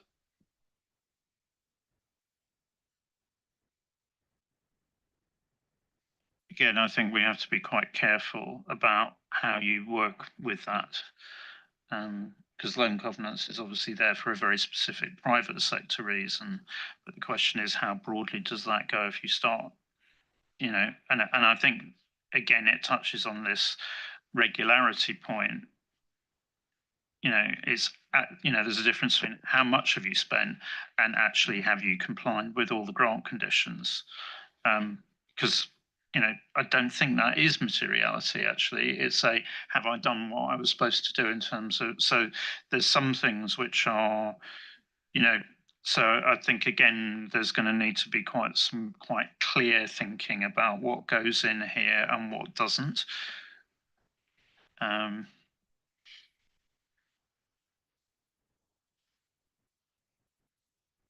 Okay. So I think at this point, I'm going to suggest that we take a break and we come back at past. Okay, thanks, everyone.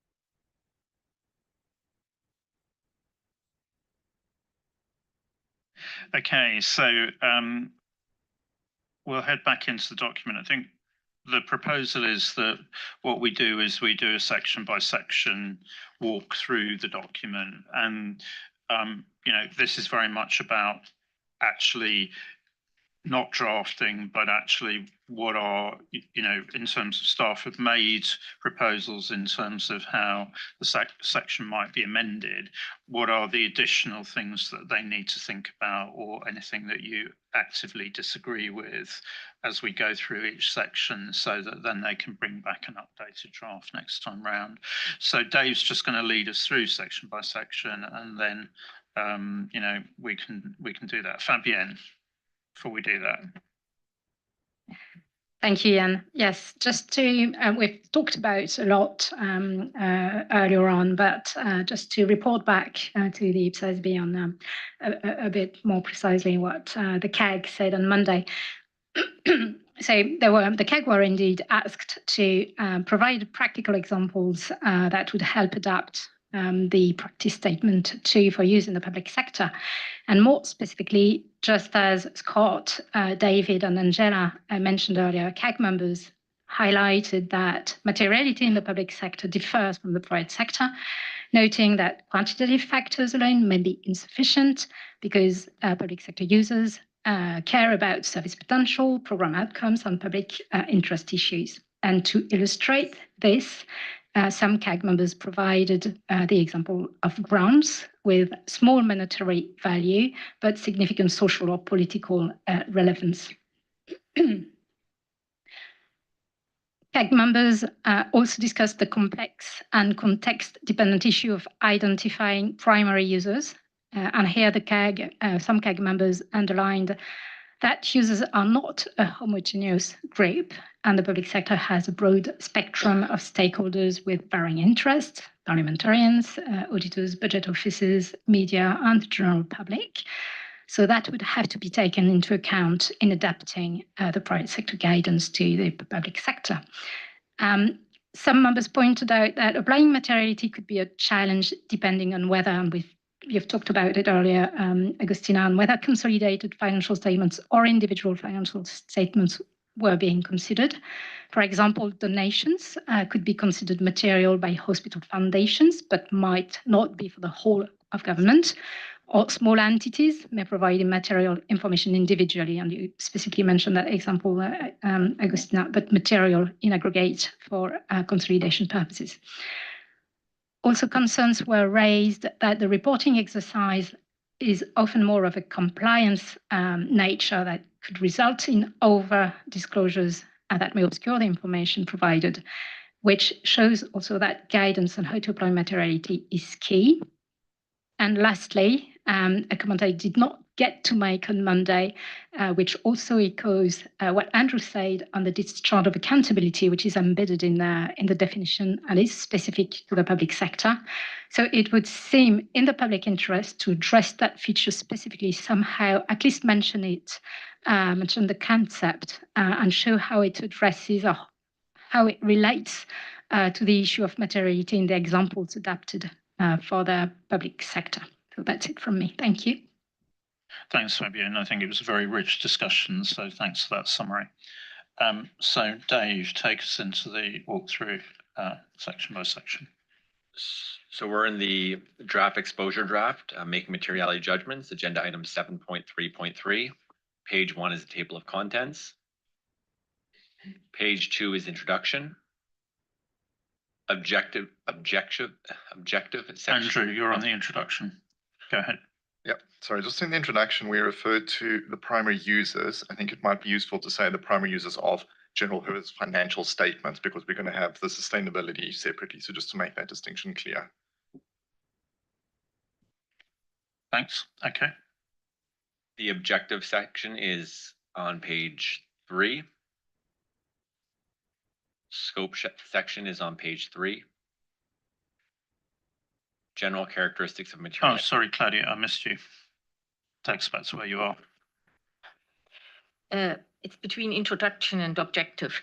We should make sure if this practice statements only relates to the IPSA standards accrual accounting, or also they're relevant for the cash basis IPSAS standard we have. So at least acknowledge for which one, if it's both or not. Thanks, Kylie. Ross, I would say it's only for IPSAS. accrual IPSAS, you mean? Yeah, I mean, accrual IPSAS, not cash basis IPSAS. But I think that's a good point, Claudia, in terms of we need to make that clear, and whether that's a scoping issue or I think we leave staff with that. And I think similarly also probably on we haven't yet quite got on scope, but I think there's also the points that around regularity and so on in terms of how we address that are going to need to be addressed up front with appropriate mention in basis for conclusions. So I think back to you on objectives. So objective is paragraph 1 and 2. Scope is paragraph 3 and 4. Definition of material is paragraph 5 to 7. Materiality judgments, paragraphs 8. Recognition and measurement, 9. And that includes example A. Presentation of Go for it, Andrew. This is the time. Sounds like yes, no, yes, no. On we've got recognition and measurement. I did wonder whether we should include an example on classification. The reason I think in the public sector is you've got things like servitudes, for example. We've got the complexity now of distinguishing between 45 and 51. And sometimes it may not be material, the individual item, like a servitude. You might not recognize it separately as an intangible. You just put it in the item of PPE and into 45. And I think that that's perhaps more pervasive within a public sector environment than what it is in private sector. So I thought it may be useful just to introduce that. Okay, so I think if instructions to staff there is to consider that in terms of how would that work and so on. Yeah, okay. Presentation disclosure is paragraph 10, example B, example C. That's all on page 5. Mike. Thank you, Chair. Just a short comment. Maybe we could be a little bit more careful by, let's say, adapting our examples for the public sector, because in example C, imagine an international organization owning a coal-fired power station in a country. I don't know, seems to be a little bit exotic, let's say. So kindly suggest to change that international organization. Augustina. Yes, thank you for that. I have received a similar comment. I'm changing that example. Thank you. Okay, thanks. Beatrice.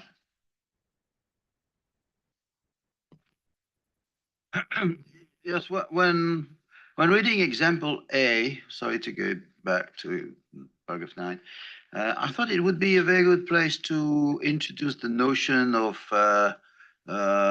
materiality by nature, what I call qualitative materiality, because this is an example where, I mean, if you decide not to capitalize below a threshold, you could also decide to capitalize for, I mean, less valuable monetary speaking items, because they are or symbolic, moral, or whatever importance, such as, in many organizations, you have a specific rule, or at least principles for what they call attractive items.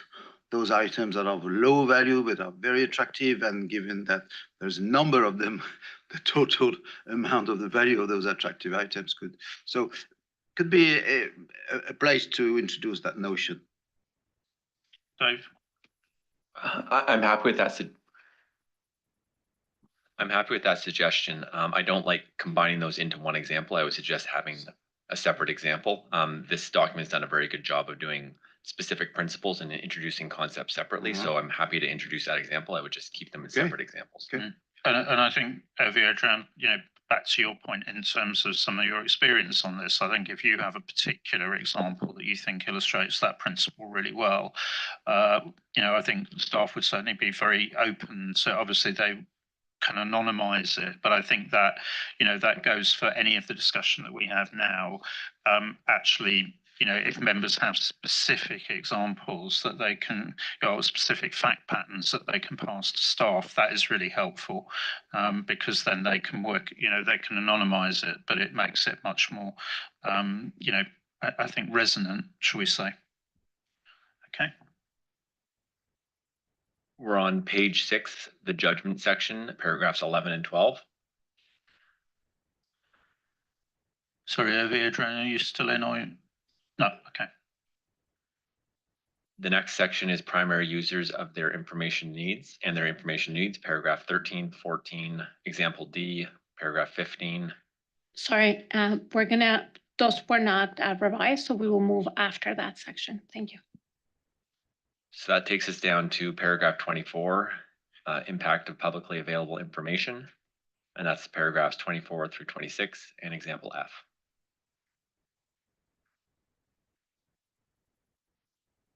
Next section is interaction with laws and regulations, paragraph 27, 28, example G and H.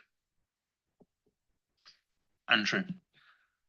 Just on example G, the concept of unauthorized, irregular, fruitless, and wasteful expenditure, I think is a very South African specific example. I don't know if it's understandable by everybody. So either we need to explain what that means or just come up with a more internationally recognized example. Yeah, so we have identified an example that Scott provided me with, so I will be revising that. Thank you. Okay, thanks. So next we're moving to page 10, overview of materiality process, and that's paragraphs 29 through 32. Then at the bottom of page 10, we have a 4-step materiality process, paragraphs 33. I'll do 33 to the diagram, so 33, 34 on the diagram. At the bottom of page 11, we have step 1, identify. That's paragraph 35 to 39. At the bottom of page 12, step 2, assesses, paragraph 40 to paragraph 43. On page 13, quantitative factors, paragraph 44 and 45. Bottom of page 13, qualitative factors, paragraph 46 through paragraph 51. Then on page... Sorry, Mike. Thank you, Chair. Just a short question on para 49, as it refers to industry sector. Was it intended to name it industry sector? Because it reads a little bit like the IFRS world.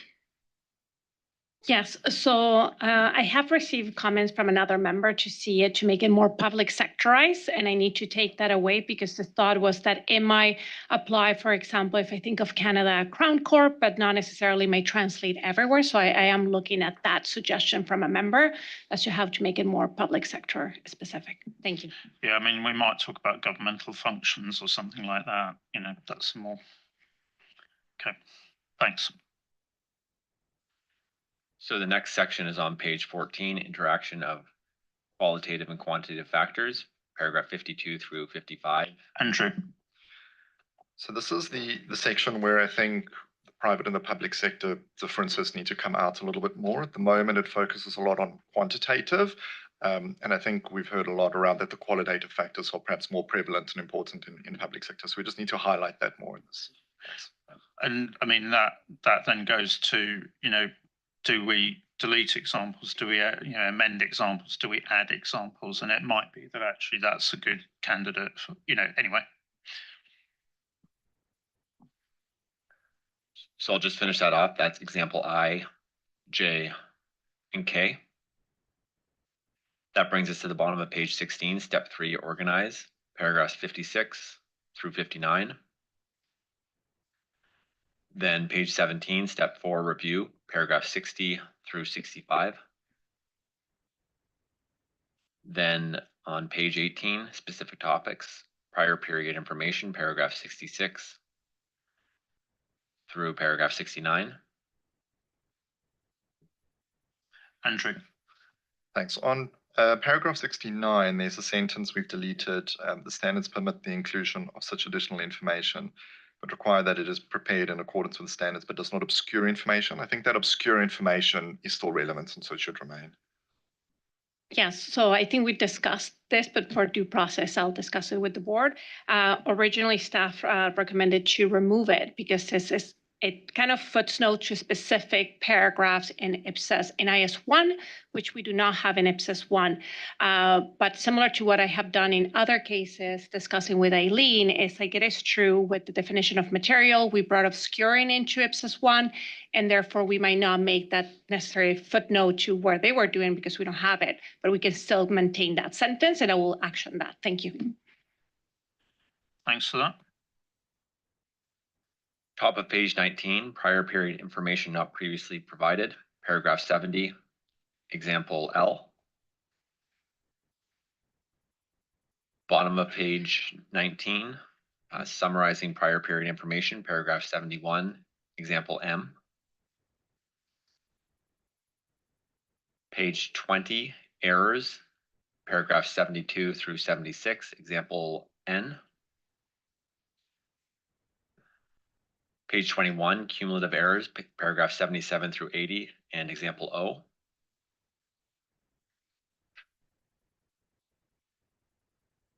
At the bottom of page 22, information about covenants, paragraphs 81 through 83, example P.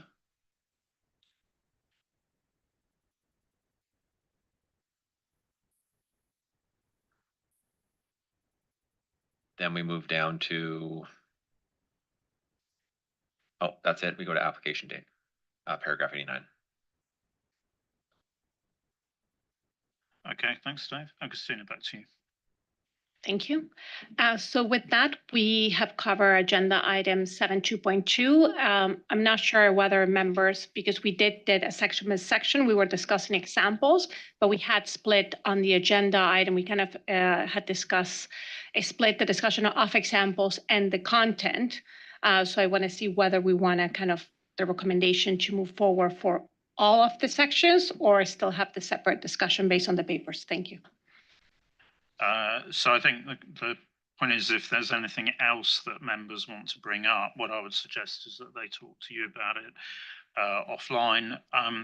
But I think it very much in terms of the examples, if you have specific examples that you think articulate a particular public sector problem or a particular issue, I do think those actual examples really help in terms of resonating. So really would encourage members, if you've come across those situations in practice which you think would be helpful to incorporate, then please do pass those over. And I think, you know, it's in working through those fact patterns that you can really test, okay, have we got the guidance right? Is there really something different here? And so on. So I think that's the key thing, actually. Okay, so I think that's a good discussion for this stage of the project. Is there anything else any members want to bring up? Because obviously there's a number of changes and so on that are going to come through for the next time that you see the document.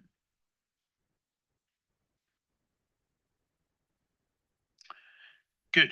Okay, well, thank you very much, Agustina, and thank you very much, everyone, for the input. I think it was a good discussion to have at this stage. So we move on then to, I think we're still calling it phase 3, aren't we, even although it's in parallel, but anyway. Welcome, Karen.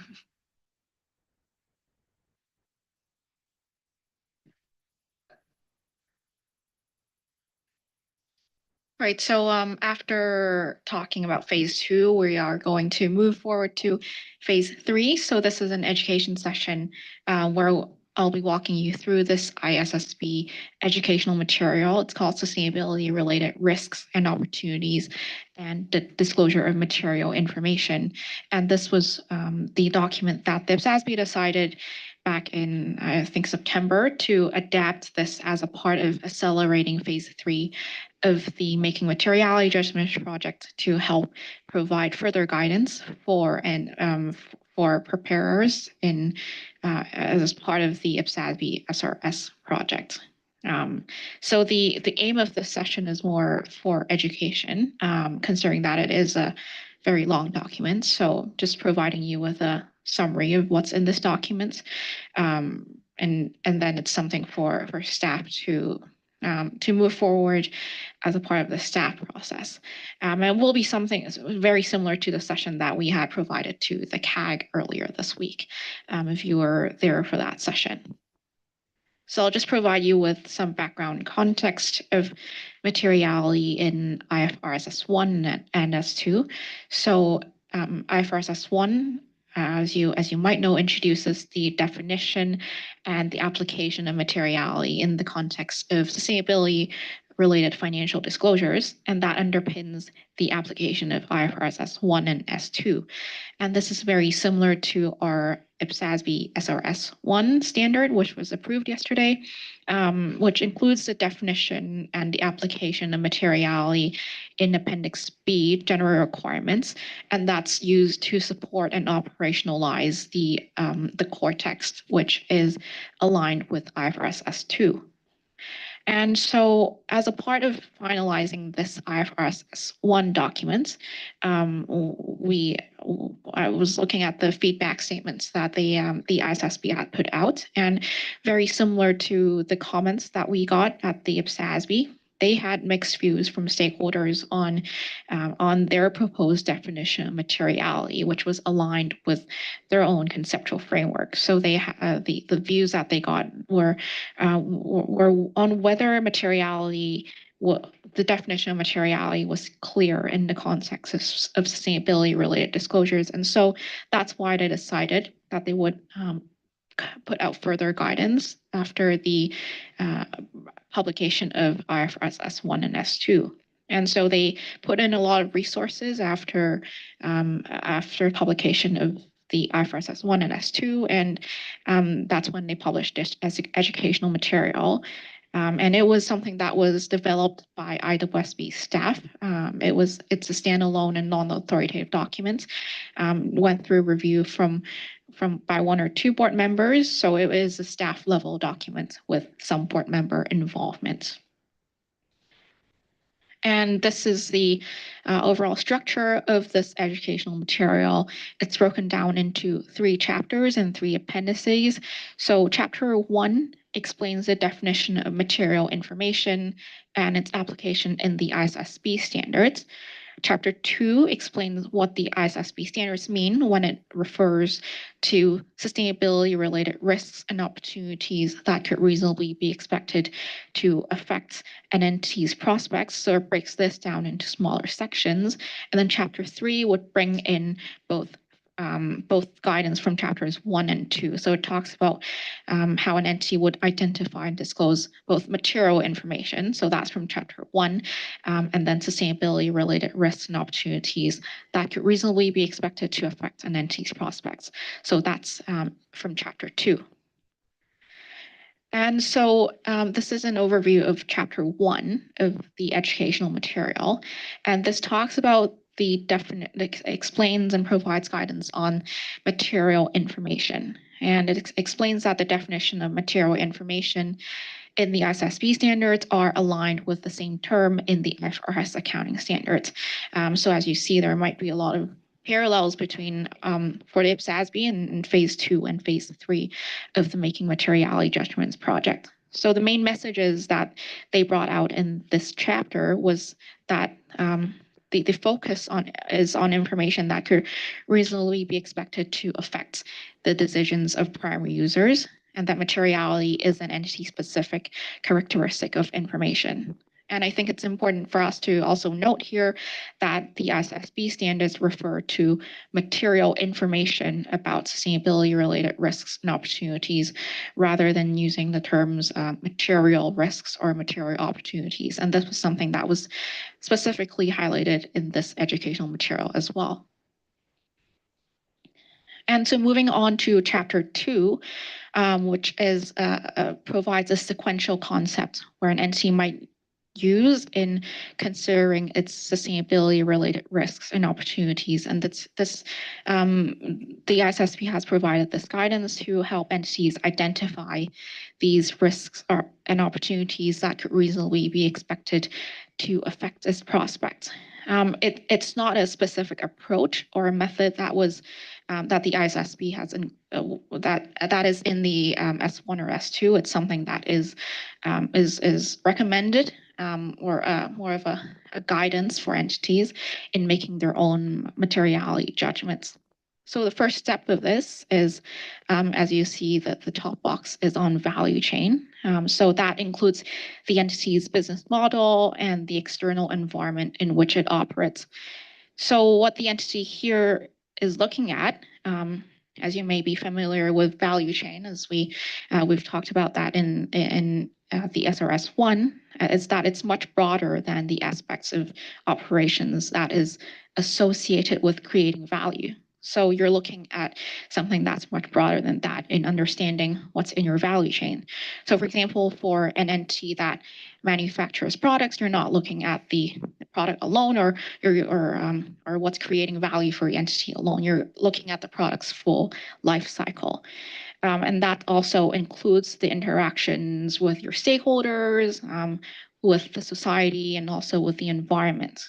So and all that sustainability related risk and opportunities that might arise from your value chain. So for example, if your raw materials are if your raw material suppliers are based in a jurisdiction that's experiencing a drought event, for example, that might help your entity in identifying if your entity, because that's your supplier, if your entity is exposed to sustainability related risks and opportunities. So next part of this sequential concept, once an entity understands its value chain, is to look at the resources and the relationships that it depends on to generate cash flows, and how it and the resources and relationships that it might affect through its activities and outputs. So for example, going back to that example of raw materials, it might be those raw materials might be a resource that the entity depends on to generate cash flow. So you're looking at your resources and relationships there. And moving on to the next step in this sequential concept is on dependencies and impacts. So that explains that an entity might depend on a resource and a relationship to generate cash flows, and how it also impacts its resources and relationships. So the educational material describes this as an interdependent system. So for example, the entity might depend on those raw materials to operate, but also the entity's activities might also impact the availability of that raw material. That might lead to the depletion of that raw material. So it's more of an interdependent system that an entity needs to be thinking about in this step of this sequential concept in thinking about its sustainability related risks and opportunities. And these might give rise to the next step in this sequential concept, which are sustainability related risks and opportunities that could reasonably be expected to affect an entity's prospects. And so here the educational material breaks down this guidance on what could reasonably be expected. For example, that based on the, so this phrase could reasonably be expected. It notes that this is based on the expectations of an external party. So this is from the perspective of primary users. So it might be something that the entity itself might not be have that expectation, but then the primary users think that the entity might be affected from that by that sustainability related risk or opportunity. And then also the other part of this is the entity's prospects. So this is on the entity's cash flows, access to finance, or cost for capital. And this is also over the short, medium, and long-term time horizons. And that might also involve an assessment of how market participants might interact with the entity. So for example, we might be thinking about reputational risks here, what other market participants how are they thinking about the entity's risk and opportunities?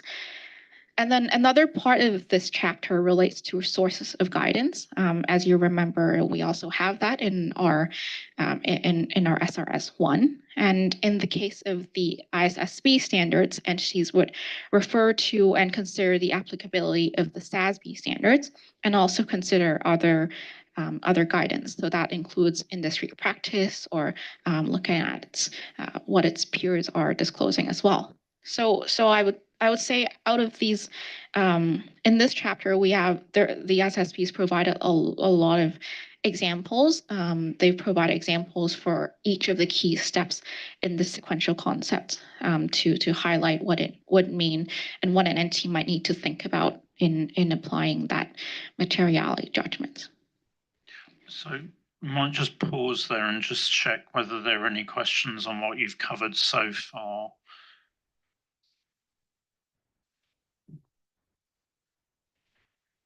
No? Okay. And then moving us on to chapter 3, which I had previously said that covers both sets of guidance, both chapters before this. So bringing in material information, and then also chapter 2, that sequential process on sustainability-related risks and opportunities. So as you see, this is a 4-step process. It's very similar to that 4-step process that was also in practice statement 2, as you saw in which forms the basis also for phase 2 of the IPSASB's making materiality judgments project. And this is also non-authoritative. It's intended to help entities to apply their own judgment. And so each step of this materiality process would result in outputs, and that is highlighted in the educational material as well. It's also provided specific examples and further guidance, processes or diagrams to highlight what an entity might be thinking about.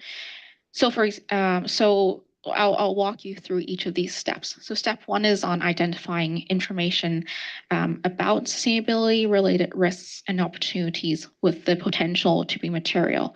So this is where an entity might would use an IPSASB standard or use sources of guidance, or they could use they could refer to additional information, so such as those recovered in that sequential concept in chapter 2 to identify a set of potentially material information. So they might look at the existing IFRS 2 standard in this case to identify a set of material information for step 1. And then moving on to step 2, where an entity assesses whether the potentially material information is in fact material. And this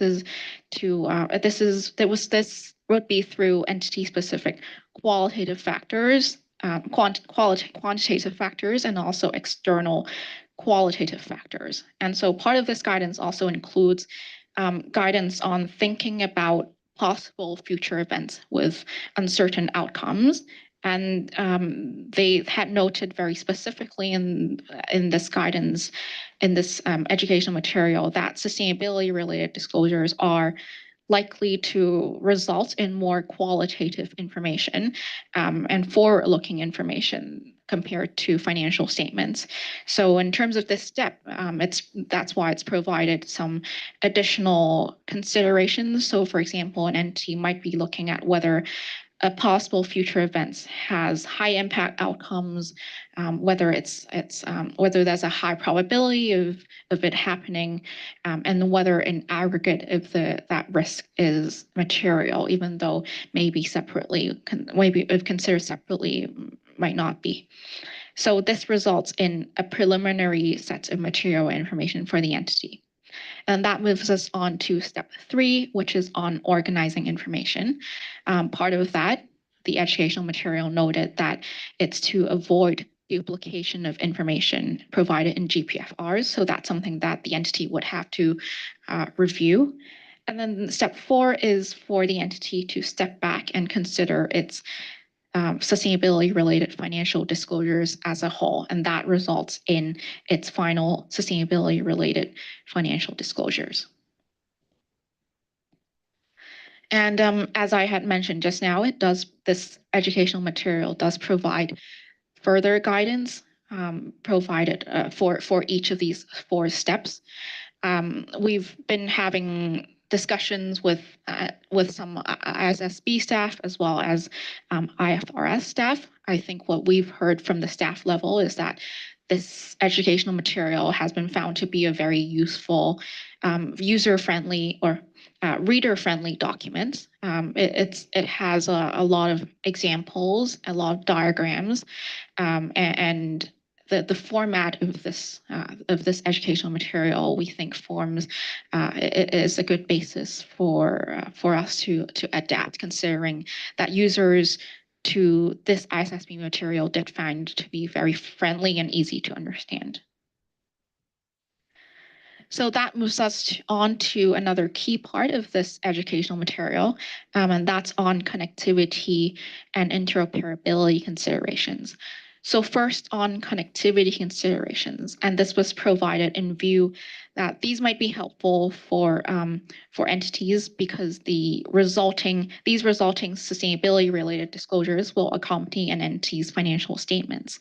So for example, one of the connectivity considerations that was provided was that even though the definition of material information is aligned with the IFRS accounting standards, so as I explained in chapter 1 of this educational material, the information that's required to meet the objective of the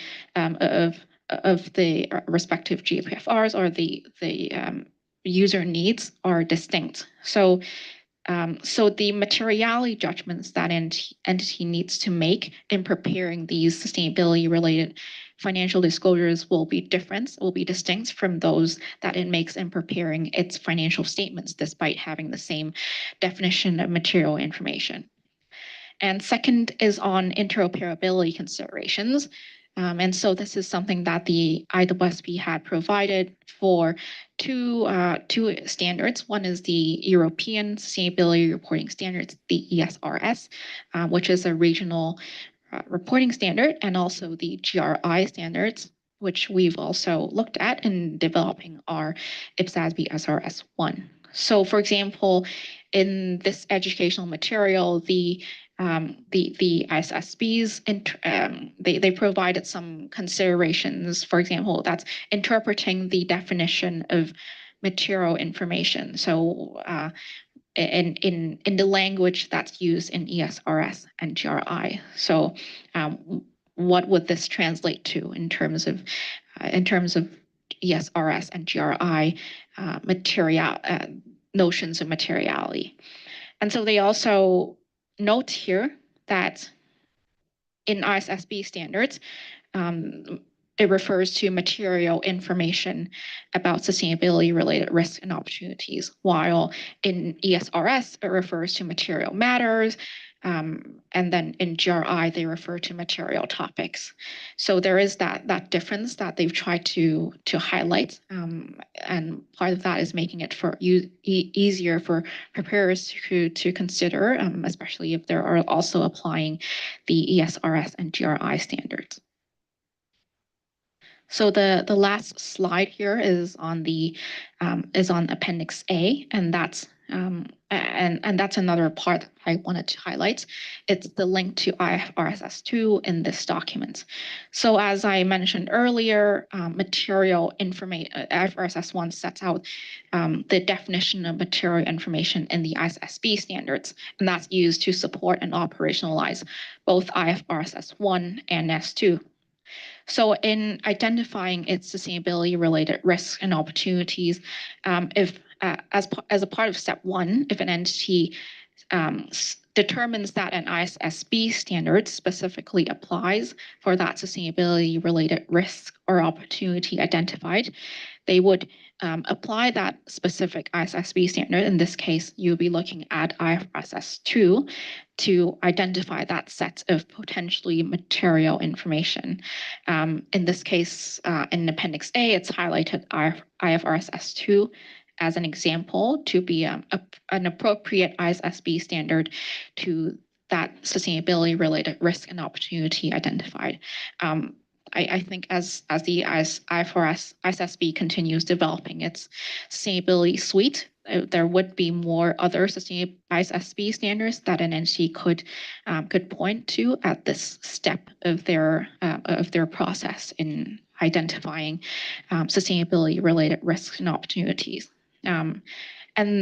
And so this educational material specifically for IFRS S2 provides these examples for entities to think about how they might use IFRS S2, for example, in considering how climate-related events could affect the resources and relationships that it depends on. So you can see that there's a bridge between these climate-related risks that we see here, with those steps that we see that entity needs to consider in its sequential concepts in determining its sustainability-related risks and opportunities. So looking at its value chain, the resources and relationships that it depends on, and then also its dependencies and impacts. So this kind of forms that bridge between those the definition of material information in S1, and then also climate-related risks and opportunities in S2.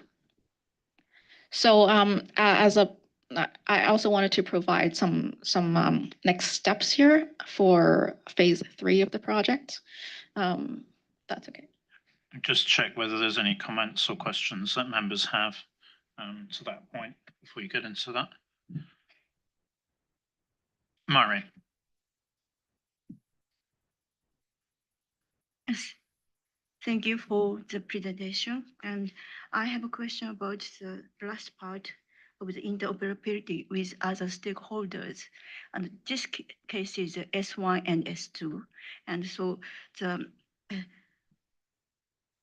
IFAX 2 blocks model, the interoperability is between the public sector and the private sector. And so this interoperability with other standards approach can be considered to expand the interoperability between public sector and private sector. This is my question.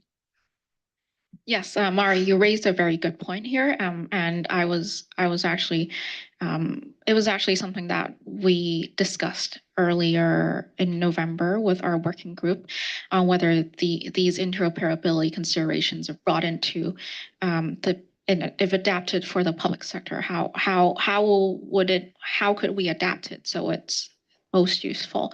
And one of the suggestions there was actually to highlight the interoperability between private and public sector.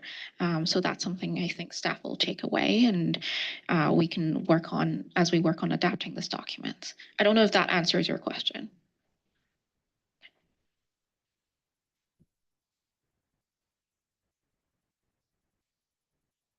No, the flag's raised, so let's talk about next steps then.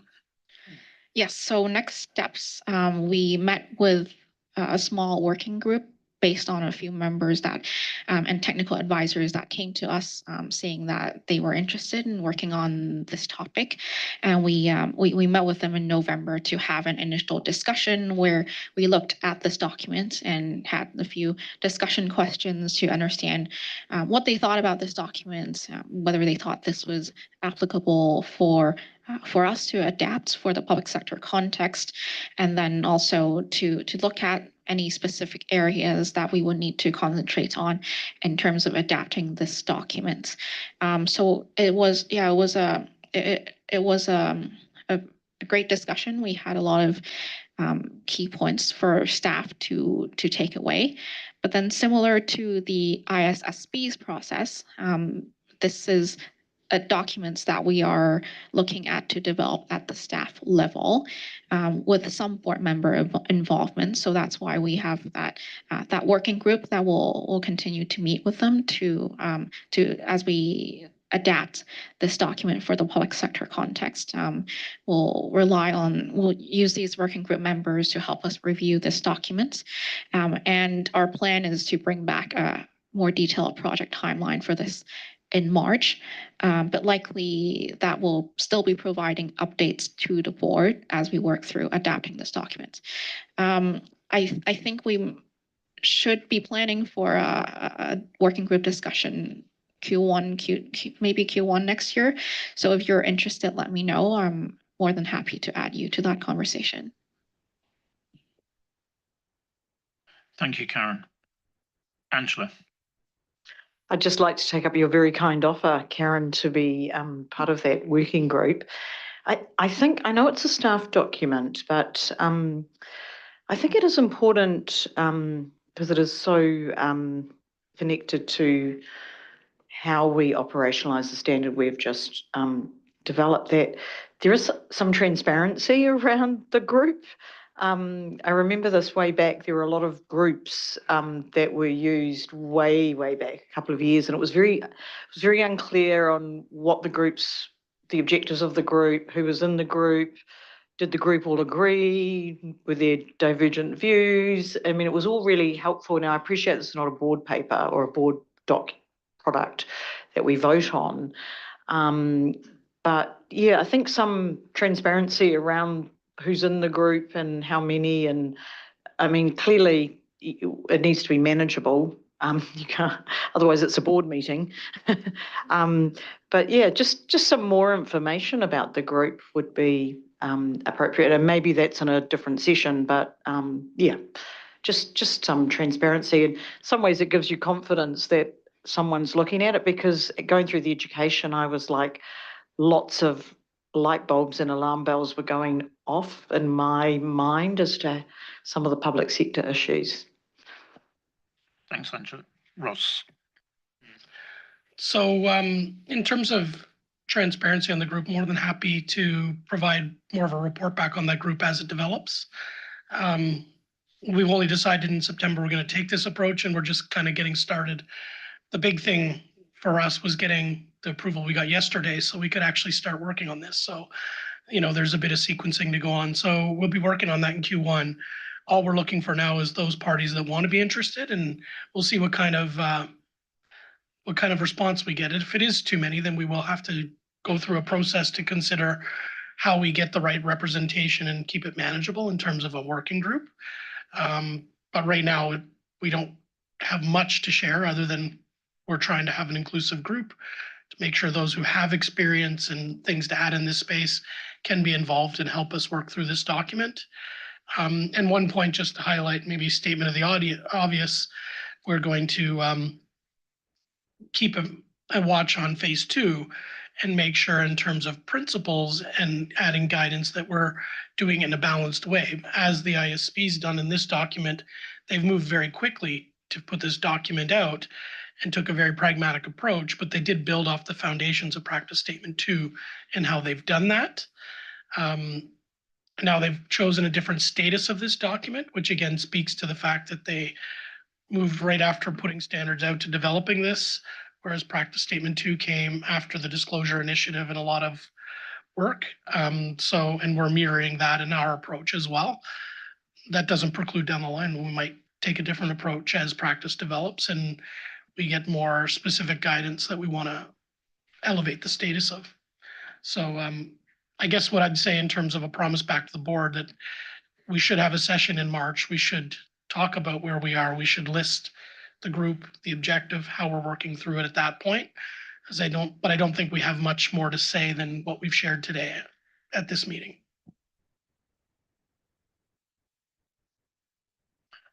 Okay, thanks for that. Any other comments? Oh, yeah, Claudia. Thank you for the explanation, Ross. And as Angela mentioned, I think we should make sure that the primary users, which is a broader group in our understanding, is operable between the phase 2 and phase 3. Otherwise, because the IFRS documents and ISBs just investor focus, and all the notions, all the examples, just investors and performance of an entity and future cash flows running their business. So we have really to make sure that we open up the whole understanding of what materiality is on the whole stakeholder group we have in our primary users included. Completely agree. this is why we're doing this session as a combined session. So everything we just heard in the financial reporting session about how to think about public sectorizing the financial reporting guidance is completely relevant with what we need to do here. The only different context is the different types of information you're reporting on in sustainability. And we haven't gone through that process yet to figure it out, but that same thought process will be applied on both projects. Angela. Thanks, Chair. And it's really just building off Claudia's point, and I'm really conscious, I guess it's value chain always raises alarm bells, and I, having made the decision to have phase 1 and phase 2 of the standard in terms of own operation, I know it's not called that, but what we've done, what we did approve, and then we do have a rather significant project around phase 2 and public policy programs. And it just, I guess it's just an alarm bell ringing in my mind, is to do this justice in the public sector space without having done phase or even started phase 2. So that was just one of the immediate, because I think Claudia's point's right. It's investors and it's a lot of manufacturing. That was just why I guess your education is so good. It's just raised a lot of questions for me on how we deal with it. Ross. Yeah, let me do in the project wide. So again, the presentation is what's in the IFRS standard. It hasn't been public sectorized. So that's probably why it doesn't feel very public sector specific at the moment. I don't think we can wait for phase 2. So the reason we're taking this approach is so that the standard we approved yesterday can start to be applied. So if we want to wait for phase 2, we can start this in 2027. And then our constituents are going to say, we're struggling with these things. So there's a reason why the IPSASB immediately produced this document. We have this available. I think we need to work through it. And if we have to revisit it after phase 2, we will. So I think that's the decision we made in September. I think that's where we are. It's not perfect, but we kind of are where we are on this. And I think we'll see where we get in terms of timing. But we have a long way to go on phase 2, and in terms of looking at the comments on public policy. So I think just wanted to agree. I absolutely agree. It's I can just see debates. Well, how do we deal with like the value chain? When I think back to the conversations now around how do we be clear about what value chain we're talking about, and so they're just things that we have to work through. But I absolutely agree with the approach. And I really like the educational style of this kind of document. So I'm fully on board. It's just I can see a couple of a few challenges just on how we sort of. Yeah, I mean, I think on this, we just have to be clear, what are we doing at this point in time? And we have to be honest with our constituents about what are we providing guidance for at this point, as opposed to what are we not doing? So for example, if you look at the analysis that staff did for the check-in, looking at the value chain, I thought that was a very helpful piece of guidance. So, let's answer the questions that we can, because also I think in working through this, it's actually going to help the board understand what these concepts mean for, and I will use the term own operations, but in the guidance that we've approved in SRS 1, if we really understand that and we've really worked it through in that context, then I think that gives the platform to start to build for phase 2. So, but it's going to be, I think that's where the board itself is probably going to have to be quite disciplined in thinking, right, okay, I'm thinking SRS 1 at the moment. What are the issues here? Not what's going on in the debate on public policy programs. And that's, back to that point about value chain. I thought it was useful staff thinking that through, because that then is different to what we might consider under whatever we call public policy programs going forwards, what we called it in the ED. Okay, other points? Okay, so thank you very much Karen. I thought that was, is useful in terms of, starting to move forward on that. So thank you very much, everyone. I think we made a lot of good progress on the projects today.